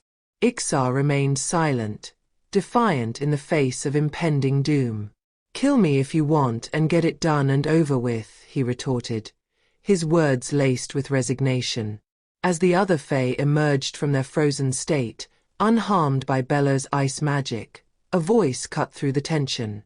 Marion, running forward with determination, addressed the Fae King. "My lord, Lejiya looked up to you as a hero, not as a murderer," Marion declared, her voice filled with conviction. "What is Marion doing here?" Lejiya thought. The Fae King's expression softened momentarily, a flicker of doubt crossing his features. "Humans are worse than monsters," he spat, his contempt palpable. "They fight because they are afraid of you. Not all humans are responsible for what the royals did," Marion argued passionately. "Please spare the innocent from the crimes of the guilty." Ixar, Wanda, and the others watched in astonishment as the Fae King engaged in a cordial exchange with Marion, a sight they had never witnessed before. But the Fae King's resolve remained firm. "Stay out of this. All of them must die," he declared, his tone unwavering. A distant voice shattered the tense standoff. Ashla emerged, brandishing a blue book and a torch, her threat ringing clear. "If you hurt them, I will burn your book, and you will watch your Fae die," Ashla warned, her words sounding across the battlefield. Standing beside Ashla was Miriam, holding a torch. "They have returned," Lejiya thought. The Fae King's gaze flickered between Ashla and the book she held, uncertainty clouding his features. "Do you think you can threaten me with a fake book?" "That book was," the Fae King said, turning back to Ixar. "It's not fake. Lejiya found out where Carmilla hid it," Ashla insisted, her voice steady despite the tension thick in the air. Silence hung heavy as the Fae King prepared to unleash his magic upon Ixar. Ashla opened the book and began to read aloud, her words resonating with power. "Tehillah was one of the best fighters among Lord Skiri's servants. Not only that, he was also a close friend of the Fae King," Ashla read, and the Fae King halted his attack on Ixar. Ashla then tore the page out and held it over the torch Miriam was carrying until it caught fire. At once, one of the Fae standing near the Fae King burned and turned to ashes. "No!" Lejiya screamed in her mind. "Lei, are you okay?" V said to Lejiya. "As I see it, you have two choices," Ashla proposed, her voice cutting through the tense silence. "I can burn the book and watch all the Fae die in agony, or you do as I say. What's it gonna be?" The Fae King's eyes blazed with fury, his gaze fixed on Ashla with a deadly intensity, poised to strike at any moment. "Choose or I'll make the choice for you," Ashla declared, her voice firm as she held the book near the torch. The Fae King's defiance wavered, replaced by a look of defeat that was no less menacing. "What do you want?" he asked. "Promise that you and the Fae will leave Reverium forever and never harm humans again," Ashla demanded. "Do not test my patience." "I promise," the Fae King said. "If things go south, burn the book." Lejiya could hear Ashla whispering to Miriam through V's ears as Ashla passed the book to Miriam. Together, Ashla and Miriam walked toward the Fae King. "One more thing. I want you to kneel," Ashla commanded, her voice carrying authority. Though some of the Fae wanted to attack Ashla, the Fae King intervened, his authority absolute. With a sense of defeat, He bent his knees, a once mighty king brought low before the humans. As Ashla stood before him, she lifted his face, forcing him to meet her gaze. "It's been a long time, hasn't it?" she remarked, a hint of bitterness lacing her words. "I don't know what you're talking about," the Fae King retorted, staring right back into Ashla's eyes. "I think you do. Take a closer look at the person you destroyed," Ashla spat, her voice dripping with venom. Ashla locked eyes with the Fae King. "Look beyond the scar and dirt and tell me again," she said. The Fae King froze, his expression shifting from defiance to realization. "You. It can't be," he growled, baring his teeth in a mixture of anger and recognition. "Yes. It's me, the one you tried to murder in cold blood. The queen whom you destroyed." "Queen Irina," Ashla said. Ixar and the others were shocked beyond words at the sudden revelation. With a swift motion, Ashla slashed at the Fae King with her dagger and ordered Arumis to beat him up. Lejiya, through V's eyes, watched in a mix of shock and confusion shared by Ixar and the others. Lejiya could not sit around and watch her own kind get killed. She unlinked her mind from V's, feeling a surge of wild energy coursing through her body, fueling her resolve. She was losing control again. Lejiya stood and hammered the barrier that confined her until it broke. Breaking free, she rushed out of the house and in the direction of the battle. "Stop. Don't hurt him." Lejiya's voice pierced through the tense air as she rushed toward Ashla. As Gargan moved to restrain her, Lejiya's emotions spiraled out of control, her skin darkening with anger. She shoved Gargan aside with a burst of unnatural strength. Arumis lunged at Lejiya, but she effortlessly disarmed him, sending him crashing to the ground. Ignoring the chaos around her, Lejiya fixated on Ashla. Before she could reach Ashla, Ixar erected a barrier between them, sending Lejiya hurtling backward with a resounding crash. Stunned, Lejiya glanced at Ixar, her expression a mixture of disbelief and astonishment. Attempting to rise, she was swiftly subdued, her consciousness slipping away under the force of Ixar's blow. 36. Lejiya's curse. Lejiya awoke in a small, unfamiliar room. The soft glow of daylight filtered through the windows, casting a warm hue upon the room. The castle was attacked, the prince stated solemnly, his voice tinged with concern. "What?" Lejiya's voice echoed with disbelief. "Several soldiers were killed by a blue man with white hair. They said it was the devil himself. Word has it he was out to kill the queen," the prince said. Lejiya pondered the implications of the prince's words, her expression a mixture of shock and contemplation. "Do you know anything about it?" the prince inquired, his gaze filled with uncertainty. "No," Lejiya responded firmly, meeting the prince's gaze with conviction. A shadow of doubt crossed the prince's features as he struggled to comprehend the unprecedented events. "I don't know what to think," he confessed. "Especially after what happened between you and my mother recently." Lejiya's eyes narrowed. "You suspect me I did it," she stated, her tone tinged with disbelief. The prince shook his head, his expression apologetic. "It's not that. I want to believe you didn't do that. But I needed to hear it from you," he admitted. "I admit we didn't get along, but that doesn't mean I want her dead," Lejiya said. "How's she? The queen, I mean."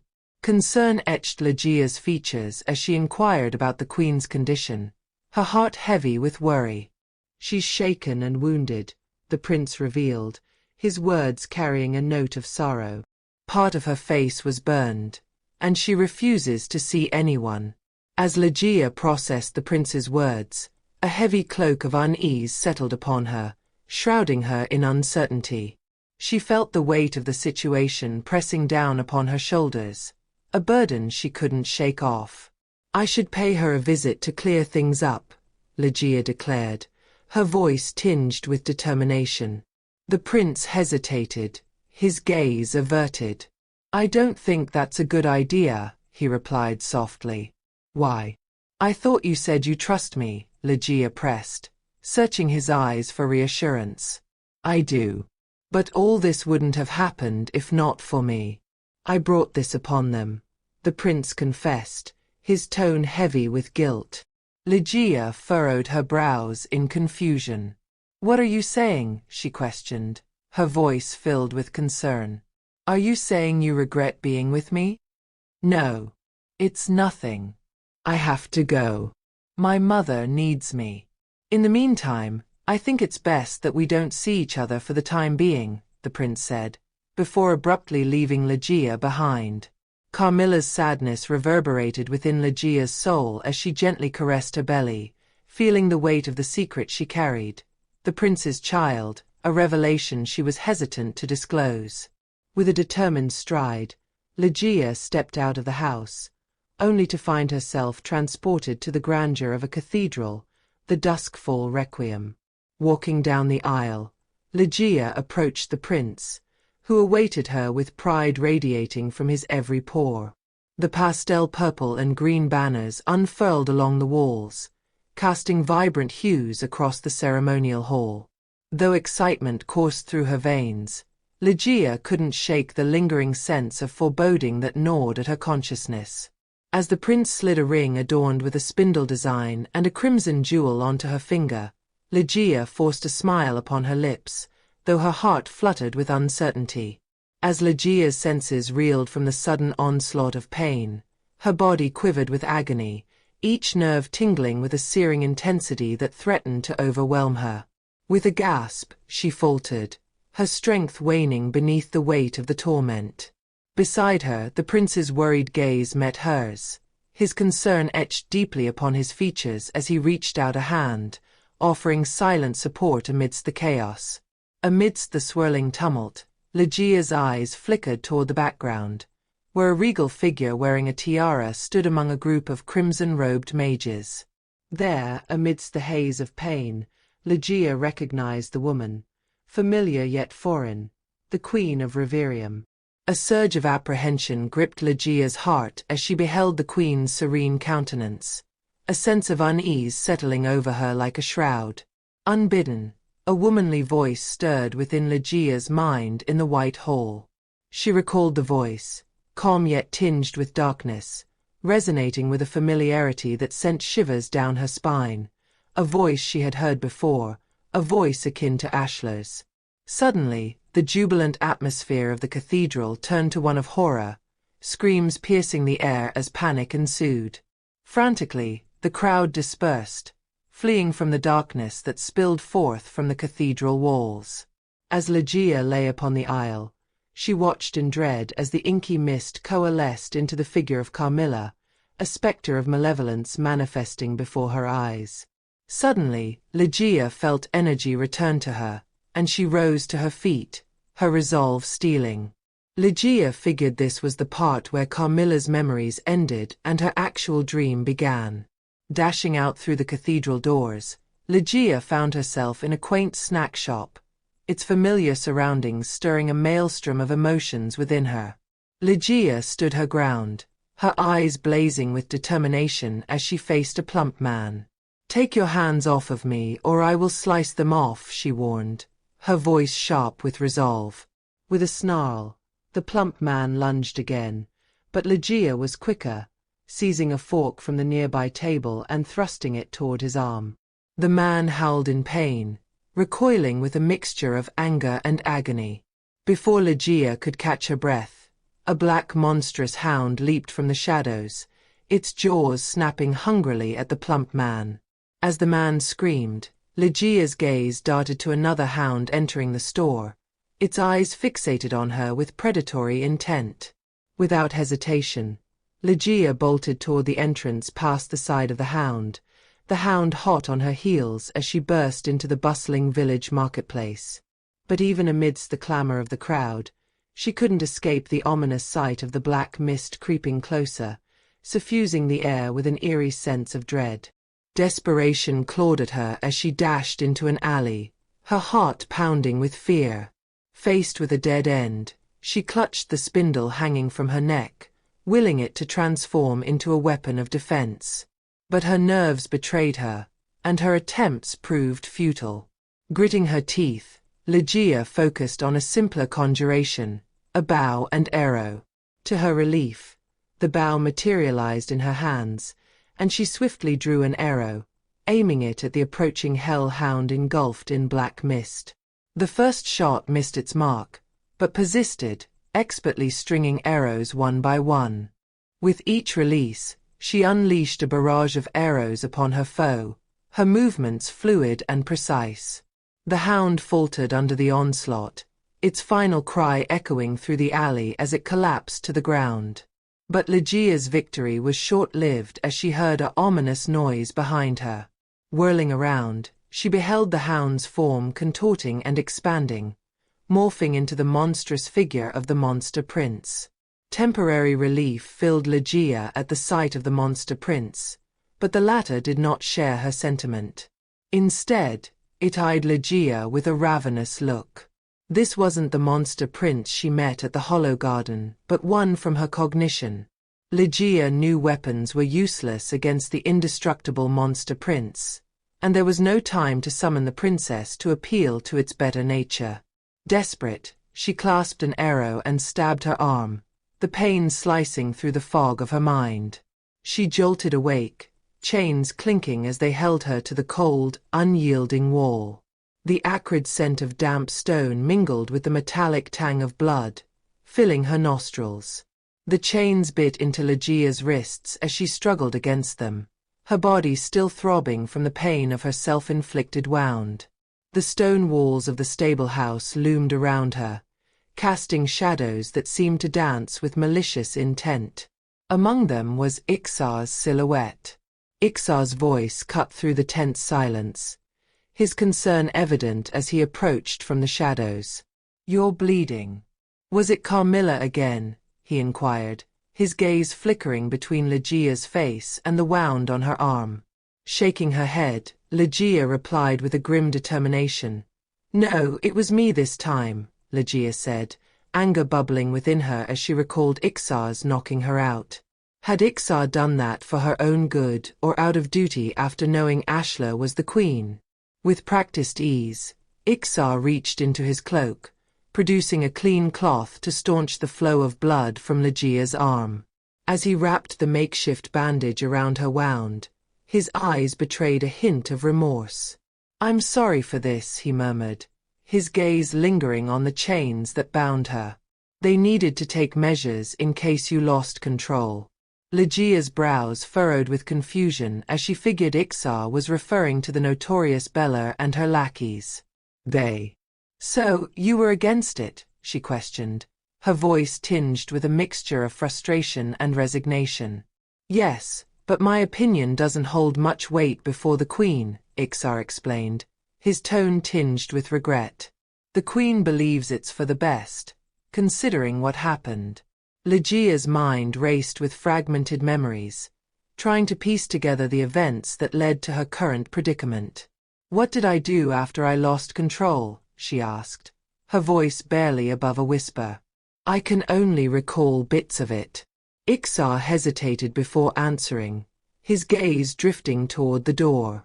"You tried to attack Ashla, the queen and the others from hurting the Fae King," he began, his voice heavy with the weight of his words. "You attacked Arumis and Gargan, and then the queen herself. I had no choice but to intervene." Lejiya was subtly relieved that Iksar was honest about the fact that he knocked her out. She had thought he might hide it to win her trust or his own agenda, whatever it might be.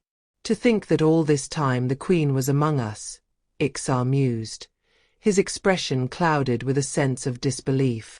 "We even thought she was unsound back then. It does make sense when you think about it. How she holds such powerful magic and knew so much about Carmilla," Lejiya said. The memory of the dream of the prince and Carmilla talking flashed in her mind like lightning illuminating a darkened sky. Likewise, the hellhounds too, their snarls echoing in the recesses of her memory. Lejiya shuddered at the very idea that a part of Carmilla lived within her, a dormant force waiting to be unleashed. The danger she posed to everyone, including herself, felt like a heavy weight pressing down on her chest. It seemed that with each loss of control, the curse of the veins seeped deeper into her very being, its dark tendrils entwining around her soul and physically transforming her bit by bit. Turning to Ixar with a furrowed brow, Lejiya sought answers in his gaze. "How come you didn't recognize the queen the moment you saw her? I would have thought she seemed familiar to you," she inquired, her voice tinged with curiosity. Ixar's expression softened with understanding as he replied, "I've only seen her a few times before Reverium was decimated by the curse, and it was always from a distance. She didn't dress the same way, and her hair and mannerisms were very much different." A heavy sigh escaped Lejiya's lips as she wrestled with her own fears. "I don't know how much longer I have. I'm afraid these chains can't hold me when I fully turn. I feel an unknown rage taking over me more and more," she lamented, her voice filled with despair. Ixar's gaze softened with remorse as he spoke. "By the way, I apologize for knocking you out." Lejiya waved away his apology with a weary sigh. "You did nothing wrong. You're a mage. Your duty is to serve and protect the queen no matter what. If I tried to kill her again, would you kill me?" "Never mind. Forget that I asked," she said, her tone resigned. Ixar's brow furrowed with uncertainty as he struggled to find the right words. "That's a foolish question. I mean, what do you expect me to say?" he replied, his voice tinged with frustration.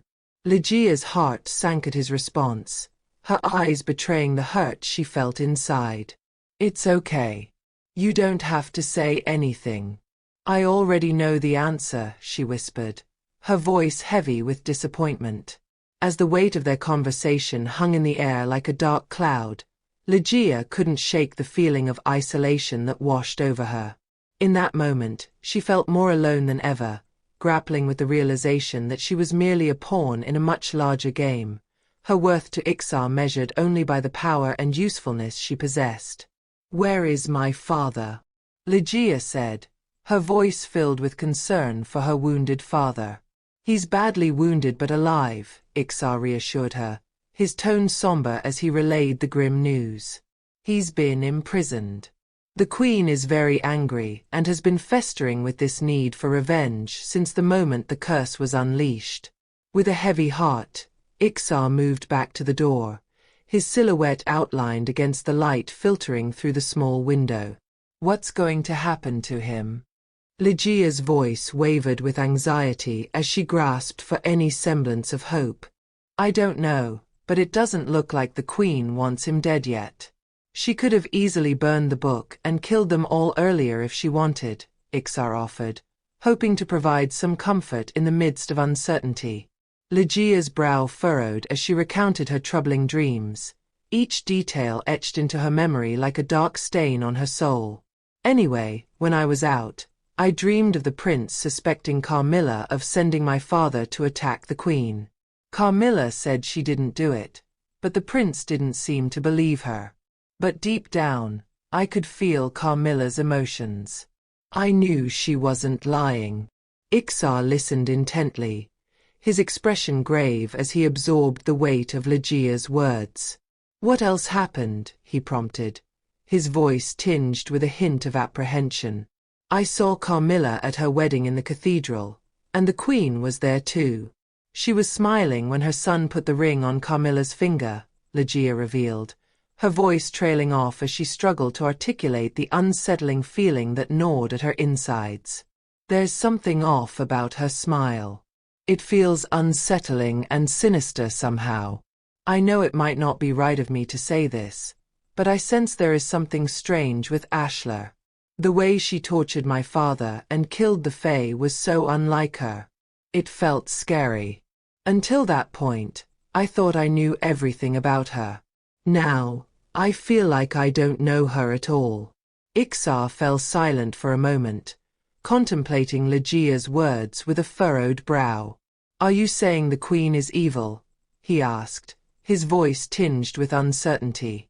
Lejiya shook her head, her gaze distant as she grappled with her conflicting emotions. I don't know how to say it. I have a feeling that Carmilla might not be as evil as everybody makes her out to be. Ixar's eyes narrowed thoughtfully as he considered her words. After what the Fae King did to her and the people, it's not peculiar that the Queen harbors a strong resentment for him and Carmilla. And what you see in your dreams, it might be Carmilla trying to manipulate you and turn you against the Queen, he suggested, his voice tinged with caution. It's unlikely. The Fae King book found in my dream did turn out to be true, which means the events I saw in my dream really happened. I must be somehow looking into Carmilla's mind and the past. It's kind of like how Carmilla is looking into mine. It just doesn't feel like all of that was made up, Lejiya mused, her voice tinged with uncertainty as she grappled with the enigmatic connection between herself and Carmilla. What are you thinking? Ixar inquired, his curiosity piqued by Lejiya's introspection. Carmilla seemed afraid of my father in the dream. My father attacked the queen, and she wanted to burn the book to destroy him. If she had wanted power, wouldn't it be better for her to side with my father and use him against the queen? It doesn't make any sense, Lejiya reasoned aloud, her thoughts unraveling like threads in the wind. Ixar furrowed his brow, pondering the implications of Lejiya's words. There's only one way to know the answer. I need to talk to my father before it's too late, Lejiya asserted, determination shining in her eyes. That's going to be a problem. Nobody is allowed to see him. My sister and Gargan are standing guard over him at the Queen's request, Ixar said. Seeing Lejiya's expression falter, he added, I'll try to find a way. No guarantees, though. Ixar departed from the stable house, leaving Lejiya alone with her thoughts. As he lingered at the doorway, his gaze met hers for a fleeting moment. Was he concealing something from her, or was it merely her imagination? She couldn't shake the feeling that time was slipping away, with each passing moment bringing her closer to certain doom. Alone in the stable house, Lejiya anxiously awaited Ixar's return, clinging to the hope that he would bring good news. Yet, in the silence of the night, she couldn't help but entertain the idea that perhaps this was all just a terrible dream. She longed to awaken in her bed at the castle, safe and sound, free from the horrors that surrounded her. As the minutes stretched into what felt like an eternity, Lejiya's only companions were the whispers of the wind and the distant murmurs of people outside. She gazed out of the small window, its frame barely illuminated by the faint moonlight, casting eerie shadows across the stone walls of the house. Lost in her thoughts, she failed to notice an approaching shadow until the door creaked open, and a cloaked figure with a candle in their hand stepped inside. Judging from the visitor's height and frame, Lejiya knew it wasn't Ixar. Who are you? Lejiya said, her mind brooding with a sense of unease. It's me, Marion said, pulling back the dark grey hood of her cloak to reveal her worried expression. A flicker of relief washed over Lejiya at the sight of her friend, though she quickly cautioned Marion to keep her distance. Don't come too close, Lejiya warned, her concern for Marion's safety evident in her voice. Marion nodded understandingly. I heard about your situation from the others. Is there anything I can do to help? I don't think so. But thanks, Marion, Lejiya said. How did you know we were in this village? Lejiya inquired, curious about Marion's sudden appearance. When the Fae attacked the forest village, I felt lost and confused. I didn't want to be alone, so I ran away to find you. I hadn't gone too far when the Fae found me. I pleaded with the Fae King to help us, Marion explained, her voice tinged with a mixture of fear and determination. You asked my father for help? Weren't you afraid he would kill you? Lejiya questioned, surprised by Marion's boldness. No. The Fae King that I know is a kind and righteous character. He is a hero who wouldn't hesitate to help the weak and kind, Marian explained. You knew my father? Lejiya said. Not in person. I heard about the Fae King story from a traveler some time before the curse. His daughter loved the story, and they imparted that love to me. Life was hard, and it made me realize that people only showed who they truly are when you are of little use to them. Despair made me wish there was a hero like the Fae King in my life. Ironic, isn't it? Back in my world, I was afraid of humans more than the Fae. But here, it's the other way round for everyone. I guess that was why I wasn't as afraid as I should have been of the Fae King when I saw him. Of course, then, I didn't know he was the one who led the Fae to attack you guys. According to what I read, he was always alone after he left the realm of the Fae. Maybe he felt pity for my naivety. He let me go, Marian confessed, her gaze darting to the window. Lejiya pondered Marian's words, wondering if there was something about her that had sparked a flicker of mercy in her father's heart. How did you survive the monsters and the veins on your way here? She inquired, curious about Marian's perilous journey. What is this veins you're talking about? Oh, you mean that black thing floating across the land? Marian said. The Fae King was always keeping a lookout to ensure that I don't get anywhere near it, Marian explained. I also noticed that the Fae don't seem to be afraid of it. Though Lejiya found it hard to believe Marian's tale, she sensed no deceit in Marian's tone or eyes. I'm sorry about what happened to you. You were brave to face the evil all alone. I have to go before I am discovered. I won't be far away, Marian whispered before slipping out through the doorway, leaving only her shadow lingering against the window until it vanished into the darkness. Alone once more, Lejiya leaned against the stone wall, her thoughts swirling with unanswered questions. As she drifted into a brief slumber, she was abruptly awakened by a somewhat intimidating voice. Blinking in confusion, she was astonished to see sunlight streaming through the window, illuminating the small space of the house. I thought you could use something to eat. I wanted to thank you for your help in finding the book and turning the tables against our enemy. Ashla's voice echoed, her presence casting a shadow over the newfound daylight. Ashla. Lejiya wanted to talk to Ashla as she normally would, but knowing her true identity now, she didn't know what to say. You don't have to treat me differently than before, Ashla reassured Lejiya, as she revealed a pained expression at the sight of Lejiya's body succumbing to the curse, veins snaking across her skin like malevolent shadows. Moving closer, Ashla fed Lejiya a steaming bowl of stew, hoping to provide some solace in the midst of darkness. Lejiya refused to open her mouth, looking away. She felt a surge of anger bubbling within her, threatening to overwhelm. Was she losing control again? I didn't mean to lie to you all.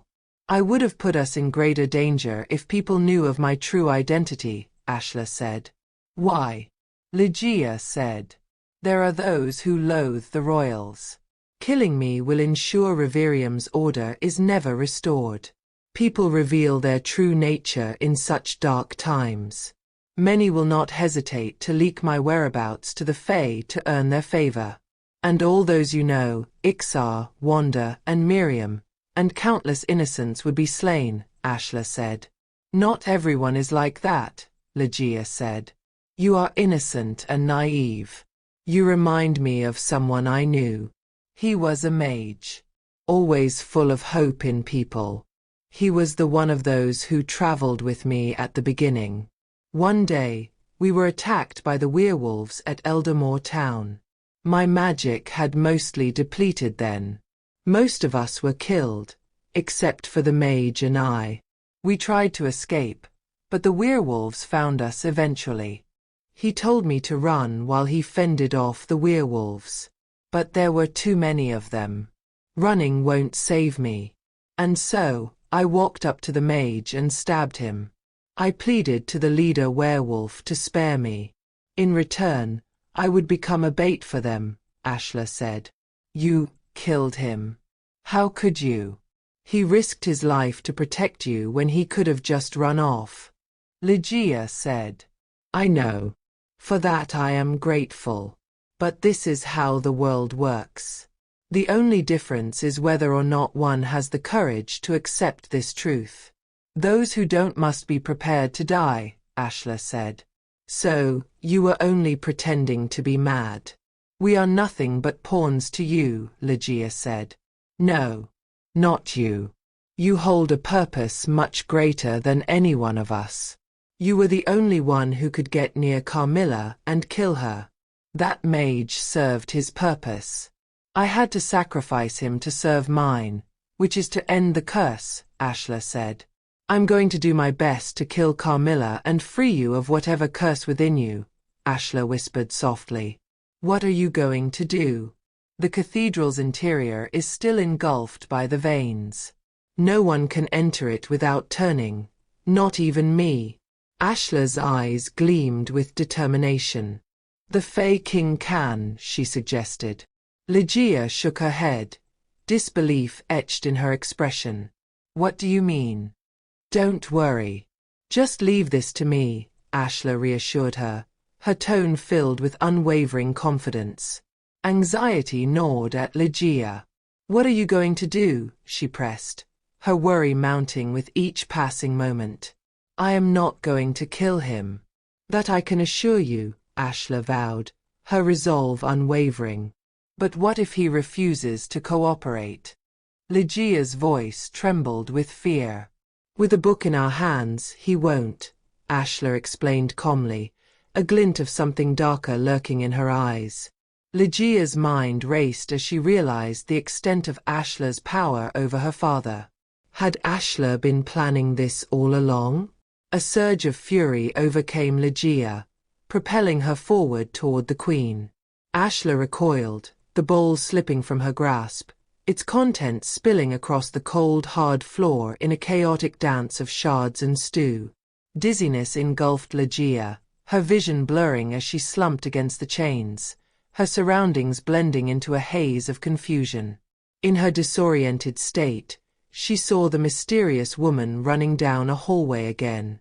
The woman ran through twists and turns, up staircases and narrow passages until she reached a dead end. Panic gripped Lejiya and she noticed the woman's hand, resting upon a spindle pendant on the ladder's neck that was identical to her own. With a touch, the wall dissolved like unraveling threads, revealing a hidden doorway. The woman stepped through, and Lejiya was abruptly jolted awake, the faint light of dawn filtering through the window now transformed into the somber hues of night. By the wall stood Ixar, with V and Vaughn trailing along the window ledge.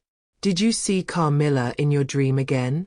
Ixar inquired, concern etched upon his features. Shaking her head, Lejiya recounted her surreal experience. No. Where's Ashla? She asked, urgency creeping into her voice. Ixar informed her of Ashla's absence, mentioning she was engaged in discussion with the others. Ashla said she plans for my father to enter the cathedral. I suspect she may use him to kill Carmilla, Lejiya exclaimed, a sense of desperation driving her to action. I have to see my father. Ixar leaned in close to Lejiya, his voice barely a whisper to avoid alerting the others. It's too risky. They'll catch you. But I can't just stand by and do nothing. And there's something I must ask him.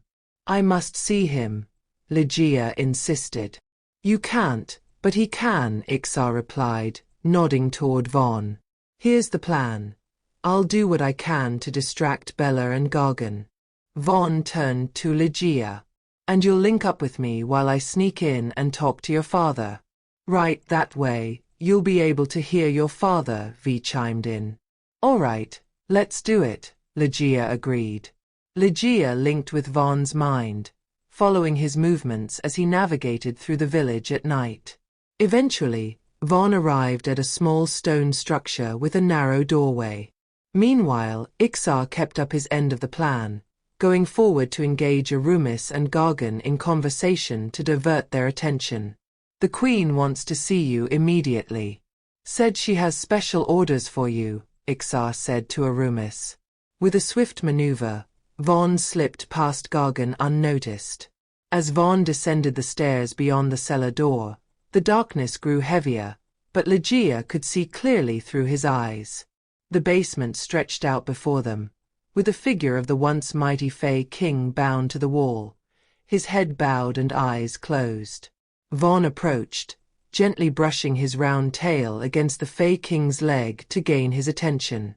The Fae King stirred, opening his eyes. "My lord, are you all right?" "Lejiya sent me to see how you are doing," Vaughn explained, his voice echoing softly in the dimly lit cellar. Lejiya's heart sank as she beheld her father, battered and bruised, chained against the cold stone walls of the cellar. A surge of compassion welled up within her, mingling with the anger and confusion that swirled in her mind. "Ask my father if Carmilla really ordered him to kill the Queen before the curse was unleashed," Lejiya instructed Vaughn, her voice laced with concern. "My lord, Lejiya wants to ask you something. Did Carmilla order you to kill the Queen before the curse was unleashed?" The Fae King, his voice strained with pain yet resolute, denied the accusation. "Carmilla would never do something like that. I acted of my own accord to protect her," he explained, his words punctuated by the weight of his remorse. Vaughn, guided by Lejiya's words, pressed for further clarification. "What do you mean?" The Fae King recounted the harrowing events that had unfolded, painting a picture of betrayal and deceit. The Queen was furious when she first discovered her son, Prince Rowan, had fallen in love with Carmilla. Enraged, she orchestrated an attack on Carmilla while she fetched water from the well. Men wearing armor marked with the royal insignia sought to harm her, even attempting to violate her. Lejiya listened, her heart heavy with sorrow and disbelief, as her father continued. "I arrived in time to thwart their vile intentions and rescued Carmilla.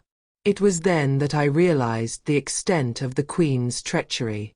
I could not stand idly by while such injustice prevailed. My only thought was to protect Carmilla at any cost," the Fae King said. The Fae King paused, a deep sigh escaping him, before he continued. "Carmilla, however, could not condone my actions. Disappointed, I left her. Had I stayed by her side, perhaps I would have realized the Queen's true intentions when she suddenly agreed to let Carmilla and the prince be together. So, the Queen's agreement to allow the wedding to take place was a ploy to kill Carmilla?" Vaughn conveyed Lejiya's words, his voice tinged with disbelief and indignation. "The ring Carmilla wore on her wedding day was imbued with powerful dark magic," the Fae King explained, his words resonating with an air of solemnity. "It must have been used to kill Carmilla. However, she survived but was trapped in a perpetual sleep. The curse is the result of the ring's dark magic leveraging on Carmilla's magic to terrible effect." His muscles strained against the chains as he continued, his voice seething with anger. "That vile woman has been using Lejiya all along to kill Carmilla to break the very curse she herself unleashed upon her own kingdom. She is the real witch." Vaughn, conveying Lejiya's inquiries, delved deeper into the intricacies of the Fae King's narrative. "Did the prince know about the ring's power?" "It's hard to say, but it won't be a surprise if he knew," the Fae King responded. "But the prince was in love with Carmilla. Why would he do that to her?" Vaughn pressed, seeking to unravel the tangled web of betrayal and deceit.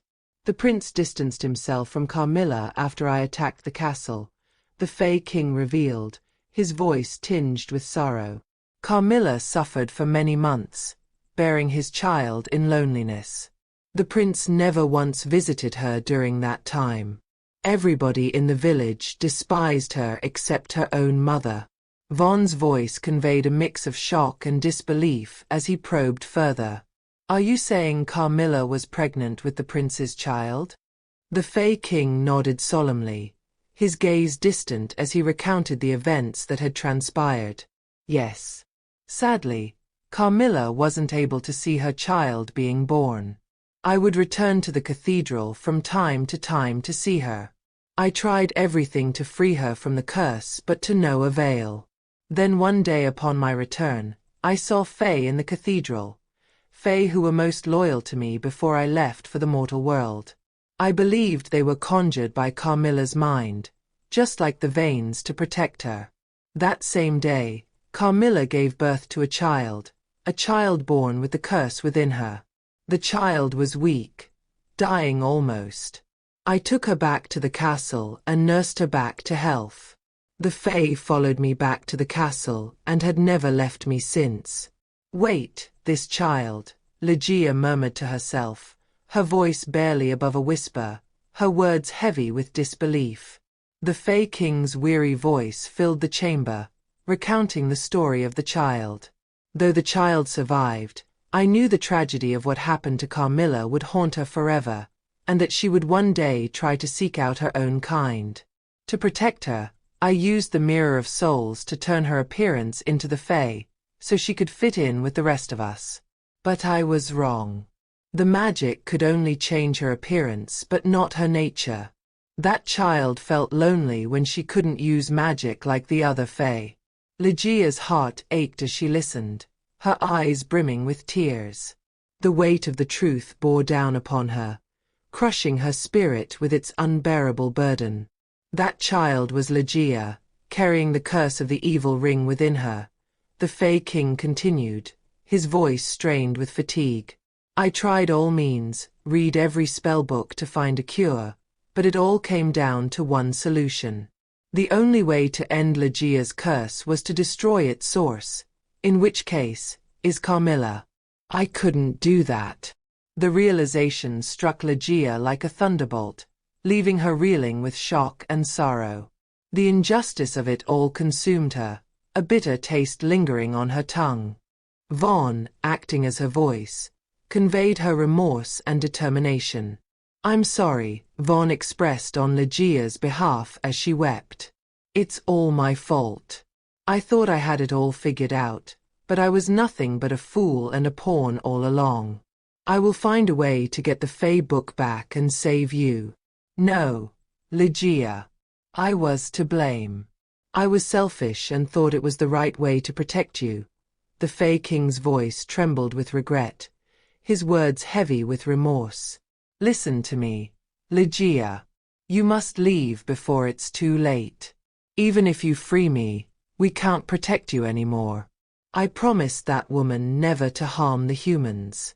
Going back on my word will literally kill me. I'm sorry for everything. I've failed you.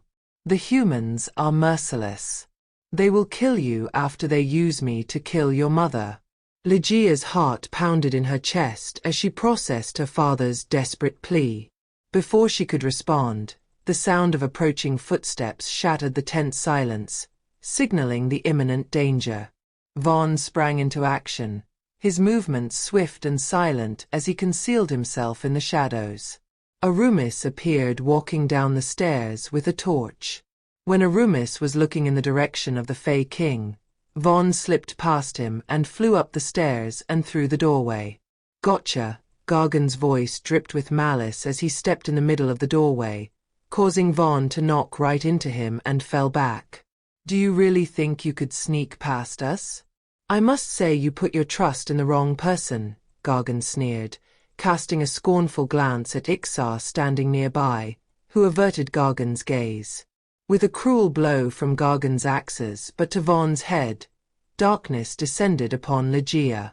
Lejiya's mind whirled with confusion and disbelief. Ixar had betrayed them. 37. Fire and Ice. After Lejiya's mind was forced to unlink from Vaughn's, the weight of the truth bore down upon her like an oppressive storm cloud, casting a shadow over her thoughts. She turned to V, her eyes brimming with tears, her voice trembling. They took Vaughn, she choked out, the words heavy with despair and regret. Ixar. He knew and lured Vaughn into a trap. V's expression shifted from confusion to disbelief, her eyes widening in shock. How could it be? Are you sure? V said.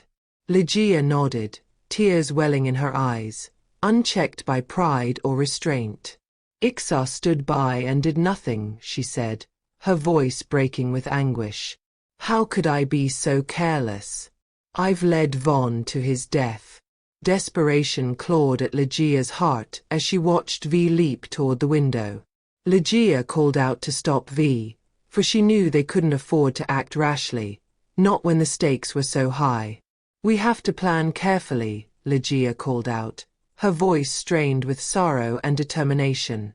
I can't risk you going out alone to save him. I've already lost Vaughn. I can't lose you. We will get him back, but we must not be rash. As Lejiya grappled with the betrayal of Ixar, a surge of anger coursed through her veins, burning away the last vestiges of doubt and uncertainty. The warmth that had enveloped her earlier returned, fiercer and more potent than before, igniting a fire within her soul. But amidst the turmoil of her emotions, one thing remained clear. She could no longer heed the guidance of someone who had used and betrayed her. As darkness threatened to consume her once more, Lejiya fought against it with every ounce of her willpower. She couldn't afford to succumb to the curse, not when her only family, the Fae King, Vaughn, and V, depended on her. They had stood by her side through thick and thin, becoming her only tether to sanity in a world spiraling into chaos. With a deep breath, Lejiya regained her composure, steeling herself for what lay ahead. Turning to V, she knew what she had to do, despite the ache in her heart. I want you to leave, Lejiya said, her voice heavy with resignation. V's eyes widened in protest, her loyalty unwavering. I'm not leaving you. I will try to break these chains, V declared adamantly. Lejiya's resolve faltered for a moment, but she knew she had to be strong. We don't have time. I don't know how long I can still keep the curse from taking over me. Find Wanda and Miriam. They are the only ones we can trust now. Tell them to help my father, Lejiya urged, her voice tinged with urgency. Go. But I'm coming back for you. Don't give up, Le. With a reluctant nod, V leaped out the window and vanished into the night, leaving Lejiya alone with her inner turmoil. As she lifted her restrained arm, Lejiya felt the chill of the shackles digging into her skin. A sense of helplessness washed over her as she watched her fingers begin to morph into claws, a grim reminder of the curse that threatened to consume her. The revelation of Carmilla being her mother still echoed in Lejiya's mind, a puzzle with pieces that refused to fit together. Her thoughts swirled with questions and doubts, each one adding to the weight on her shoulders. If Carmilla were indeed Lejiya's mother, it might explain why Carmilla made Lejiya dream of her wedding in the cathedral. And who was the woman in white running in the hallway? Was she Carmilla too? Lejiya had thought the woman in white was her. It felt obvious that she wasn't, and that Lejiya was merely running behind the woman. But how could that be? Lejiya and Carmilla had never met each other before recently. Carmilla was already unconscious in the cathedral when Lejiya was born, according to the Fae King. So much still didn't make sense. Suddenly, a shadow passed the window, breaking Lejiya from her reverie. The acrid scent of smoke invaded her senses, drawing her attention to the flickering glow outside. Panic surged through her veins as she realized the danger she was in. A fire had broken out outside the stable house, its glow casting eerie shadows on the walls of the house. Smoke billowed through the windows and gap around the doorway, filling the room with a choking haze. Desperation clawed at Lejiya's chest as she struggled against her chains, her heart pounding with fear. But the shackles held firm, trapping her within the suffocating embrace of the burning house. With each passing moment, the flames grew closer, their heat searing her skin as she fought to break free. As smoke filled the air, Lejiya coughed and gasped for breath, feeling despair creep over her like a suffocating blanket. The urge to succumb to the curse clawed at her mind, tempting her with the promise of escape. But she fought against it, knowing that yielding would only hasten her transformation into something monstrous. Rattling the chains that bound her, Lejiya called out for help, but her cries went unanswered amidst the roar of the flames outside. With each passing moment, the heat grew more intense, searing her skin and fueling her desperation. Driven by instinct, Lejiya felt her body grow lighter, the chains yielding to her newfound strength. With a burst of energy, she broke free and surged toward the door, her heart pounding in her chest. As she crashed through the wooden door, Lejiya was greeted by a wall of fire, its blistering heat threatening to consume her. Ignoring the searing pain, she pushed forward, her determination unwavering. Emerging outside, Lejiya found herself face to face with Ixar, his arms outstretched toward the inferno. Anger and betrayal surged within her as she confronted the one who had betrayed her trust. Ixar. Why? I trusted you, Lejiya growled, her voice shaking. Ixar's face was a collection of shock and guilt as he faced Lejiya. Lejiya's fists clenched, her rage threatening to overwhelm her. With a swift motion, she struck Ixar across the face, sending him sprawling to the ground. As he struggled to rise, Ixar pleaded with her, his voice tinged with desperation. Lejiya, listen to me. But Lejiya's grip tightened around his throat, cutting off his words as she stared into his eyes. Lejiya's rage surged within her like a tempest, threatening to consume all reason. She longed to throttle him, to silence the betrayal that pierced her soul. Yet, as her fingers tightened around his throat, something in his eyes arrested her fury. It wasn't just the anguish etched upon his face, deeper than the cuts upon his lips. It was an unspoken conflict, a connection that defied her vendetta. Before Lejiya could unravel the enigma, a shard of ice struck her, searing through her flesh. She staggered, pain lancing through her chest, and whirled to face Beller's menacing form. Icicles rained down upon Lejiya, a relentless assault that Lejiya met with desperate defiance, claws slashing through the frozen barrage. A blaze erupted before her, a burst of vibrant orange that engulfed the icy onslaught, melting it into oblivion. Beller's voice, tinged with venom, sliced through the crackling flames, condemning her with accusations. Ashla was right about you after all, Beller hissed at Ixar, her hands weaving intricate patterns to summon her magic. You can't be trusted. It pains me to do this, but I'm going to have to finish the two of you off. Ixar's voice, raw with betrayal, interjected, his wounded pride fueling his defiance. This is what you have always wanted, isn't it? To get rid of me, the useless oddball in our family. As the inferno swelled, consuming the air with its scorching intensity, smaller fireballs erupted from its core, hurtling toward Bella. Yet, she countered with an icy resolve, extinguishing the flames with a chilling touch, mocking their futile resistance. You're not the only one who can use fire magic, Bella mocked with an insidious sneer. The fire from the house suddenly paused, as if time had stopped. Bella then directed the fire to spew out of the window toward Lejiya and Ixar. In the face of impending doom, Ixar stood firm, his hands outstretched, a barrier of sheer willpower deflecting the inferno. Yet, even as hope flickered in the darkness, Bella unleashed a powerful barrier and sent Ixar crashing to the ground. Ixar stood his ground, facing the onslaught of icicles hurtling toward him with deadly precision. His breath caught in his throat as he prepared to meet his doom head-on. Lejiya let out a sharp scream, her voice piercing through the night. A dark mist swirled around the icicles, transforming them into sinister tendrils that dissipated into wisps of smoke, leaving Ixar unscathed.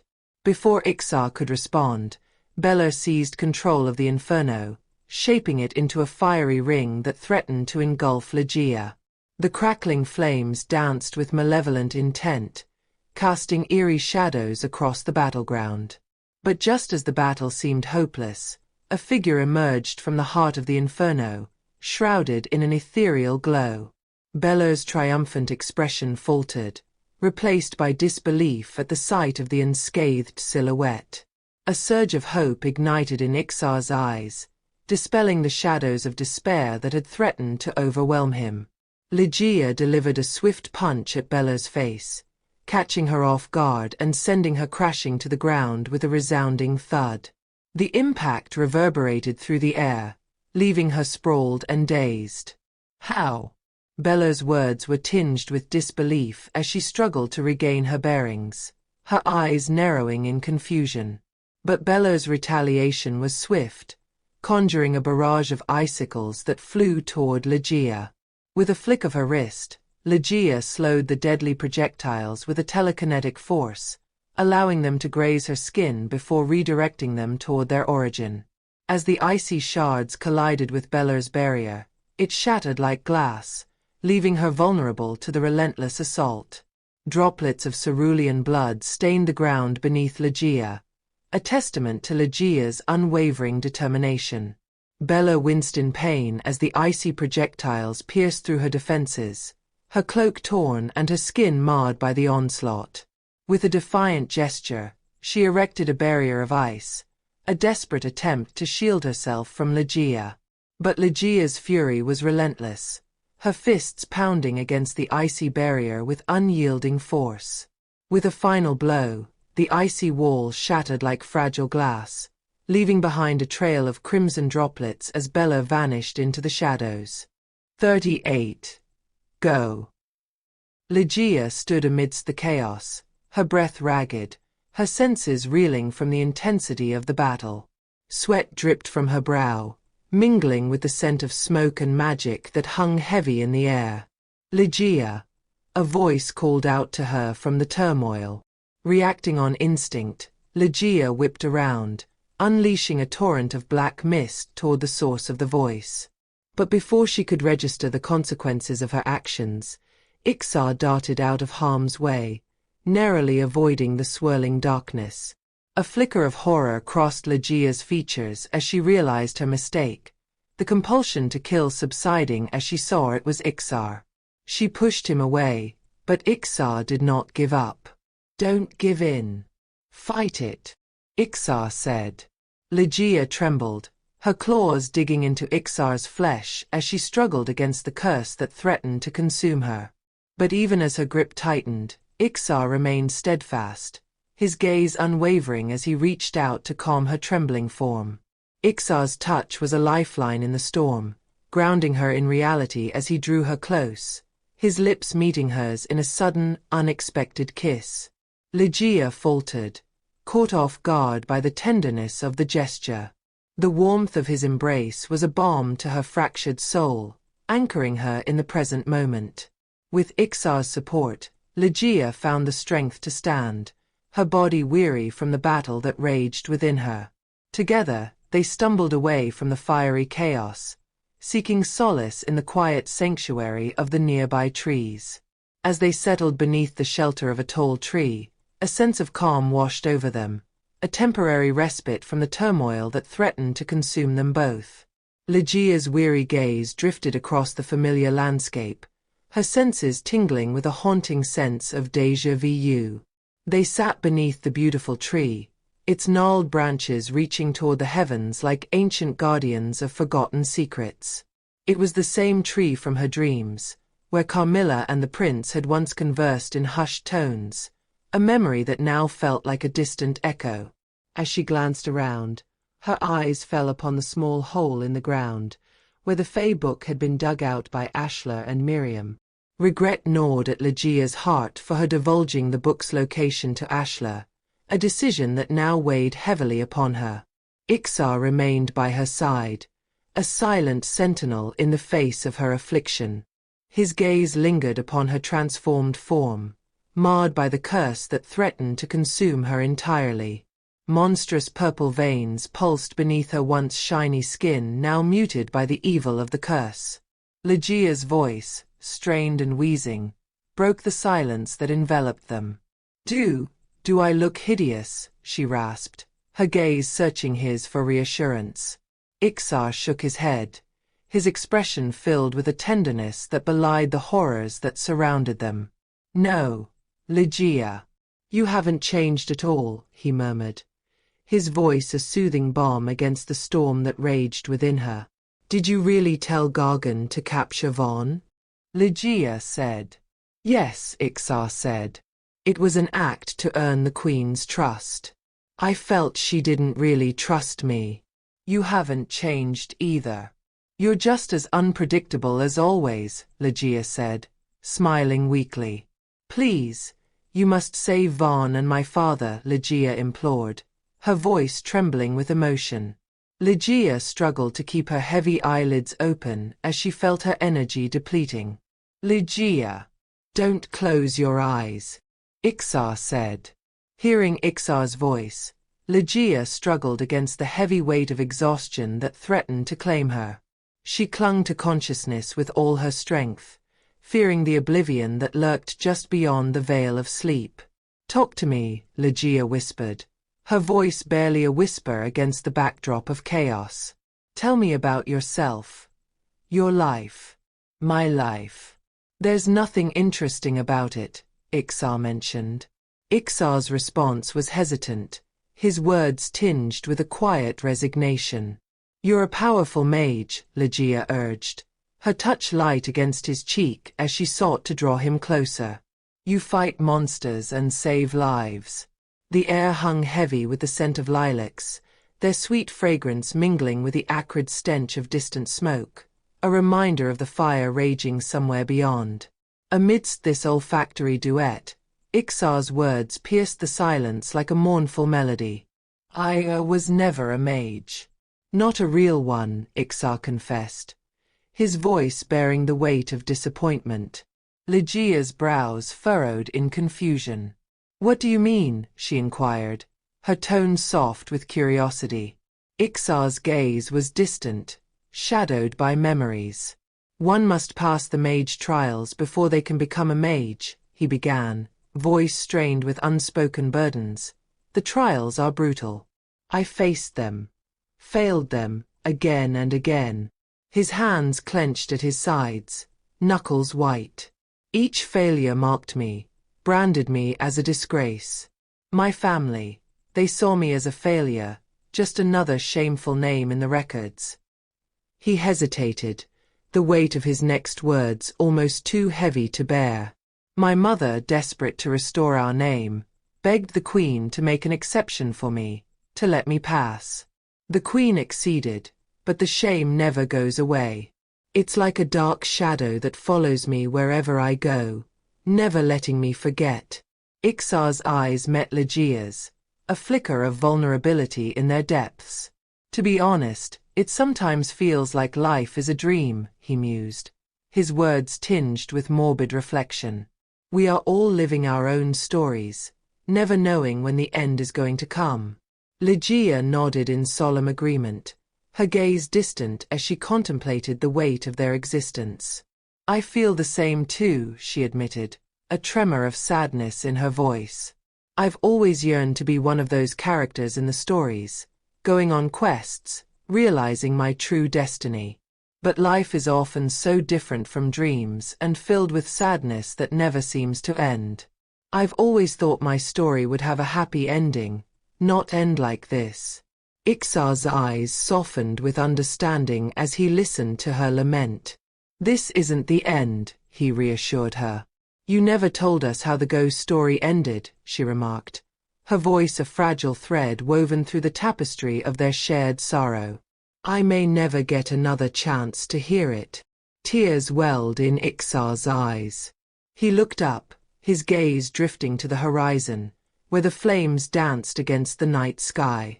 "Where did I stop?" he pondered aloud, his thoughts retracing the narrative thread. "The part where the swordsman, mage, and archer were killed by the demon," Lejiya said weakly.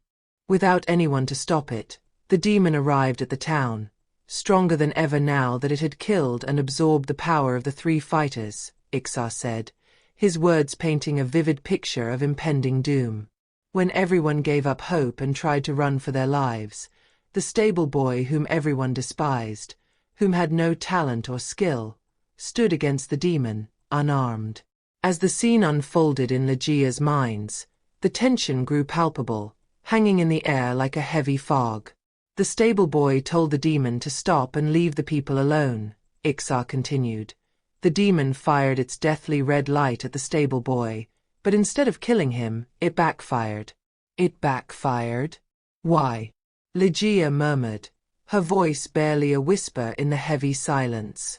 The demon fed on pride. That was why not even the strongest fighters could defeat it. Because though they were skilled, they were mere slaves of their own pride, Ixar explained, his tone laden with the weight of understanding. The stable boy endured the ridicule of others and lived in peace without validation. That was his true strength. That was why the demon could not touch him. Lejiya struggled to keep her eyes open, the exhaustion weighing heavily upon her. You see, true power lies in letting go of the desire to prove one's strength. It comes from within, Ixar continued.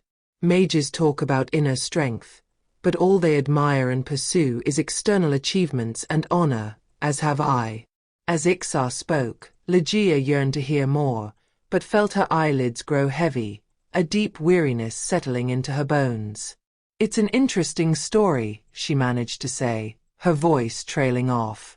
Lejiya found herself in a dark hallway that resembled the Fae Castle. The air was heavy with a scent of dampness and decay, the faint sound of a violent storm raging outside seeping in through the open windows. Rain lashed against the panes, its rhythm a haunting melody against the backdrop of darkness. In the dimness, Lejiya's eyes caught sight of a swirling mass of black mist lurking in the shadows, a sense of foreboding settling over her like a suffocating shroud. Instinctively, her hand went to her neck, fingers brushing against the cool metal of the spindle pendant that hung there. With a hesitant touch, she lifted the spindle from her neck, its weight heavy in her palm. In that moment, a realization washed over her like a wave crashing against the shore. I've relied on this to travel to worlds, so I could feel a sense of power and purpose, Lejiya whispered to herself. I wanted to escape, to be someone special and important. Am I like those proud fighters in the tale of Go? Perhaps it's time to stop running. A sense of tranquility washed over Lejiya as she contemplated. With a quiet resignation, she watched as the spindle suspended from her neck began to glow, casting an ethereal light that danced across the hallway. It spun counterclockwise, its movements both mesmerizing and mystifying. Though unsure of its significance, Lejiya felt an instinctual pull, a sense that something profound was about to unfold. As the spindle spun, the scene around her began to unravel like threads unraveling from a spool, revealing a long hallway, its architecture reminiscent of the recurring dreams where the woman in white was, though she was nowhere to be seen. The walls shimmered in and out of focus, their solidity as transient as a passing thought. With each step, Lejiya traversed the expanse of the hallway, her senses heightened by the surrealism of her surroundings. Lejiya approached an archway, peering through its threshold to behold a tumultuous sea roiling beneath a stormy sky. Pirates shouted commands over the deafening roar of wind and rain, their forms obscured by the veil of mist and spray. A magnetic pull tugged at Lejiya's being, beckoning her toward the archway, but she resisted its call, tearing her gaze away before she could be ensnared by its allure. Pressing on, she ventured deeper into the labyrinthine hallway, passing archways that offered fleeting glimpses of forgotten memories and distant places. At one archway, she beheld the charred remnants of Carmilla's house, a poignant reminder of loss and betrayal. Through the window, she watched as Carmilla conversed with Imuel, their words lost to the ether but their expressions laden with a weight of unspoken truths. Moving onward, Lejiya found herself standing before a fortress suspended amidst the clouds, its towering spires reaching toward the heavens like the claws of a dragon. The sight filled her with a sense of awe and trepidation, the air tinged with the scent of ancient magic and dormant power. With each passing moment, Lejiya felt herself drawn deeper into the labyrinth of her mind, the boundaries between reality and fantasy blurring with each step. As she reached the end of the hallway, a staircase ascended before her, beckoning her toward an unknown destination. But then, a memory stirred within her, a fragment of a dream long forgotten. A woman in white, her face obscured by shadow, had guided her away from the stairs, leading her down a darker path. And so, with a sense of purpose, Lejiya followed, venturing into the depths of the unknown. She came to the same archway the woman stopped at before going down the stairs. They were long but stopped at a dead end. She touched the wall and pushed it, but nothing happened. Lejiya realized her spindle was glowing and she waved it at the wall, its magic unraveling the threads of reality until an archway materialized before her. She stepped through the archway before the threads retracted and closed it behind her. As Lejiya's eyes adjusted to the sudden change in surroundings, she found herself standing amidst a vast expanse of verdant fields, a small village nestled nearby, its quaint cottages exuding an air of peace and tranquility. For a moment, Lejiya stood in awe of the beauty that surrounded her, the serenity of this place a stark contrast to the darkness that had plagued her journey thus far. She had never seen anything remotely as serene and beautiful as this. Nearby, a pretty lady sat outside a simple house, her voice carrying the melodic cadence of storytelling as she read tales to a young girl. Lejiya approached, her heart heavy with anticipation and uncertainty. All you have to do is see it in your mind. Focus on it and nothing else, the lady instructed, her words a gentle reminder of the power that lay within. And then, as if from a dream, Lejiya found herself face to face with Carmilla, her mother. "Mother," Lejiya whispered, her voice trembling. Carmilla looked up, her expression one of confusion. "Who are you?" she asked, her voice tinged with a hint of concern. Torn between joy and sorrow, Lejiya struggled to find the words to explain. "I'm Lejiya." "I'm your daughter," Lejiya confessed, her gaze shifting to the little girl who bore a striking resemblance to her younger self. Carmilla's brows furrowed in disbelief. "No, my daughter is right here with me," she chided gently, her fingers cupping the child's hair with tender affection. But Lejiya persisted, her resolve unyielding. "It's the truth. I'm this little girl all grown up in the real world," Lejiya insisted, her voice steady despite the tremor of uncertainty that lingered within her. With trembling hands, she lifted the spindle from around her neck, its purple glow casting a surreal light upon their faces. The sight of the spindle pendant sparked a flicker of recognition in Carmilla's eyes. "It can't be. The spindle only exists in my dreams, and this is not a," Carmilla murmured, her fingers trembling as they searched in vain for the spindle that should have adorned her neck. Lejiya's voice, soft yet resolute, cut through the veil of disbelief. "This is but a dream. Your dream. A realm where you've been ensnared since your wedding," she explained, her words laden with the weight of truth. Carmilla's shock was palpable, her arms, which had lovingly embraced the young Lejiya, slowly began to fall limp. "Nonsense. This world is real. If it's a dream, I would have the spindle," Carmilla protested, her voice echoing with a note of desperation. "That's because you gave it to me, right shortly before I was born," Lejiya interjected gently. "If this world was real, can you recall what happened before you came here?" "Of course I can." Carmilla winced, her hand instinctively reaching to cradle her head as she tried to recall. I. Where was I? Why can't I recall?" Carmilla muttered. And then, like pieces of a shattered mirror slowly piecing themselves back together, her memories began to coalesce into a coherent narrative. "I was at the wedding. Suddenly, I felt dizzy. I thought I was dying," Carmilla recounted, her voice trembling with the weight of recollection. And then I ended up in a strange place, a long hallway. I couldn't get out, and there was this black mist that chased me. It was so scary, she continued, her voice barely above a whisper. I was trapped in the hallways for a long time, and then one day, I met her. A shadow of a little girl. She's been my only companion for what felt like eternity. She was all I had. Though we lived under the constant pursuit of the black mist, we were happy to have each other. Then one day, she started to fade. She said she was leaving and she couldn't help it. Before she left, I found my way here, and I gave her my spindle pendant after sealing us here, hoping one day she would be able to find her way back. Shortly after, she vanished and I have been staying here since. What is this place? Lejiya inquired, her voice soft with compassion. Carmilla gazed around at the idyllic landscape, the scent of summer hanging heavy in the air as wildflowers danced in the gentle breeze. It's the life I yearn for.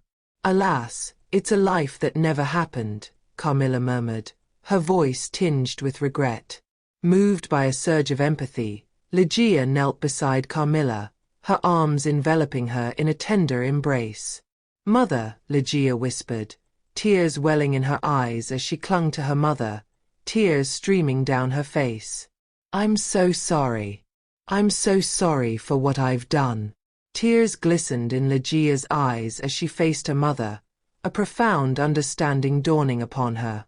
Carmilla's touch, gentle as a whisper, brushed away the tears that streaked down Lejiya's cheeks, evoking a sense of connection that transcended the bounds of time and space. Why are you crying? Carmilla inquired softly, her concern palpable in the quiver of her voice. With a start, Lejiya realized the profound significance of this moment. She had encountered her mother long before she was born, in the depths of Carmilla's womb. That shadow, that little girl who was Carmilla's only companion, was none other than Lejiya herself. It's nothing, Lejiya murmured, her voice barely above a whisper, though her heart swelled with emotions too complex to articulate. Carmilla's brows furrowed with worry as she regarded her daughter, concern etched in every line of her face. Were you hurt trying to find me? She queried, her voice laden with concern.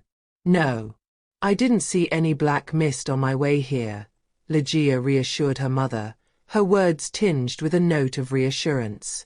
That's strange, Carmilla mused, her voice trailing off as she pondered the implications of Lejiya's words. What exactly is the black mist? Lejiya said, her curiosity piqued by the mention of this enigmatic force that seemed to haunt her mother's memories.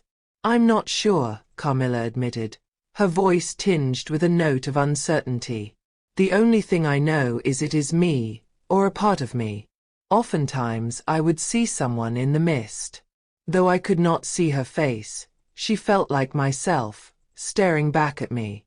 And the black mist. Whenever it was close, I felt a surge of intense fear and resentment that tried to consume me whole. Whatever they were, I knew they were feeding off my mind. To hide from it, I had to find a part in my mind where it could not invade. And so, I opened a doorway to this place. A happy future with my daughter. A happy future with you, Carmilla explained, her voice trembling with emotion. Wait, how did you find this place? If you can find it, then it's possible the mist can too, Carmilla interjected, her tone growing urgent as she rose to her feet. The spindle guided me to the long hallways. I followed the trail in my dream. A dream that I have been having since I was a child, of you running in front of me, guiding me away from the black mist, Lejiya recounted. You have been having recurring dreams of me? Carmilla echoed, her eyes widening with alarm at the revelation. Yes, of your wedding and you telling me to find you at the cathedral, Lejiya affirmed, her voice tinged with apprehension. No, I didn't. It must be the mist's doing. It purposely wanted to lure you to me. We have played right into its hands. Carmilla exclaimed, her voice trembling with fear as darkness spilled onto the once serene landscape. The air grew heavy with foreboding as ominous clouds gathered overhead, casting a pall of darkness over the verdant expanse. Leaves rustled in agitation, responding to the sudden drop in temperature with a shiver that rippled through the landscape. Lejiya's heart sank as she realized the unwitting role she had played in leading the darkness to their sanctuary. "We have to go now," Lejiya declared abruptly, her voice tinged with urgency. "No, my little girl is still here. I won't leave her," Carmilla asserted, her tone resolute. Thunder cracked overhead, reverberating through the very earth beneath their feet, threatening to shatter the fragile peace that had enveloped them. Lejiya's senses reeled as the ground quaked beneath her, nearly wrenching her balance away and scattering her thoughts like leaves in a storm.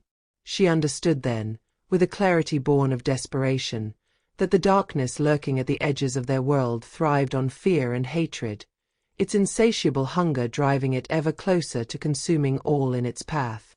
Amidst the darkness, the figure of Carmilla appeared, the very same that had been hunting Lejiya. There it stood watching Lejiya from a distance, darker and more menacing than the darkness surrounding it. Lejiya knew then this was Carmilla's alter self, Carmilla's dark side. Her gaze wandered to the distant mountains, their jagged peaks veiled in a cloak of ice and snow, a stark contrast to the warmth of the village they had left behind. With a determined grip on the spindle, Lejiya drew a loop in mid-air and beckoned her mother to follow, her voice firm yet tinged with an undercurrent of compassion. "We must leave," Lejiya implored. "She's not your daughter. It's just a dream that you have been holding on to." "I am your real daughter," Lejiya declared, her gaze unwavering as she intertwined her hand with Carmilla's, offering a silent promise of solace and sanctuary. A tear fell from Carmilla's right eye. As they stepped through the portal, leaving behind the idyllic dreamscape that had ensnared them, Carmilla looked back at the little girl standing by an empty chair, the girl who had accompanied her, staring blankly back at her. Both Lejiya and Carmilla emerged into a village gripped by chaos and despair. Lejiya led the way with a sense of grim determination, her eyes scanning the frantic throngs of villagers as they fled in terror from an unseen menace. The sky above was a vivid tapestry of crimson hues, a harbinger of the impending darkness that threatened to engulf them all. "Where are we?" Carmilla's voice trembled with uncertainty as they traversed the old village, each step fraught with danger and uncertainty. "Follow me," Lejiya replied, her voice a steady anchor amidst the turmoil that surrounded them. Pressing forward along the stone path, they finally reached the shelter of a modest house nestled at the edge of the village, its time-worn facade a sanctuary against the enveloping shadows. Within, they found a lone figure huddled in fear, his eyes wide with terror as he clutched a makeshift weapon in trembling hands. Who are you?" the boy stammered. "All is lost.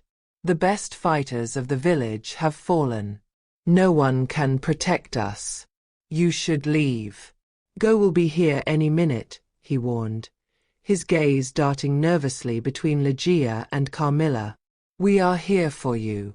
We need your help," Lejiya said. "Help? I don't understand," the stable boy muttered, his voice tinged with confusion and fear as the darkness encroached upon them. "It's here. Go has come." In a sudden burst of movement, the stable boy bolted out the door. Most of the village's houses were in flames, with the bodies of the dead and injured lying everywhere, and flames licking at the wooden frames of the houses, casting long shadows that danced in the flickering light. Above them, a monstrous form loomed, its dark silhouette blotting out the sun as tendrils of black mist coiled and writhed around its colossal frame. Lejiya's heart clenched with dread as she beheld the demon, Go. Go was pure black with evil yellow eyes peering through the shadow of its own form, and tendrils of black mist poured out of its every inch. Lejiya knew the Go was merely a manifestation of the evil entity that possessed Carmilla and fed on her pain. It was now taking the shape of Go, who was a symbol of death and hopelessness to Lejiya. Drawing her mother close, Lejiya braced herself for the inevitable confrontation, her mind racing with the knowledge that running or fighting would only delay the inevitable. This was her final stand. As the demon unleashed its deadly red beam from a huge circle on its chest, the stable boy threw himself in harm's way to shield them from the malevolent force. The crimson light lanced through the darkness, striking its intended target, only to rebound with a ferocity that shattered the very fabric of the shadowy behemoth. With a deafening shriek, the demon convulsed and dissipated into nothingness. Amid the gathering void, Lejiya saw an inky shadow with a pair of long slanted red eyes hovering in the dark. The oppressive weight of its presence gradually lifted to reveal the familiar visage of Ixar amidst the dimness. 39. Battle at the Cathedral. "You had me worried," Ixar admitted, his voice tinged with relief as he surveyed the scene before him. "Mother!" Lejiya called out. "Mother!" Ixar said. "I have to save her. She's still in the dream realm." Lejiya said. "My mother, Carmilla." Lejiya's words were met with pure disbelief and shock from Ixar. Lejiya explained what she learned from the Fae King and Carmilla while she was asleep. Lejiya recounted the events, her gaze unwavering as she met Ixar's eyes. With a sense of solemn determination, she filled Ixar in on the mist's influence, the truth behind Carmilla, and their fight against Go. And like in the story, she concluded, her voice a quiet echo in the stillness that followed, "The stable boy defeated the demon, just as you did, Ixar." "Are you saying you lured the black mist to Go's tail in your dream and had the stable boy defeat Go along with the black mist?" Ixar said, slightly impressed. "Yes," Lejiya said. "The black mist, no, the veins are the manifestation of my mother's hate and fear. I knew I could not defeat it with my ego, no matter how strong I am. The stable boy taught me true power lies in one who can let go of their pride and ego." Something disturbed Ixar's focus as he listened to Lejiya. "Your body," Ixar murmured, his voice tinged with subtle disbelief. Lejiya's attention was drawn to her own form, her eyes widening in realization as she beheld the remnants of her nightmarish ordeal. The telltale signs of the curse lingered still, a haunting reminder of the curse that flowed within her. "It seems the curse hasn't been lifted," Ixar remarked, his tone grave as he surveyed the fading traces of the curse's influence. "Though it seems to have been weakened." A rustling in the nearby foliage drew their attention, prompting Ixar to tense, his hand instinctively reaching for the comforting weight of a dagger concealed within his sleeve.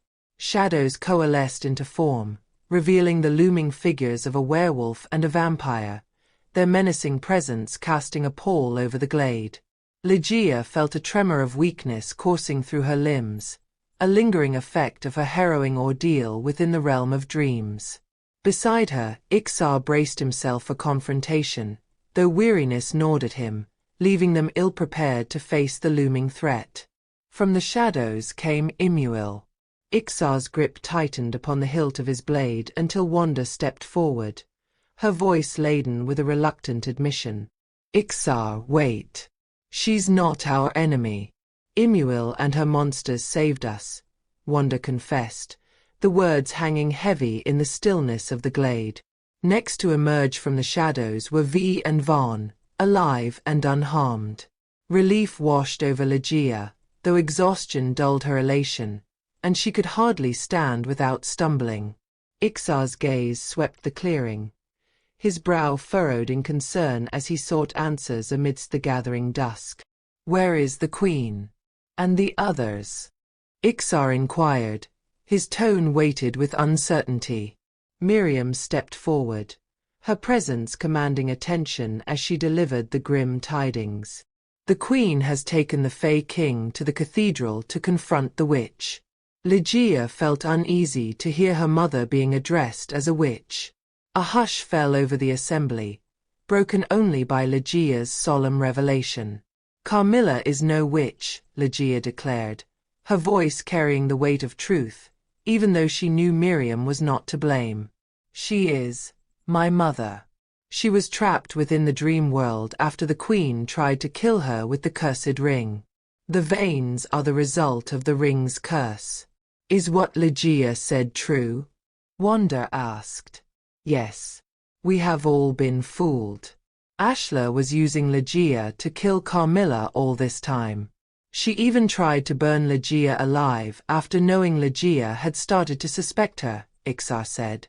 Silence reigned, a somber echo amidst the shifting shadows of the glade, as the gravity of Lejiya's and Ixar's words settled upon the listeners, especially Imuel.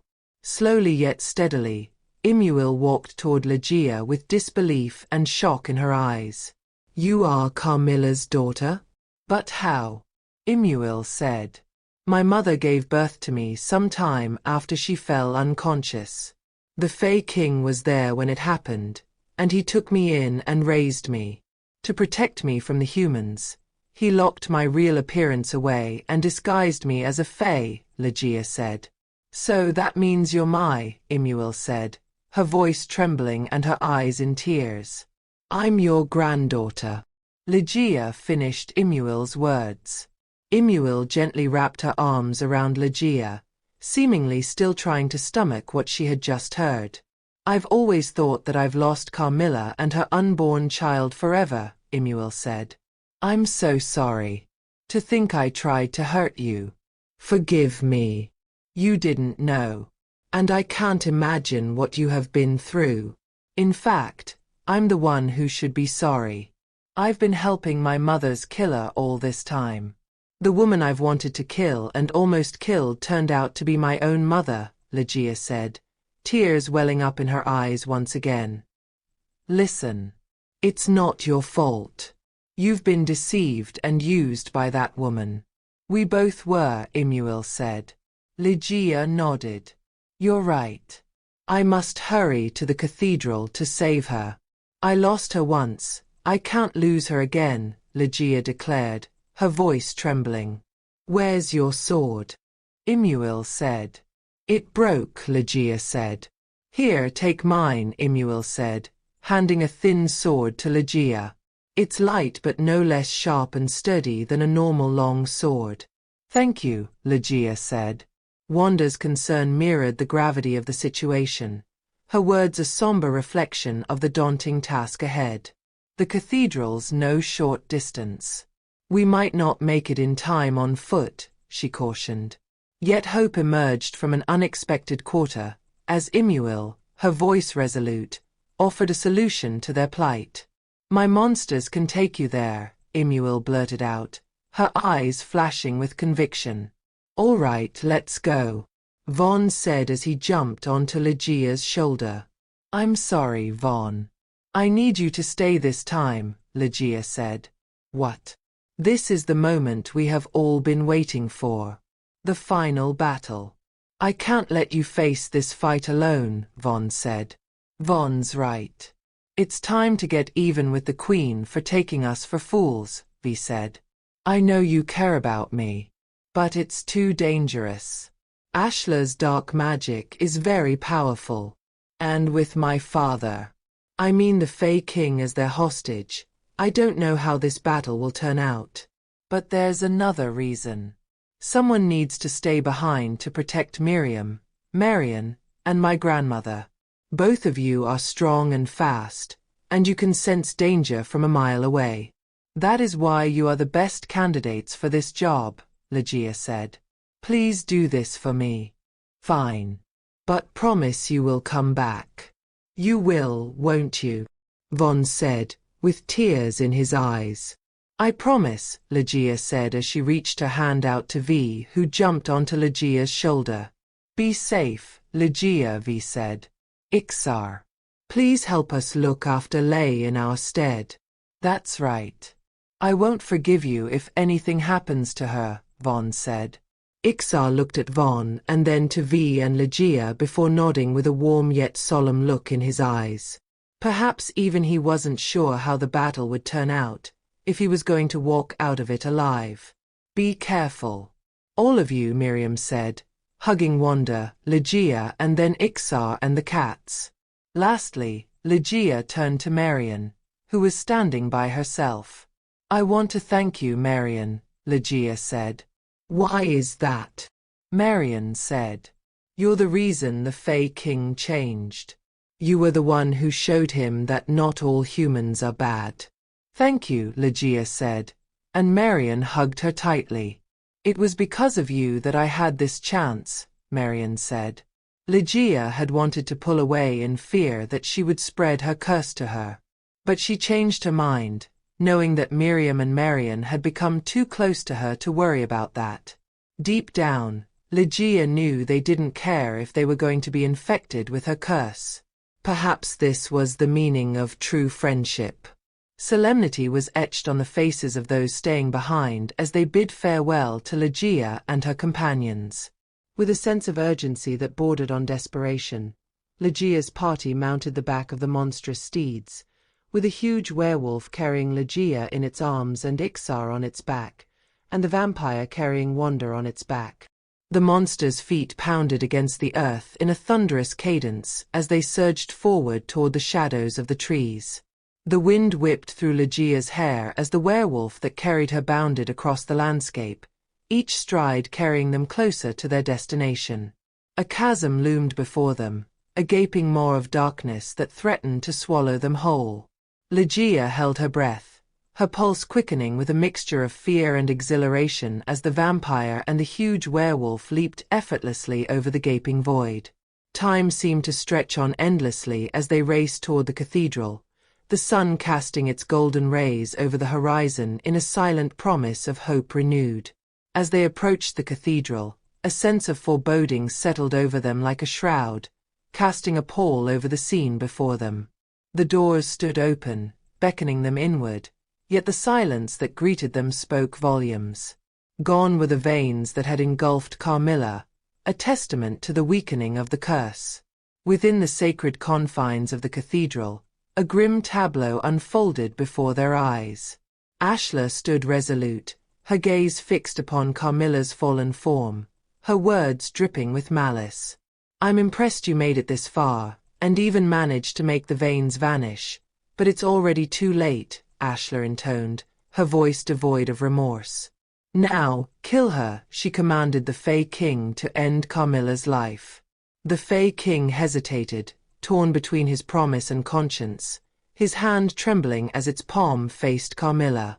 Yet Ashla's threat hung heavy in the air, a spectre of destruction that loomed over them all.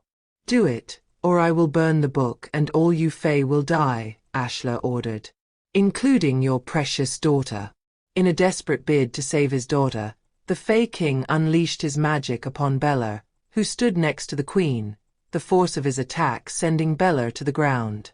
But the consequences of his actions were swift and merciless, as pain racked his form.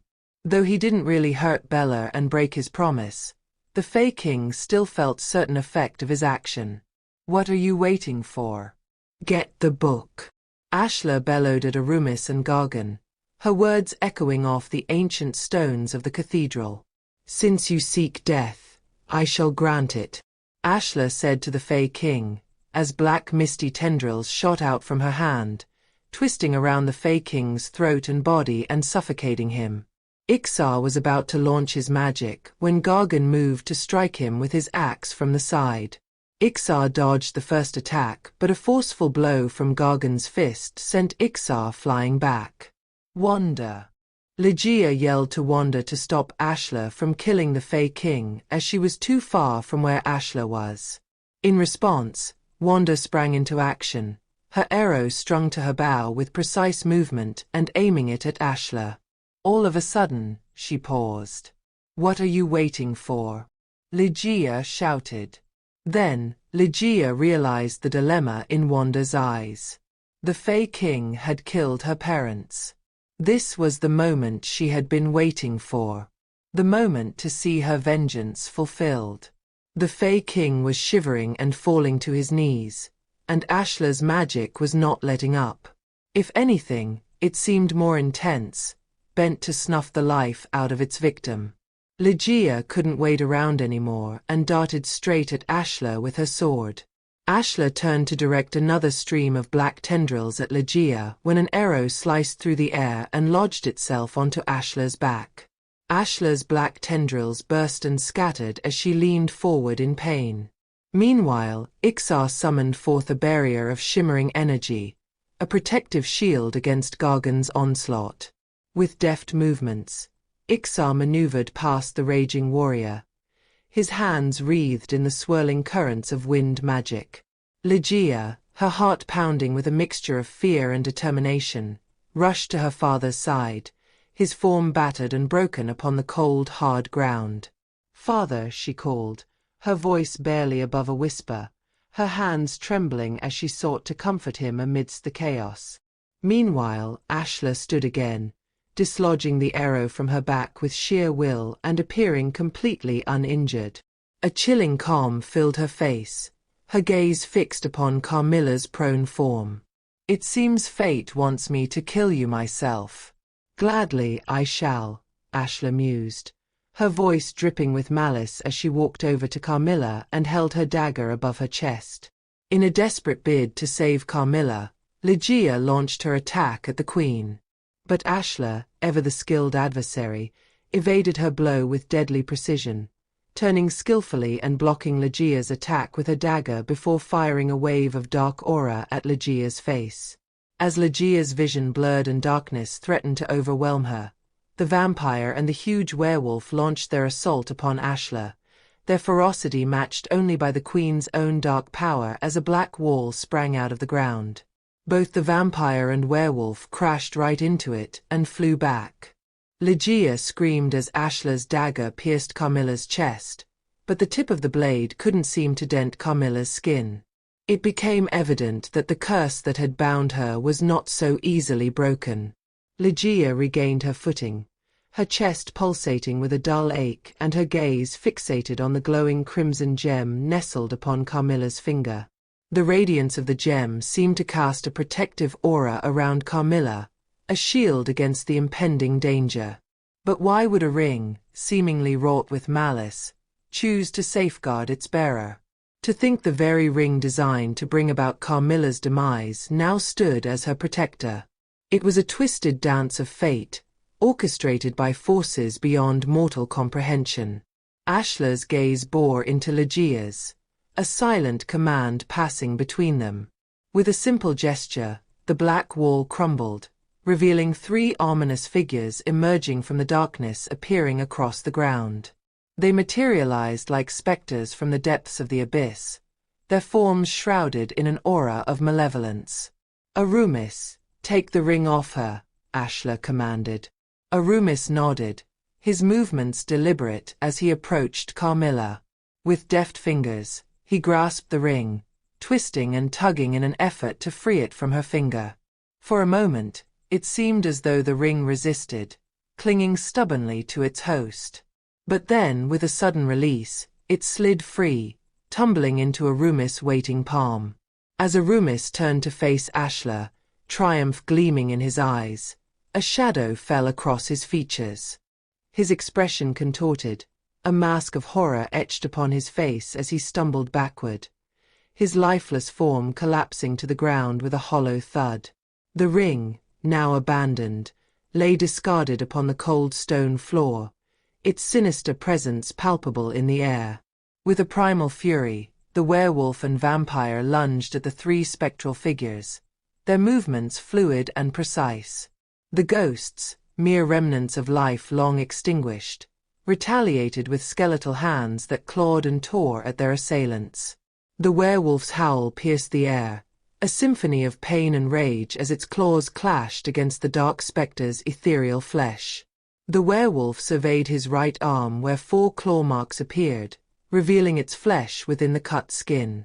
Meanwhile, the vampire, swift as a shadow, darted forward, his fangs bared in a snarl of defiance.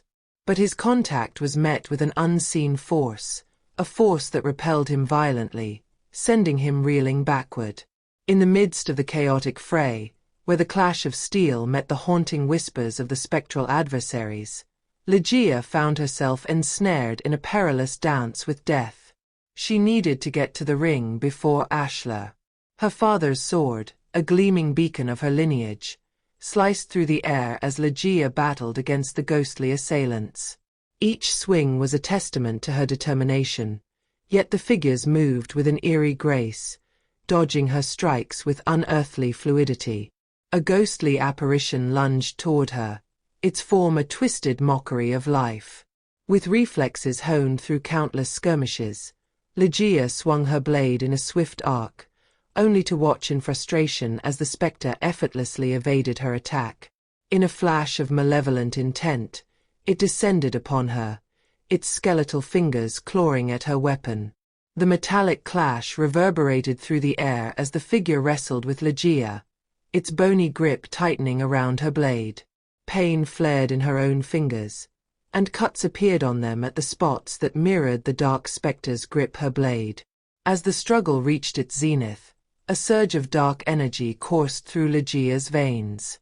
With a surge of strength that matched the ferocity of the werewolf and vampire by her side, she pushed back against her assailant, sending it reeling away. "Do not attack them directly," Lejiya cautioned, her voice a clarion call amidst the chaos. "Every wound you inflict upon them shall become your own." Her warning echoed amidst the clash of steel and sorcery, but the vampire's reply was swift and decisive. "All right. Leave these unholy vermin to us. Go deal with the head of the snake." With a swift motion, the werewolf lunged at one of the dark specters, his feral instinct driving him to the heart of the spectral throng. Meanwhile, the vampire seized another spectre in his grasp, hurling it aside with a display of inhuman strength. Emboldened by her companion's valor, Lejiya surged forward, her eyes fixed upon her nemesis, Ashla. Yet her advance was met with a barrier of darkness, a manifestation of Ashla's formidable power. The black aura coiled around Lejiya, constricting her very essence and threatening to snuff out the flame of her resolve. Through gritted teeth, Lejiya fought against the suffocating embrace of Ashla's magic, her veins pulsing with agony. Yet amidst the torment, she glimpsed a flicker of fatigue upon Ashla's face. Her dark magic was draining her strength. "Like mother, like daughter," Ashla taunted, her voice laced with venom. "You are just as much a pest as your wretched mother. Know this, I'm the one in control here, not you." With each word, Ashla's dark magic seared through Lejiya's being, leaving her gasping for breath as the tendrils of agony coiled around her. 40. Master of Darkness. Lejiya couldn't shake off the guilt of her past actions, the unfairness she had dealt her father now haunting her with relentless intensity. Each pang of remorse felt like a blade slicing through her very soul, tearing her apart from within. Amidst the tumult of her inner turmoil, a thunderous roar shattered the stillness of the cathedral, reverberating through the emptiness like a primal cry of fury. With a deafening crash, the grand doors of the cathedral splintered and splintered under the force of an enraged beast, a dragon of midnight black. The dragon's presence loomed ominously before Ashla, a formidable silhouette against the shattered remnants of the once sacred space. It was the same dragon that attacked Wanda and Lejiya at the Tomb of Kings. "Wait," Ashla's voice suddenly shaky. "You aren't going to hurt me, are you?" The dragon's response was a menacing growl, steam billowing from its flared nostrils as it turned its colossal head toward the queen. "Don't you know who I am? It's me, Rowan. Your mother." For a fleeting moment, a semblance of recognition flickered in the dragon's eyes, but it was swiftly replaced by a surge of agitation, its massive wing lashing out with ferocious force, sending the queen hurtling through the air to collide with a marble pillar with a sickening thud. Ashla's magical choke on Lejiya broke, leaving Lejiya gasping for air and focus. With a cry of despair, Lejiya rushed to her mother's side, her hands trembling as she shook Carmilla in a desperate attempt to rouse her from her slumber. But Carmilla remained unmoved, her form still and lifeless, lost in a deep and unyielding slumber from which she could not be awakened. Above them, the dragon's wrath knew no bounds as it circled the confines of the cathedral, its massive form ill-suited to the cramped space, its frustration manifesting in a storm of shattered stained glass raining down upon the helpless inhabitants below. As shards of lethal glass descended like deadly daggers from the heavens, both allies and foes sought refuge beneath pews and behind whatever scant cover they could find, bracing themselves against the onslaught with hearts pounding and breaths held in fearful anticipation.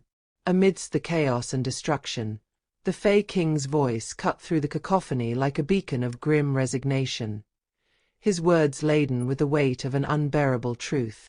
"It's useless," he muttered, his jaw clenched in agony. "Nothing will wake her." Desperation clawed at Lejiya's heart as she turned to the Fae King with pleading eyes. "There must be a way. Please. This can't be the end." The Fae King's response was a grim revelation, his voice tinged with sorrow and resignation. "There is but one way to save your mother," he confessed. "Someone must put the ring on and inherit the curse, to bear it in your mother's stead. But the ring will claim the life of any who wears it." Lejiya stood amidst the shattered remnants of the cathedral, her heart heavy with the weight of an impossible choice. The burden of the curse, an insidious spectre that had haunted her for so long, now loomed before her, its malevolent presence threatening to consume her very essence. Yet, as she gazed upon the ring, its crimson jewel glimmering with an eerie allure, she felt a flicker of determination ignite within her soul. With swift resolve, Lejiya darted forward, her fingers closing around the cool metal of the ring. Her gaze locked with Ixar's, a silent plea for understanding passing between them before she made her fateful decision. In one fluid motion, she slid the ring onto her finger, sealing her fate with a gesture of unwavering resolve. As the ring tightened around Lejiya's finger, a searing pain tore through her senses, engulfing her in a maelstrom of agony that mirrored the torment of her darkest nightmares. The crimson jewel pulsed with an otherworldly light, casting flickering shadows across the desolate expanse of the cathedral as if heralding the dawn of a new and terrible era. With a sudden, jarring sensation, the world around Lejiya faded into obscurity, leaving her suspended in a void of darkness punctuated only by a faint, circular light that illuminated her solitary figure like a beacon in the night. Yet, even as she stood alone in the abyss, a palpable sense of foreboding weighed heavy upon her heart, a premonition of impending doom that sent shivers coursing down her spine. From the depths of the darkness, a voice echoed through the void, its sinister tone dripping with malice and contempt. "You will pay for what you did," it hissed, its words a chilling indictment. "Your fate will be far worse than death.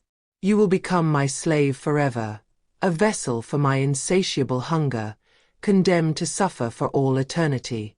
Just then, an inky shadow formed before Lejiya, with a pair of long slanted red eyes that seemed to scorch her very soul. It was the same figure she saw after Go fell at the stable boy's hands in her dream. Though fear gnawed at her soul like a ravenous beast, Lejiya embraced the suffocating darkness, knowing that her sacrifice would ensure her mother's salvation. Her mother had suffered so much, but she had done nothing wrong. It was the queen who had done the dastardly deed. She was responsible for the hell that had reigned over Reverium for so long. This was the curse Lejiya was willing to bear to save her mother after all these years of torment. As the darkness closed in around her, Lejiya surrendered herself to its embrace, allowing it to consume her until there was naught but the cold, unyielding presence of evil within her.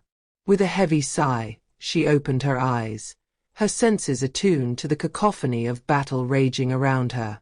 Yet, amidst the chaos, Lejiya found a strange clarity, her perception of time slowing to a crawl as she surveyed her transformed form. Her skin, now a dark shade of purple, seemed to ripple with an otherworldly energy, her very essence infused with the power of the curse she had willingly embraced. Her anatomy seemed different, and a black hood draped over her head. It was the first time she was aware of her demonic form, as she always sort of passed out during her previous transformations. Lejiya felt a surge of strength coursing through her veins, her limbs tingling with newfound vitality as she stood still and resolute. The only thing she could feel was the anger at those who had wronged Carmilla, especially the Queen. She had taken her mother away from her when she was at an impressionable age and almost made her mother destroy the Fae King. With silent determination, Lejiya advanced toward the Queen and her spectral minions, her movements fluid and precise as she closed the distance between them. In an instant, the dark specters launched their attack, their bony hands reaching out to strike at Lejiya from all sides. For a fleeting moment, Lejiya stood motionless, her form seemingly vulnerable to the onslaught of her assailants. Yet, as the figures attempted to withdraw, they found themselves ensnared by an unseen force, their ghostly forms tethered to Lejiya's own with an unbreakable bond. As tendrils of black mist rose from Lejiya's body, enveloping the spectral entities in its suffocating embrace, a sense of grim satisfaction washed over her. One by one, the figures were drawn inexorably toward her, their essence merging with her own until they became indistinguishable from the darkness that now permeated her being. Lejiya, with her emerald eyes ablaze with a chilling determination, faced Ashla, the Queen whose once regal countenance now bore the scars of betrayal and wrath. With a swift, fluid motion, Ashla summoned a black fire, a sinister manifestation of dark magic that crackled and seethed in the air, eager to consume all in its path. Lejiya raised her hand, and the black fire halted before it, headed straight back at Ashla. Lejiya relished the sound of Ashla crying out in pain as she writhed and her body tensed. Ashla recoiled, her features contorted with agony as the black flames engulfed her, each lick of fire a torment that seared her flesh and soul alike. Yet, amidst the torment, defiance burned in her eyes, a flickering ember of defiance in the face of overwhelming darkness. "It can't be," Ashla gasped, her voice a mere whisper against the roaring inferno. "How is this possible?" As the flames subsided, leaving Ashla gasping for air, Lejiya released her hold, allowing the Queen a fleeting moment of reprieve. "Tell us the truth," Lejiya demanded, her voice low, yet sharp as the edge of a blade. "How did you frame Carmilla?" Ashla's eyes, wide with fury and desperation, locked onto Lejiya's. "Frame her? You think I needed to frame that witch?" She spat, struggling to steady her breath. "Carmilla sent the Fae King to invade my castle. She slaughtered my men, scorched my face." Lejiya's expression hardened, a dark storm brewing behind her eyes. "No. You were the one who sent your men to defile and kill her because you feared her powers," she retorted, her voice a deadly calm that masked the torrent of emotions beneath. "You feared she would overthrow you if she married the prince." The truth, stark and brutal, resonated through the chamber like the tolling of a bell. No one, including Bella and Gargan, made a sound. "Lies," Ashla hissed, the venom in her tone cutting through the silence. "Carmilla is a witch, a monster. I did what was necessary to protect my people. Look around you, Lejiya. The kingdom is in ruins because of her evil nature, because of the destruction she is capable of." Lejiya scoffed, her contempt for the Queen apparent. "This kingdom's state is proof of your treachery. You pretended to approve of her love for the prince, and then you cursed her, didn't you?" Her words sliced through the air like the crack of a whip. "You prepared a cursed ring, one imbued with an evil entity, and had the prince put it on my mother. It was supposed to kill her, but it didn't. Instead, she fell into a deep sleep, and the ring's evil unleashed her fear and misery as creatures from our worst nightmares." Ashla's breath hitched, her once defiant expression faltering under the weight of Lejiya's accusation. The faint sunlight cast shadows that danced across her face, reflecting the inner turmoil that gnawed at her resolve. But none of her nightmares could ever compare to the horrors you unleashed upon her. Lejiya continued, her voice softer now, almost a whisper, yet each word carried the force of a tidal wave. I didn't understand, Lejiya added, her words a whisper laced with the bitter taste of revelation, why I kept witnessing my demise in my dreams. Lejiya's emerald eyes, pools of ancient wisdom, bore into Ashla's trembling form, seeking answers amidst the chaos that enveloped them. I understand now. I was seeing through my mother's eyes when I was in her womb. And I saw you, Lejiya accused, her voice trembling with a mix of anger and sorrow, chanting those accursed words as my mother wore the ring. Ashla's laughter, a discordant symphony of madness, echoed through the chamber, reverberating off the cold stone walls. Guilty as charged, she confessed, her voice tinged with a manic edge. But alas, my efforts were in vain. Carmilla yet lives, despite my noble intentions. With each word, Ashla's laughter grew louder, filling the room with a palpable sense of unease. Only one with a heart blackened by hate can summon Jork, she proclaimed, her voice rising to a fever pitch. And I nearly paid with my life for such power. Jork, Lejiya said. A demon with powers beyond your imagination, Ashla said. Lejiya's breath caught in her throat, her mind reeling from the enormity of Ashla's confession. You sold your soul, she accused, her voice barely above a whisper, just to see my mother dead? But Ashla's smirk remained unyielding, a mask of defiance in the face of impending doom. You see, she sneered, her voice dripping with malice, Jork granted me more than just the means to kill. He granted me the power of darkness itself, a power that now courses through your very veins. What are you waiting for? Use his power. Kill me and avenge your mother. With a cruel laugh, Ashla taunted Lejiya, daring her to strike the final blow, to avenge Carmilla's honor once and for all. And yet, Lejiya found herself hesitating, a flicker of doubt gnawing at the edges of her resolve. Lejiya thought of her real father, the prince's words to Carmilla to be kind, and that hate and violence against those who hurt you were not strength but weakness. In the recesses of her mind, where shadows danced with the echoes of her past, Lejiya grappled with the darkness that threatened to consume her whole. I am not a monster, she whispered, her voice barely audible above the din of battle.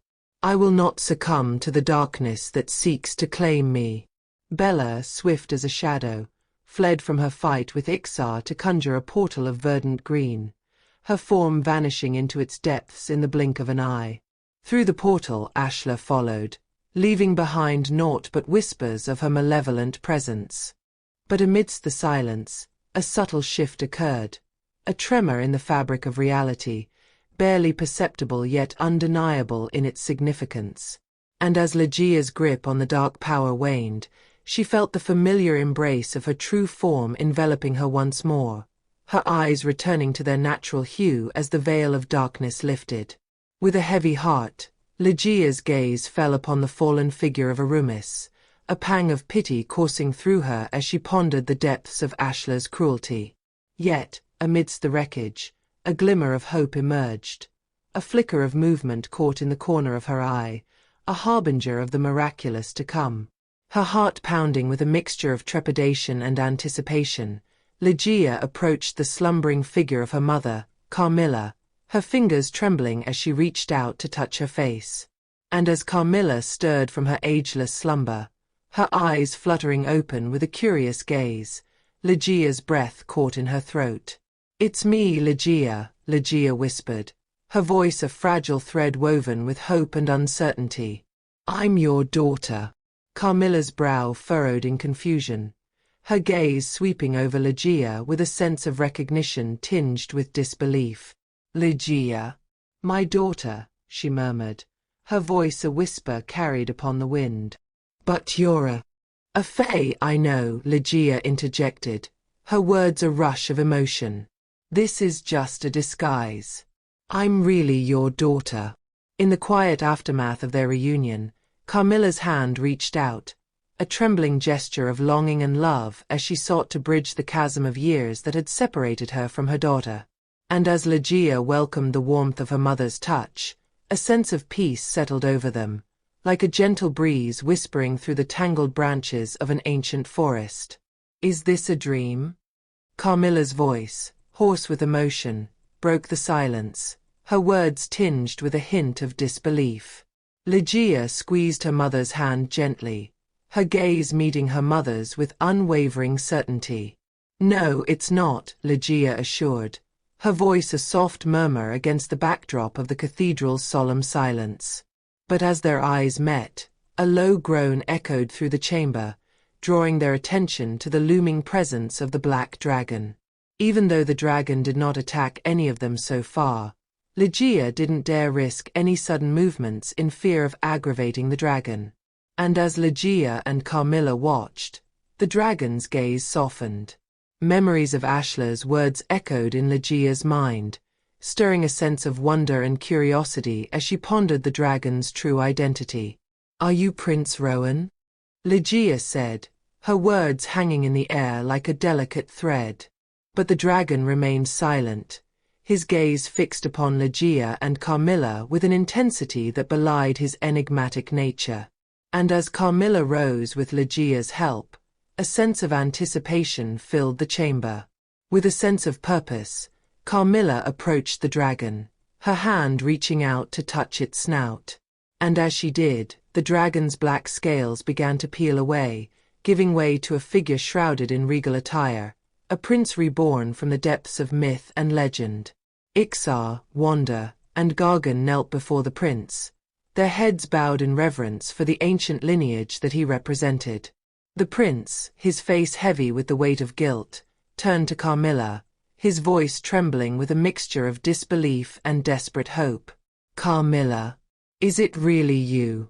His words, laden with emotion, echoed softly, barely piercing the oppressive silence that enveloped them.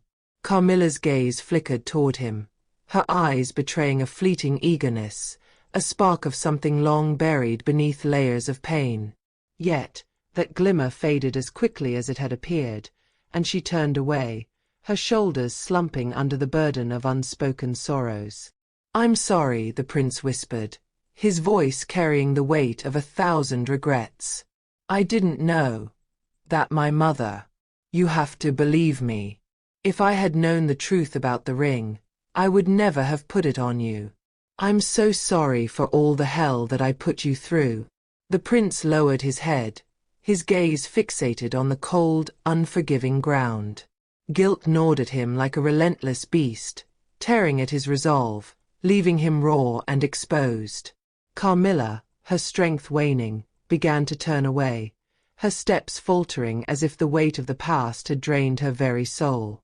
Her legs, weakened by the torment she had endured, finally gave out beneath her.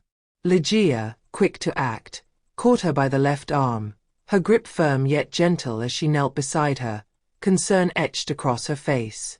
Before Carmilla could respond, the prince rushed forward, his hand grasping Carmilla's right arm with a desperate fervor. "Careful," he cried, his voice cracking under the strain of his emotions. But Carmilla remained silent, her lips pressed into a thin, determined line as she pulled her arm away. Carmilla's gaze then softened as she turned toward the motionless form of the Fae King, a sense of sorrow etched upon her features. Lejiya helped her over to the Fae King. With a gentle touch, Carmilla reached out to him, her eyes heavy with the weight of their shared burden. The queen made him promise never to hurt the humans, or she would burn the Fae book to kill all the Fae.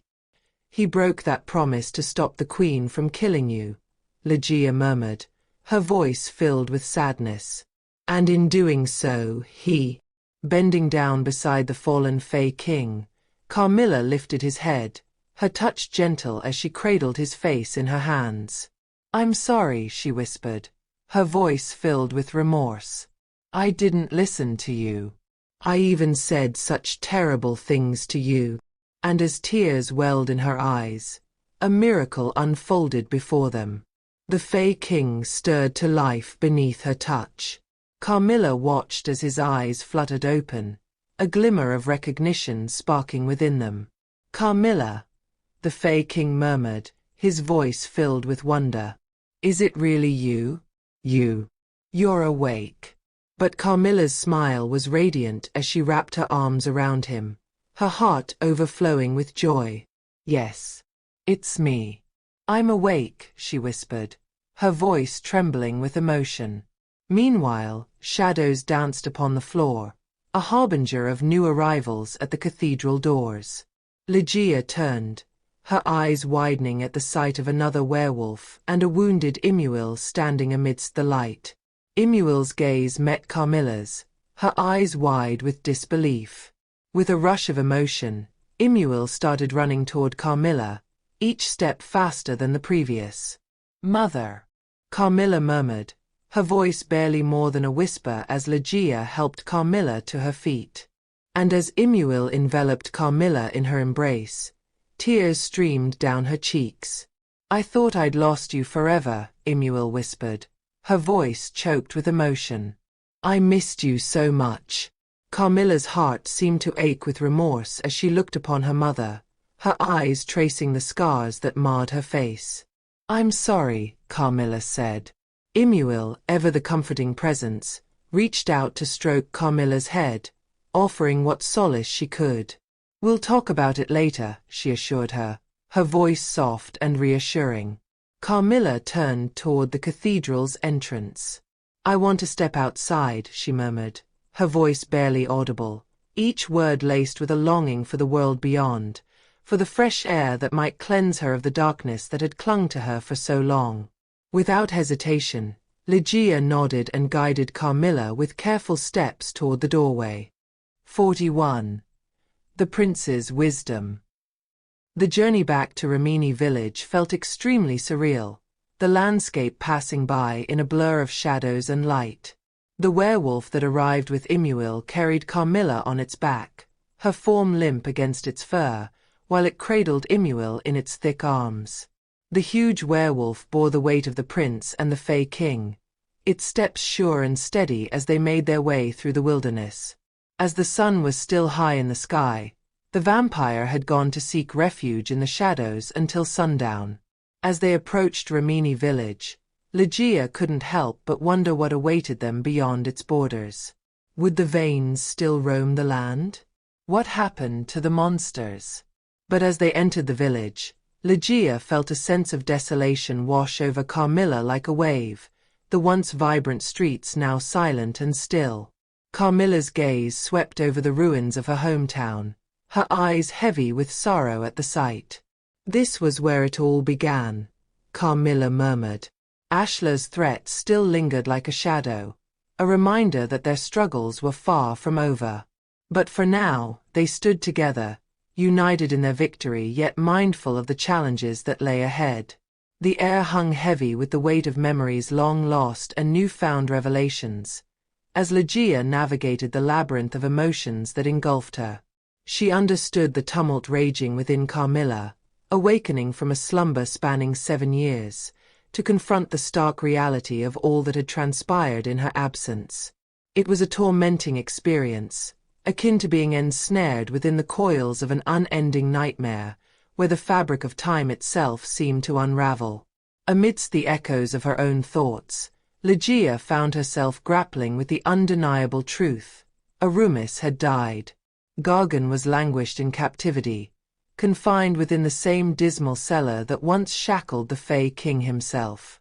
Yet, amidst the shadows of despair, a glimmer of hope flickered, a chance, however fleeting, to bridge the chasm of lost years and embrace the kinship of her mother and grandmother. Yet, Lejiya harbored no illusions of reclaiming the stolen moments, for time, once surrendered, could never be reclaimed. The burden of conversation weighed heavily upon her, a fleeting respite amidst the ceaseless tumult of the world. There was little time to linger, to delve into the depths of shared history and unspoken truths. The specter of urgency loomed large, casting its long shadow over every whispered exchange. In the hushed confines of their sanctuary, Imuil and Carmilla sought solace, ensconced within the comforting embrace of their home. Imuil's frail form bore the scars of battle, testament to the harrowing ordeal wrought by the queen's dark machinations. Carmilla, still enfeebled from her prolonged slumber, leaned upon Lejiya's arm for support. As the afternoon sun painted the sky in hues of grey and blue, Lejiya and Carmilla decided to visit the prince, who was resting in another house not far from theirs. On their way, they saw Ixar, his gaze fixed upon the verdant expanse of the fields, exuding an aura of quiet contemplation. Yet, as they approached, his countenance softened, a subtle shift betraying the uncertainty that lingered beneath the surface. Carmilla's lips remained sealed. It was Lejiya who spoke. "We've come to see the prince," Lejiya explained, her voice tinged with quiet determination. Ixar nodded, his gaze flickering toward the distant horizon.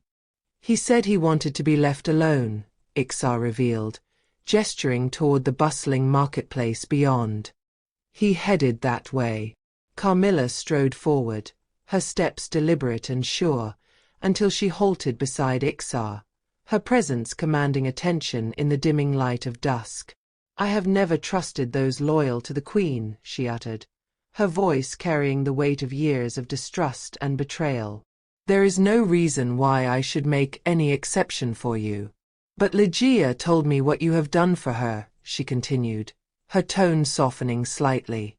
"I want to thank you for protecting my daughter," she added, gratitude tinging her words with a hint of warmth amidst the cool evening air. Ixar inclined his head respectfully, a shadow of regret crossing his features. "Actually, Lejiya was the one who protected me and everyone. I had the wrong idea about you and even aided the queen against you. I'm sorry. It's a shame what the queen and the other mages did," Ixar confessed, his voice tinged with remorse. "You don't have to bear the shame of the queen's actions. You were deceived. If only there were more righteous mages like you, Reverium would not have fallen," Carmilla responded, her words a balm to the wounds of guilt that lingered within Ixar's soul, her gaze reflecting understanding and empathy. "There is one other who isn't like the queen and the evil mages," Lejiya interjected softly, her eyes flickering with a glimmer of hope as she spoke of the elusive prince, though Carmilla remained silent, her expression inscrutable save for a faint, wistful smile directed at her daughter. "Can you guys lead the search?" Lejiya directed her query to her feline companions, her voice filled with anticipation and a touch of urgency. "Gladly," Vaughn exclaimed eagerly, his enthusiasm palpable as he prepared to embark on the task at hand.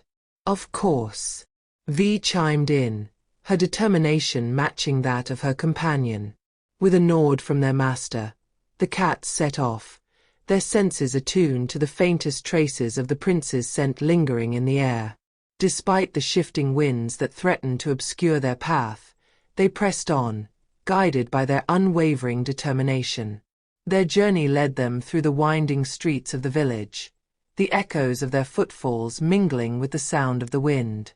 Eventually, they arrived at a weathered building near the marketplace, its sign bearing the name Bart. Time and neglect had clearly taken their toll on the sign, leaving only a few letters hanging askew. Lejiya's breath caught in her throat as she recognized the library that had once belonged to Miriam's parents, the realization stirring memories of a bygone era and the secrets that lay hidden within its walls. "It's the library," Lejiya breathed, her voice barely a whisper, a delicate echo amidst the solemn stillness that pervaded the air. In the dimly lit confines of the library, where the soft whispers of the past intertwined with the dusty scent of old books, Lejiya trod cautiously, her steps echoing softly against the hallowed silence that enveloped the room. The faint hues of the setting sun cast elongated shadows, weaving through the labyrinth of bookshelves like ethereal tendrils of light. Vi and Vaughn padded gracefully behind her, their sleek forms gliding through the aisles with a silent grace. Further into the depths of the library, Lejiya's gaze fell upon the figure of the prince, standing amidst the sea of books, his silhouette bathed in the amber glow of the fading daylight. Cobwebs draped the shelves like gossamer curtains, shrouding forgotten tales in a veil of neglect. For a moment, Lejiya found herself at a loss for words, her thoughts swirling like leaves caught in a tempest. He was her father, the revelation still a tender wound upon the fabric of her reality, and she struggled to reconcile the man before her with the fantasies she had woven in her mind. She used to work here. Your mother, the prince's voice drifted through the silence, a whisper of nostalgia tinged with sorrow. She loved stories. She ran into some trouble with the owner of the snack shop. She didn't know it then, but I would stand outside the window to watch over her. One day, she saw me and thought I was a lecher. She punched me. The prince softly chuckled. It was the first time someone would use violence on me. Before that, nobody's ever dared to talk loudly to me, much less raise a hand. His words hung in the air, a delicate thread connecting the present to the past, weaving a tapestry of memories. Lejiya listened intently, her heart heavy with the weight of untold stories and unfinished chapters. She watched as the prince traced his fingers along the worn spines of the books, his touch gentle yet reverent, as if seeking solace amidst the forgotten tales. "What did you do when she hit you?" Lejiya's voice broke through the silence, a fragile echo amidst the stillness that enveloped them. Her words hung in the air, a tentative inquiry born of curiosity and longing. The prince turned to her, his gaze softened by the flickering light, memories dancing in the depths of his eyes like shadows cast upon a moonlit pool. "I just stood there, surprised," he admitted, his voice a soft murmur against the quietude of the library. "She told me I was stupid for not dodging. Shortly after, some thugs came looking for her, armed with knives. One of them took her hostage. I used my magic to protect her, but she didn't really need my protection. She summoned a dragon from the painting on that wall right above the counter when one of the thugs tried to ambush me." The prince recalled and gestured toward the faded painting with a dragon under a golden sky, its colors muted by the passage of time, yet still vibrant with the echoes of a bygone era. "It was a fearsome black dragon, I recall. The thugs were frightened and fled," the prince recounted, his voice reverberating softly against the hallowed walls. "They never bothered her again. Your mother and I became friends since. That was also when I saw the pages she wrote scattered on the ground. It was a story she was writing, a story about an immortal, a noble Fae king who came to the mortal realm to save innocence from injustice. I took interest in it the very moment I read it, even if it was just a concept at that time. I guess I wanted to be the Fae king for her. That way I could protect her from injustice. But I was wrong." The prince moved along the wall, scrutinizing every volume without really looking at the titles. "I was powerless and caused her nothing but misery," the prince said. As he spoke, Lejiya noticed Carmilla standing next to a bookshelf. She had heard every word, her expression a mask of stoic resolve. "Nothing you say will change that which had already happened," Carmilla declared. The prince met her gaze, his eyes reflecting the depths of his remorse. "I know," he murmured. A flicker of emotion crossed Carmilla's features, a fleeting glimpse of the woman she once was. With measured steps, she approached the prince, her movements a dance of grace and determination. A fist clenched with unresolved anger halted mere inches from his face, a silent testament to the tumult within her soul. This was what the past Carmilla would have done, Carmilla admitted, her voice a gentle breeze in the stillness of the library. But someone taught me that being mad is just a facade I put on to hide my fear of being weak." A smile, bittersweet and laden with memories, graced the prince's lips at her words. "You remembered?" he asked, his voice tinged with hope.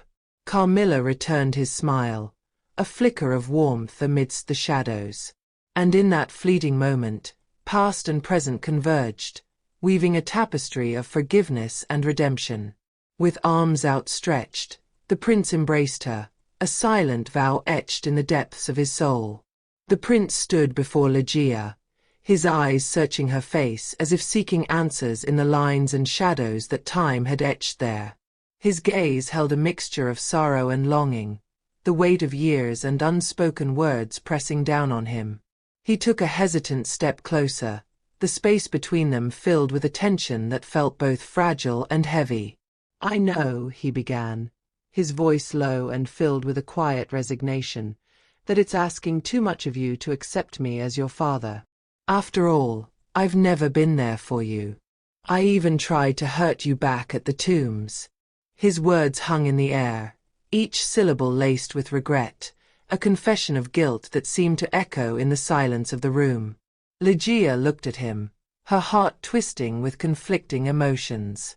She wanted to reject him, to push him away, yet something deeper, more ancient, tugged at her. The truth of his words and the pain behind them resonated with the part of her that had always sought answers, that had longed for a connection she couldn't explain.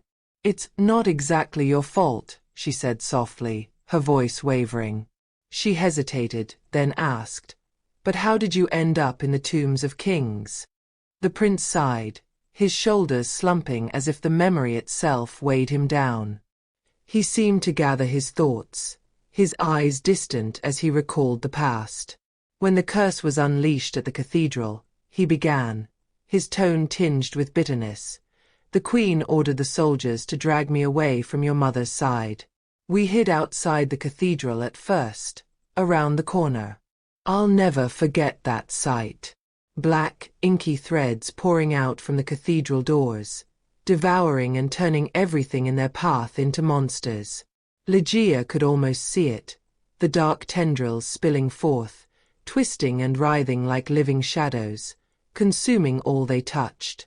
The prince's words painted a vivid picture of chaos and terror, the kind that could strip a man of his sanity.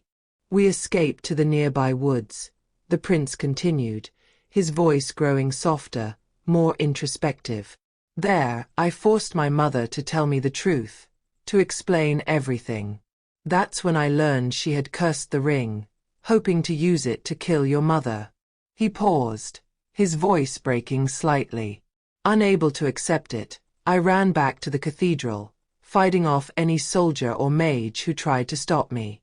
When I reached the entrance, I saw your mother's body, lying motionless on the floor, those black misty threads rising out of her. I tried to get to her, but the threads, they shot toward me, piercing through every fiber of my being. It felt like a black wind, resisting me, trying to push me away." His voice trembled, the memory raw and visceral, and Lejiya felt a cold shiver run down her spine. The prince's eyes had taken on a distant, haunted look, as if he was no longer standing in the room with her but back in that moment, reliving the nightmare. "I struggled," he went on. "I fought with everything I had. I nearly reached your mother, but then I could no longer see. My mind went blank, and everything that happened after that was a blur.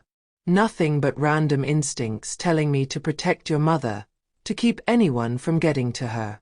I don't know how many people I hurt or killed after I was turned. Sometimes, images of fleeting landscapes and clouds would pass through my mind like a vague dream. Eventually, I sought refuge in the tombs, attacking anyone who tried to pass, anyone heading for the cathedral. That's how I spent my days, lost and trapped, until I saw you at the tombs." He paused, his voice faltering. "Your eyes," he whispered. "They reminded me of her. Of your mother."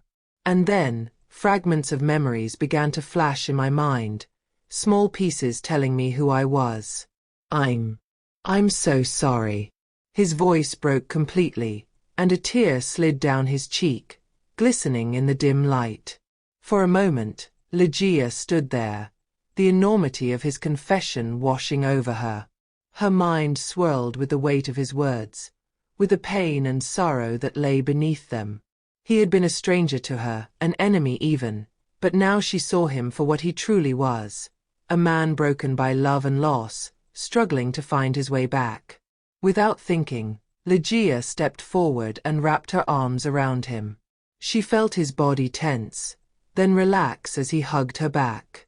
His hand came up, stroking her hair gently, a gesture that felt both strange and familiar. In that touch, she sensed echoes of the past, of the Fae King patting her head when she was little, soothing her fears.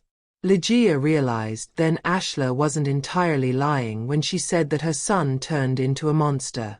In fact, she might have been watching outside when the prince was turned into a dragon by the veins at the cathedral. As Lejiya held the prince, she understood that he had never been with her since her birth, that he had been absent from her life. Yet now, knowing the truth, knowing the sacrifice he had made to protect her mother even after he had been turned, filled her with a quiet sense of peace. The prince might never be the father she had dreamed of, but in this moment, he was something else, something she had needed for a long time.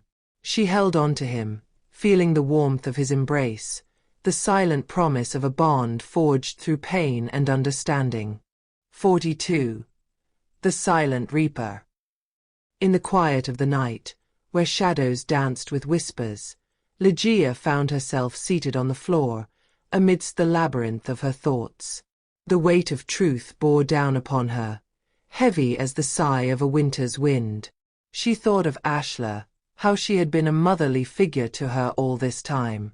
She felt sad that all of it was a lie, but Lejiya wondered if Ashla did at one time genuinely cared for her. The flicker of candlelight cast wavering patterns upon the walls, weaving a tapestry of illumination and shadow, while the scent of aged parchment lingered in the air, reminiscent of forgotten tales. Lejiya's mind wandered through the corridors of memory, tracing the contours of a past that now seemed shrouded in mist. A soft knock echoed through the silence, rousing Lejiya from her reverie. With measured steps, she crossed the room, each footfall a whispered echo against the wooden floor. Opening the door, she beheld the regal figure of the Fae King, the one who had raised her like her own father. The Fae King entered, his movements as fluid as the dance of leaves in a gentle breeze. Memories surged forth like waves crashing upon the shore as Lejiya enveloped him in a tight embrace. "You've grown," the Fae King remarked, his voice a melodic cadence that stirred echoes of nostalgia within Lejiya's soul.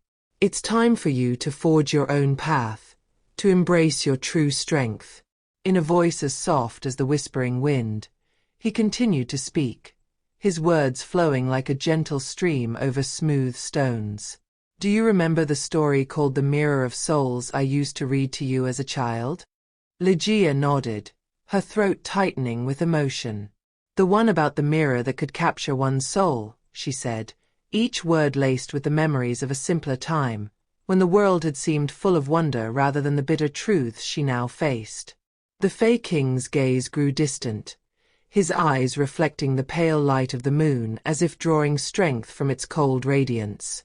"Yes, that story," he confirmed, his tone reverent, as if speaking of something sacred. "I was amazed when the mirror showed up in your room one night while you were sleeping. I suspected then you could bring things from books into reality, like your mother. Fearing your resemblance to your mother would someday give your identity away, I used that very mirror to turn you into a fae, to protect you from the humans. But now," he paused, his gaze softening as he reached out, brushing a stray tear from her cheek with the back of his hand. "When we return to the castle, I will use the mirror to restore your human form." Lejiya's eyes filled with tears, a torrent of emotions overwhelming her: relief, fear, gratitude, and a deep, aching sadness for the time lost, the years she had spent not knowing the truth of her existence. The tears spilled over, tracing glistening paths down her cheeks, and she felt the full weight of her father's love and the sacrifices he had made. Unable to hold back any longer, she began to sob quietly, her shoulders shaking with the force of her emotions. The Fae King, with a tenderness that belied his formidable power, reached out and gently wiped away her tears, his touch as light as a feather. "Hush now, my dear," he whispered, his voice soothing. like a lullaby carried on the night wind. I'm here. I'll make this right. Days melded into nights as the group prepared to depart for the castle. Having mostly recovered, the Fae King led the way, his footsteps echoing through the corridors of destiny. Wanda and Miriam remained behind in the village, their presence a comforting anchor amidst the tumult of uncertainty. Lejiya's heart swelled with bittersweet longing as she bid them farewell, the weight of parting heavy upon her soul. I wish you would come with us, Lejiya said. Wanda's hand extended in silent understanding, a gesture of camaraderie that spoke volumes in its simplicity. You might be one of us, but I will never forgive the Fae King for killing my parents, Wanda confessed, her words a testament to the trials they had faced together. Besides, the life of wandering suits me, and most importantly, I can't guarantee I won't try to kill you again, she added, a faint smile tugging at the corners of her lips as she glanced toward Miriam. Lejiya's voice resonated with a tender undertone as she uttered, "Just remember you have family here. I hope you find what you're looking for. I don't wish to say goodbye. You never know what the future might hold." With a heartfelt nod, Wanda replied, "You have a long road ahead of you. You best be on your way." "I'm going to miss you," Miriam said and hugged Lejiya, sobbing. "This is not farewell," Lejiya assured Miriam, stroking her head. And so, the journey back to the castle began. Journeying with Lejiya were Ixar, Carmilla, the prince, the Fae King, Vaughn, and Marion. As they made their way back through the misty region above the hollow garden, they witnessed a miraculous transformation. What was once a place of gloom and mist now bloomed with vibrant life, flowers painting the landscape with hues of crimson and gold. The very essence of the forest seemed to sigh in relief as the curse dissipated, leaving behind a tranquil wilderness. "That's right. This place used to be like this," Ixar said, recalling the beauty of the region before the curse. Yet, amidst this newfound beauty, Lejiya's keen eyes caught sight of massive tracks, juxtaposed against delicate human footprints, leading away from the flowers in bloom. A soft smile graced her lips as Lejiya murmured, "These tracks must be from the monster prince. I hope he and the princess found the happily ever after they deserved." Their journey led them back to Zeal village, where whispers of their return spread like wildfire among the remaining villagers. Faces filled with astonishment greeted Lejiya's party, mingled with inquiries about their absent companions. Ixar took it upon himself to relay the truth about Carmilla, Ashla, and the others, their stories unraveling like threads in the tapestry of fate. Prince Rowan stepped forward, his bearing regal yet burdened with sorrow, as he unveiled the truth behind Carmilla's plight and his mother's treachery. The villagers listened, their expressions a mosaic of disbelief and realization, as the weight of the revelations settled upon them like a heavy cloak. Lejiya and her companions didn't tarry long in their pause, resuming their journey toward the looming silhouette of the castle on the horizon after a two-night stay.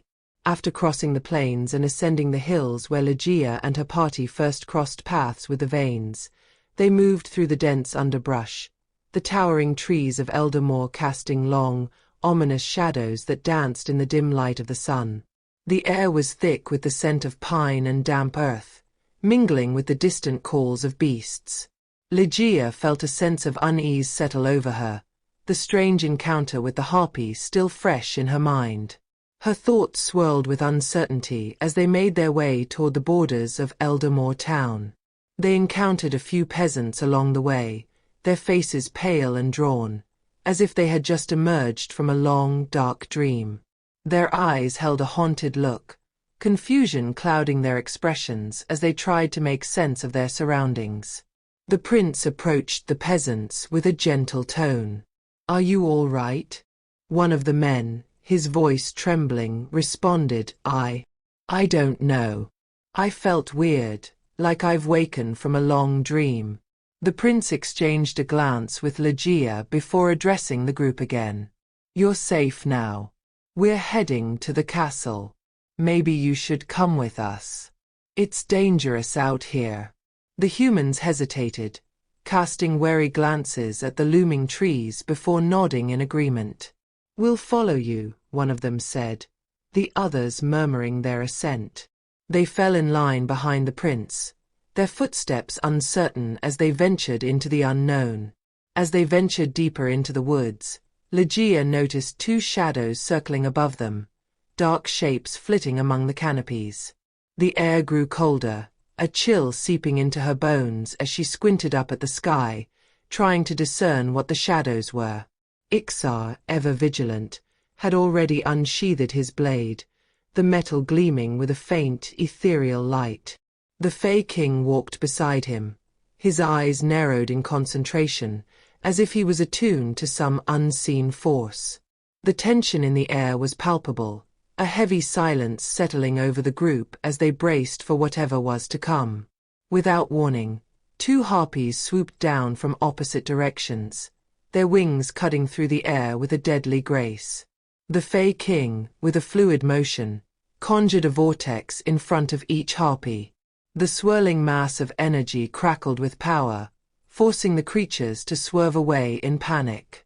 Ixar didn't hesitate, his hand blazing with arcane fire as he sent a searing bolt of magic toward one of the harpies. The bolt struck true, and the creature shrieked in agony as one of its wings ignited, the feathers turning to ash as it spiraled downward. For a moment, all was quiet. The group stood frozen, their eyes scanning the treetops for any sign of further danger.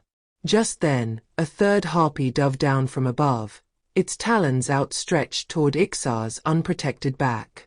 Lejiya's heart lurched in her chest as she instinctively stepped between them, raising her arms in a futile attempt to shield him. The harpy's eyes locked onto hers, and something strange happened. The creature faltered mid-flight, its shriek turning into a terrified wail. It veered away at the last second, its wings beating furiously as it fled into the darkness. Lejiya stood there, breathless, her arms still raised as she watched the harpy disappear from sight. The others stared at her, their expressions a mix of confusion and disbelief. Even Ixar, usually so composed, looked stunned. "What just happened?" the prince asked, his voice tinged with incredulity. Lejiya shook her head, her thoughts a whirlwind of uncertainty. I don't know." But as she spoke, she noticed Carmilla standing off to the side, her eyes downcast, her hands clasped tightly together. There was a deep sadness etched into her features, a sorrow that seemed to weigh heavily on her soul. Lejiya approached her, a soft understanding in her gaze. "The Queen caused this," Lejiya said gently, placing a hand on Carmilla's shoulder. "The ring. It's the evil entity within it that cursed Reverium." Lejiya lifted her hand, as she gazed at the ring bound to her finger, a ring that was bound to her forever until she chose to pass the curse to another, something that she wouldn't dare to contemplate. The prince, the Fae King, and Ixar exchanged wary glances. The prince spoke first, his voice steady but laced with concern. "The monsters are still here even though the curse has been broken. Seems there's much we don't understand." The Fae King nodded in agreement. "There are forces at play that we haven't fully grasped. For now, our priority should be reaching the castle. We can't afford to linger here." As they ventured ever onward, the towering silhouette of the castle loomed upon the horizon, its majestic spires rising like silent sentinels against the shifting tapestry of the sky. For Lejiya, it was a sight both familiar and surreal, a reminder of the twists and turns of fate that had brought her to this moment. "I'm finally home," Lejiya whispered, her words a reverent hymn amidst the murmurs of the wind. The castle, unchanged in its timeless grandeur, stood as a bastion, a beacon of hope. As they crossed the threshold of the castle gates, a wave of nostalgia washed over them like a tide of forgotten memories. The Fae, ever vigilant in their watch, greeted their king with reverence and awe, their voices a chorus of whispered blessings amidst the hallowed halls. Inside the castle, the Fae King's gaze swept across the expanse of the grand chambers, a faint smile gracing his features. "It's time for the world to be seen again," he declared, his voice a symphony of quiet resolve. With a nod of understanding, the Fae dispersed, each tending to their own sacred duties within the confines of the castle walls. And as the grinding echoes of stone filled the air, the windows of the castle burst alight with the golden radiance of the sun, casting a warm embrace upon the weathered stone. In that moment, amidst the gentle hum of life renewed, hope blossomed like a fragile flower amidst the rubble of despair.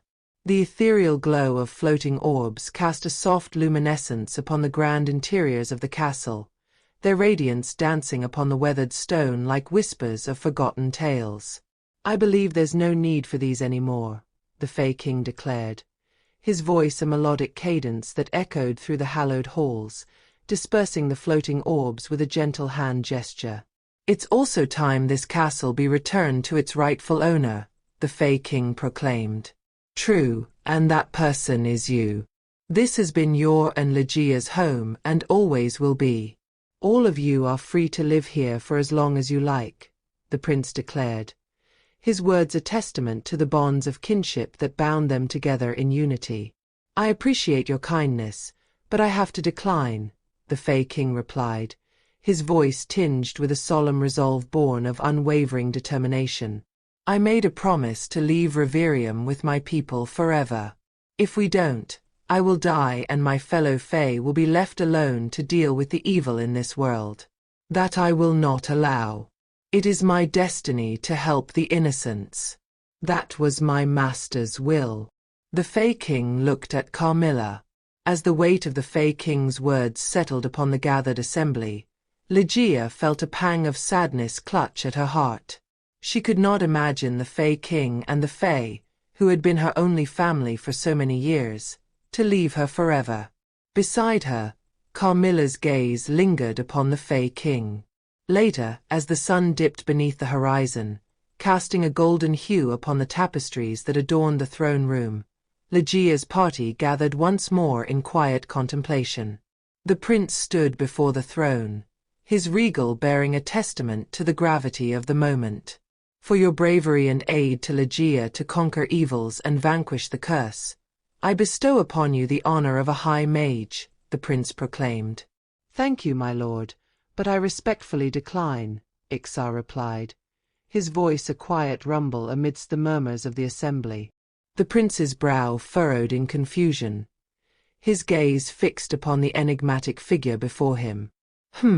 You're the second person to decline my offer in one day. This is an unusual day indeed. Why would you turn down this prestigious position, if I may ask?" the prince inquired, his curiosity piqued by the unexpected turn of events. "Pardon me for my ignorance. I regard your offer with utmost gratitude and respect. It's just that after witnessing all that had transpired, I would like to travel the lands and lend my aid to whoever needs it," Ixar explained with unwavering resolve burning within his soul. "There's no need for pardon. There was a time when I envisioned the same. That mages should be out there watching over the people instead of being honored within these walls," the prince remarked, his voice carrying a note of wistful contemplation amidst the echoes of their conversation.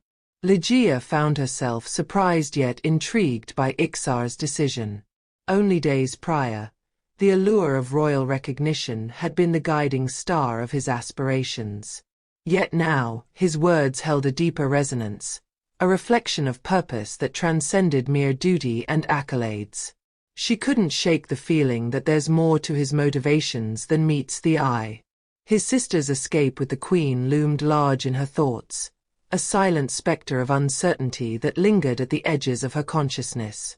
As the echoes of conversations faded from the dining hall, Lejiya found herself drifting down a long, dimly lit hallway. Vi and Vaughn padded silently beside her, their eyes gleaming under the soft sunlight. The 13th story of the castle stretched before her, each step taking her further into a past she had thought long buried. She glanced at the stone walls, tracing the delicate carvings that adorned the hallway leading away from the Fae port. Memories stirred unbidden, of the night she had slipped into the Fae King's chambers, her heart pounding with fear and exhilaration, accompanied by Vi and Von. That Lejiya seemed so far away now, a stranger from another lifetime, one who knew nothing of the truths hidden beneath the surface of the world. Further down the hallway, Lejiya stopped before a pair of double blue doors, their surface etched with intricate patterns that seemed to shimmer in the low light. She hesitated, then pushed them open, revealing the room beyond. A warm golden ambience greeted her, lit by floating orbs, and the air smelled faintly of old parchment. Lejiya stepped inside, her gaze sweeping over the familiar furnishings, the richly carved wooden chairs, the plush crimson cushions, the grand oak desk strewn with scrolls and quills. Her eyes fell on a large map of Reverium hanging on the wall, its edges curling with age. Her eyes scanned the places she had journeyed, each name conjuring a cascade of memories, each unmarked territory whispering of adventures yet to come. She felt a strange comfort in this room, an odd sense of belonging, as if it had become a part of her in the time since she first crossed its threshold. The door clicked softly behind her, and she turned to see the Fae King enter, his presence as commanding and enigmatic as ever. His silver hair, flowing like liquid moonlight, caught the glow of the orbs, and his eyes, those ancient, fathomless eyes, seemed to see through her, into the very core of her being. "Try to relax," he said, his voice smooth, almost soothing. "This will be finished sooner than you think." He crossed the room with a fluid grace, his movements purposeful, and approached his desk. Lifting the small globe that rested upon it, he revealed a tiny key. The Fae King's gaze flicked to Lejiya, a hint of a smile touching his lips. "Quite clever of you," he remarked, "to find this so quickly." Lejiya couldn't help but smile, a touch of pride warming her chest. She glanced at Vi and Von, who sat near her feet, eyes wide with curiosity. The Fae King retrieved a familiar golden key with a spindle design from a lower drawer of the desk, the one Lejiya had sought during her first clandestine visit. It was the key to the secret library. He gestured for Lejiya to follow, and she did, her steps light but her mind weighed down with anticipation. Vi and Von trailed silently after them, their paws making no sound on the polished floor. They descended to the 10th story, headed past the hallway to the passage behind the niche of the Queen's painting. The Fae King inserted the golden key into the lock, the mechanism turning with a soft click. The door swung open, revealing a darkened chamber lit only by the soft, ethereal glow of floating orbs. These orbs hovered in the air like miniature moons, casting a ghostly light that chased away the shadows, but left the corners shrouded in mystery. A narrow ladder led to a platform on the 3rd level, and they climbed it in silence, the wood creaking under their weight. The Fae King moved to a far corner, where a large black cloth draped something tall and forbidding. He pulled it away with a swift motion, revealing a mirror unlike any Lejiya had seen. Its frame, black and ornate, seemed to drink in the light, the intricate designs forming the shapes of 2 eyes at the top, giving the mirror the appearance of an open, watchful mouth. The glass reflected the dimly lit room, capturing every detail, but as Lejiya glanced into it, she noticed with a jolt that the Fae King's reflection was missing. "Why doesn't it reflect you?" Lejiya asked, her voice barely above a whisper, the strangeness of the mirror unsettling her. "This is the mirror of souls," the Fae King replied, his tone soft, almost reverent. "It does not reflect living beings. This mirror can change one's appearance, but there is a price. A part of the host's soul will be sealed inside the mirror, and they would recall none of it." Lejiya's breath caught. It made sense now, why she had no recollections of the time when she turned into a Fae. "Stand before the mirror," the Fae King instructed gently. She obeyed, stepping forward until her reflection filled the mirror. The Fae King's voice murmured the words, Ophia's Personi, and the mirror rippled as if it were a pool disturbed by a stone. Slowly, a figure began to take shape, materializing like a ghost emerging from the fog. Dark brown hair framed a familiar face, her own face, yet subtly different. The reflection wore the guise of a brown-haired human girl. Her heart tightened as she stared into the mirror, seeing both herself and a stranger. "Are you ready?" the Fae King asked, his voice gentle, almost paternal. Lejiya glanced at Vi and Vaughn, their eyes bright with expectation, and then back at the Fae King. She nodded, the decision made. "Yes," she said, her voice steady. "Then reach out and touch the mirror," he instructed. Lejiya extended her hand, her fingers trembling as they neared the glass. The girl in the mirror mirrored her movements, their fingertips almost brushing. But as they made contact, a sudden flash filled the mirror, and the girl vanished, replaced by a figure cloaked in black. A hood shadowed the face beneath, but in that brief, heart-stopping moment, Lejiya saw it clearly. Her own face, twisted into a sinister smile, eyes gleaming with a malevolence that sent a shiver through her very soul. It was gone as quickly as it appeared, leaving only the empty mirror and her own wide-eyed reflection. Lejiya jerked her hand back, her heart racing. The Fae King frowned, concern flickering in his eyes. "What's wrong?" he asked, his voice calm, but tinged with a hint of urgency. Vi and Vaughn meowed in unison, their round tails twitching. "Nothing," Lejiya said quickly, forcing a smile that didn't reach her eyes. I changed my mind. I'll keep my Fae appearance for now." The Fae King studied her for a moment, then nodded.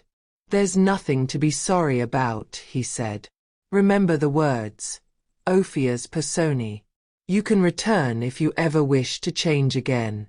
Lejiya nodded, her mind still reeling from the vision. "Okay," she murmured, turning away from the mirror. As they walked back to the ladder, the Fae King paused, glancing at her with a look of quiet curiosity. "Why did you change your mind?" he asked. Lejiya hesitated, searching for the right words. "Perhaps I'm not ready yet," she finally said, her voice soft but firm. Lejiya stood on the castle's balcony on the 22nd story, a solitary figure overlooking the fascinating landscape.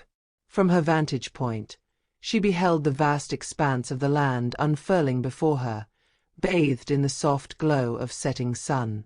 The remnants of the once pervasive fog dissipated beneath the gentle caress of the evening breeze, leaving behind a sense of quietude that seemed to echo the stillness of her own thoughts. "Isn't it spectacular?" Ixar's voice broke the silence, his presence a welcome intrusion upon her solitary reverie.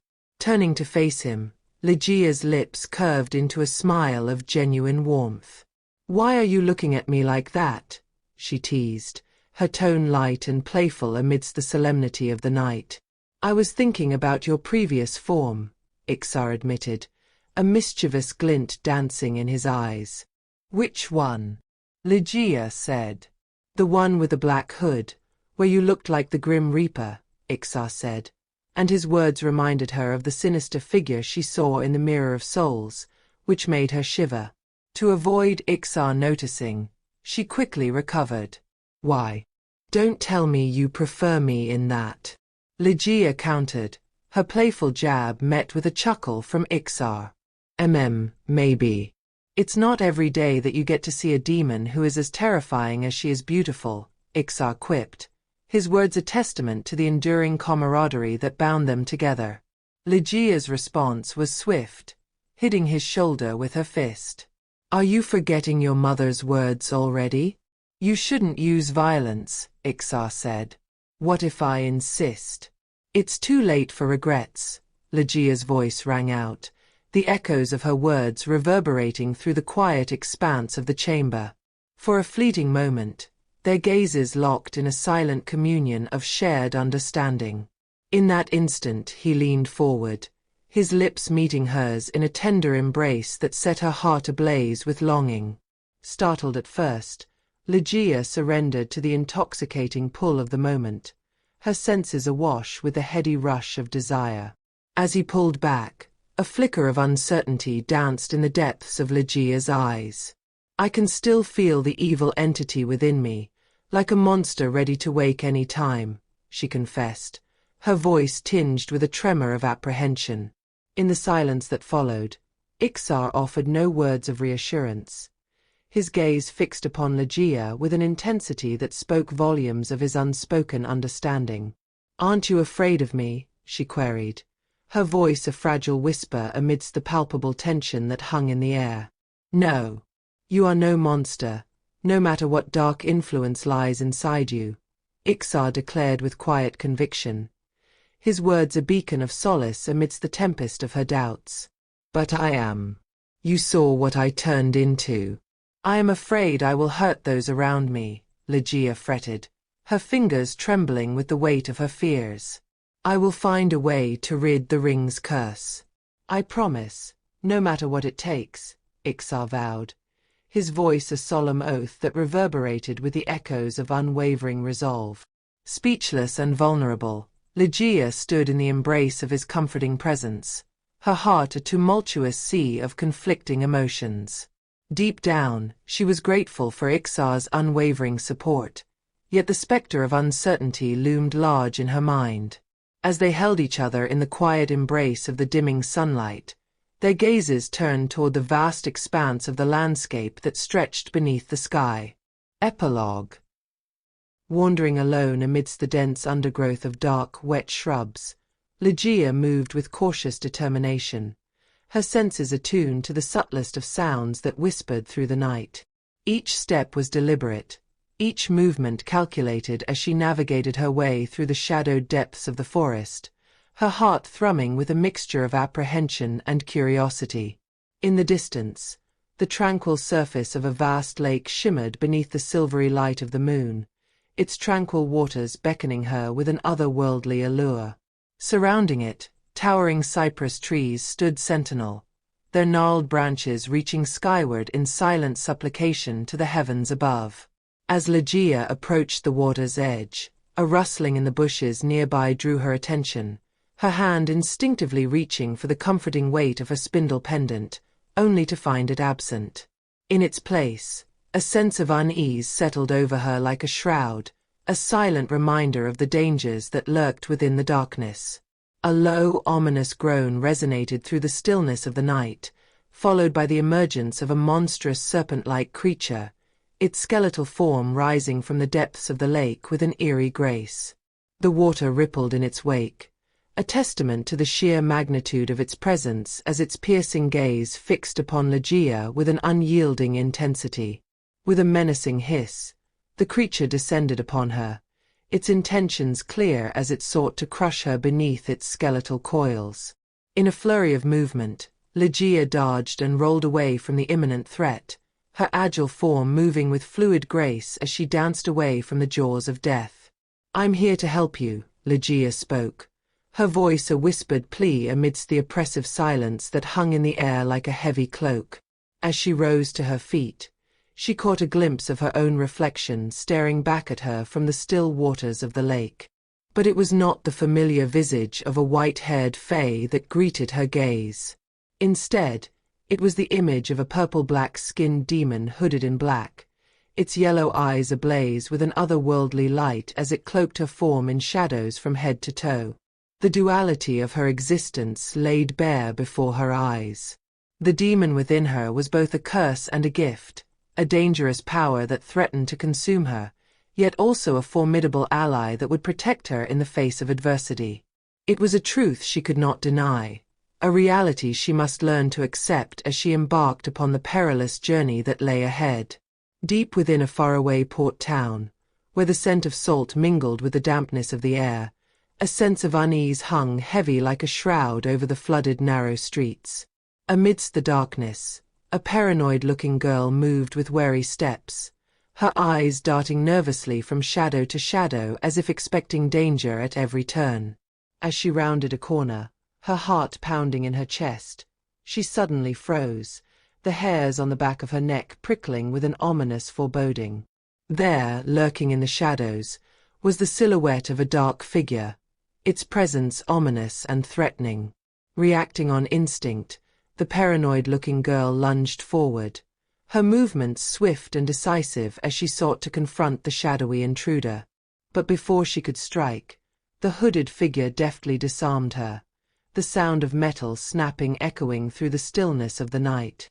With a fluid motion, the hooded stranger cast aside his cloak, revealing a calm and charming face, his features rugged and weathered. "I apologize," the girl stammered, her voice trembling with a mixture of fear and embarrassment. "I mistook you for one of those things that have been plaguing our town." The man regarded her with a quizzical expression, his gaze piercing yet strangely compassionate. "Do you know of a mute girl with red hair who once lived with you?" he inquired, his tone firm yet tinged with a hint of urgency. The paranoid-looking girl hesitated for a moment, her mind racing as she searched for an answer. "Marina," she murmured, her voice barely above a whisper. The man's eyes narrowed in anticipation. "Where is she?" he demanded, his voice edged with impatience. I don't know," the paranoid-looking girl admitted, her voice trailing off in uncertainty. "But I know someone who might." Before she could say more, a soft, feminine voice interrupted their conversation, its timbre gentle yet serious. "Take us to him," the voice commanded, its presence filling the air with an undeniable sense of authority. The man hesitated, his gaze flickering between the girl and the unseen speaker. "I don't fully trust her," he confessed, his voice tinged with suspicion. But as if sensing his doubt, a plump girl draped in a billowing blue cloak emerged from the shadows, her demeanor calm and reassuring. With a gentle touch, she reached out and clasped the girl's hand in hers, her eyes locking with his in silent assurance. "She's telling the truth," the plump girl said.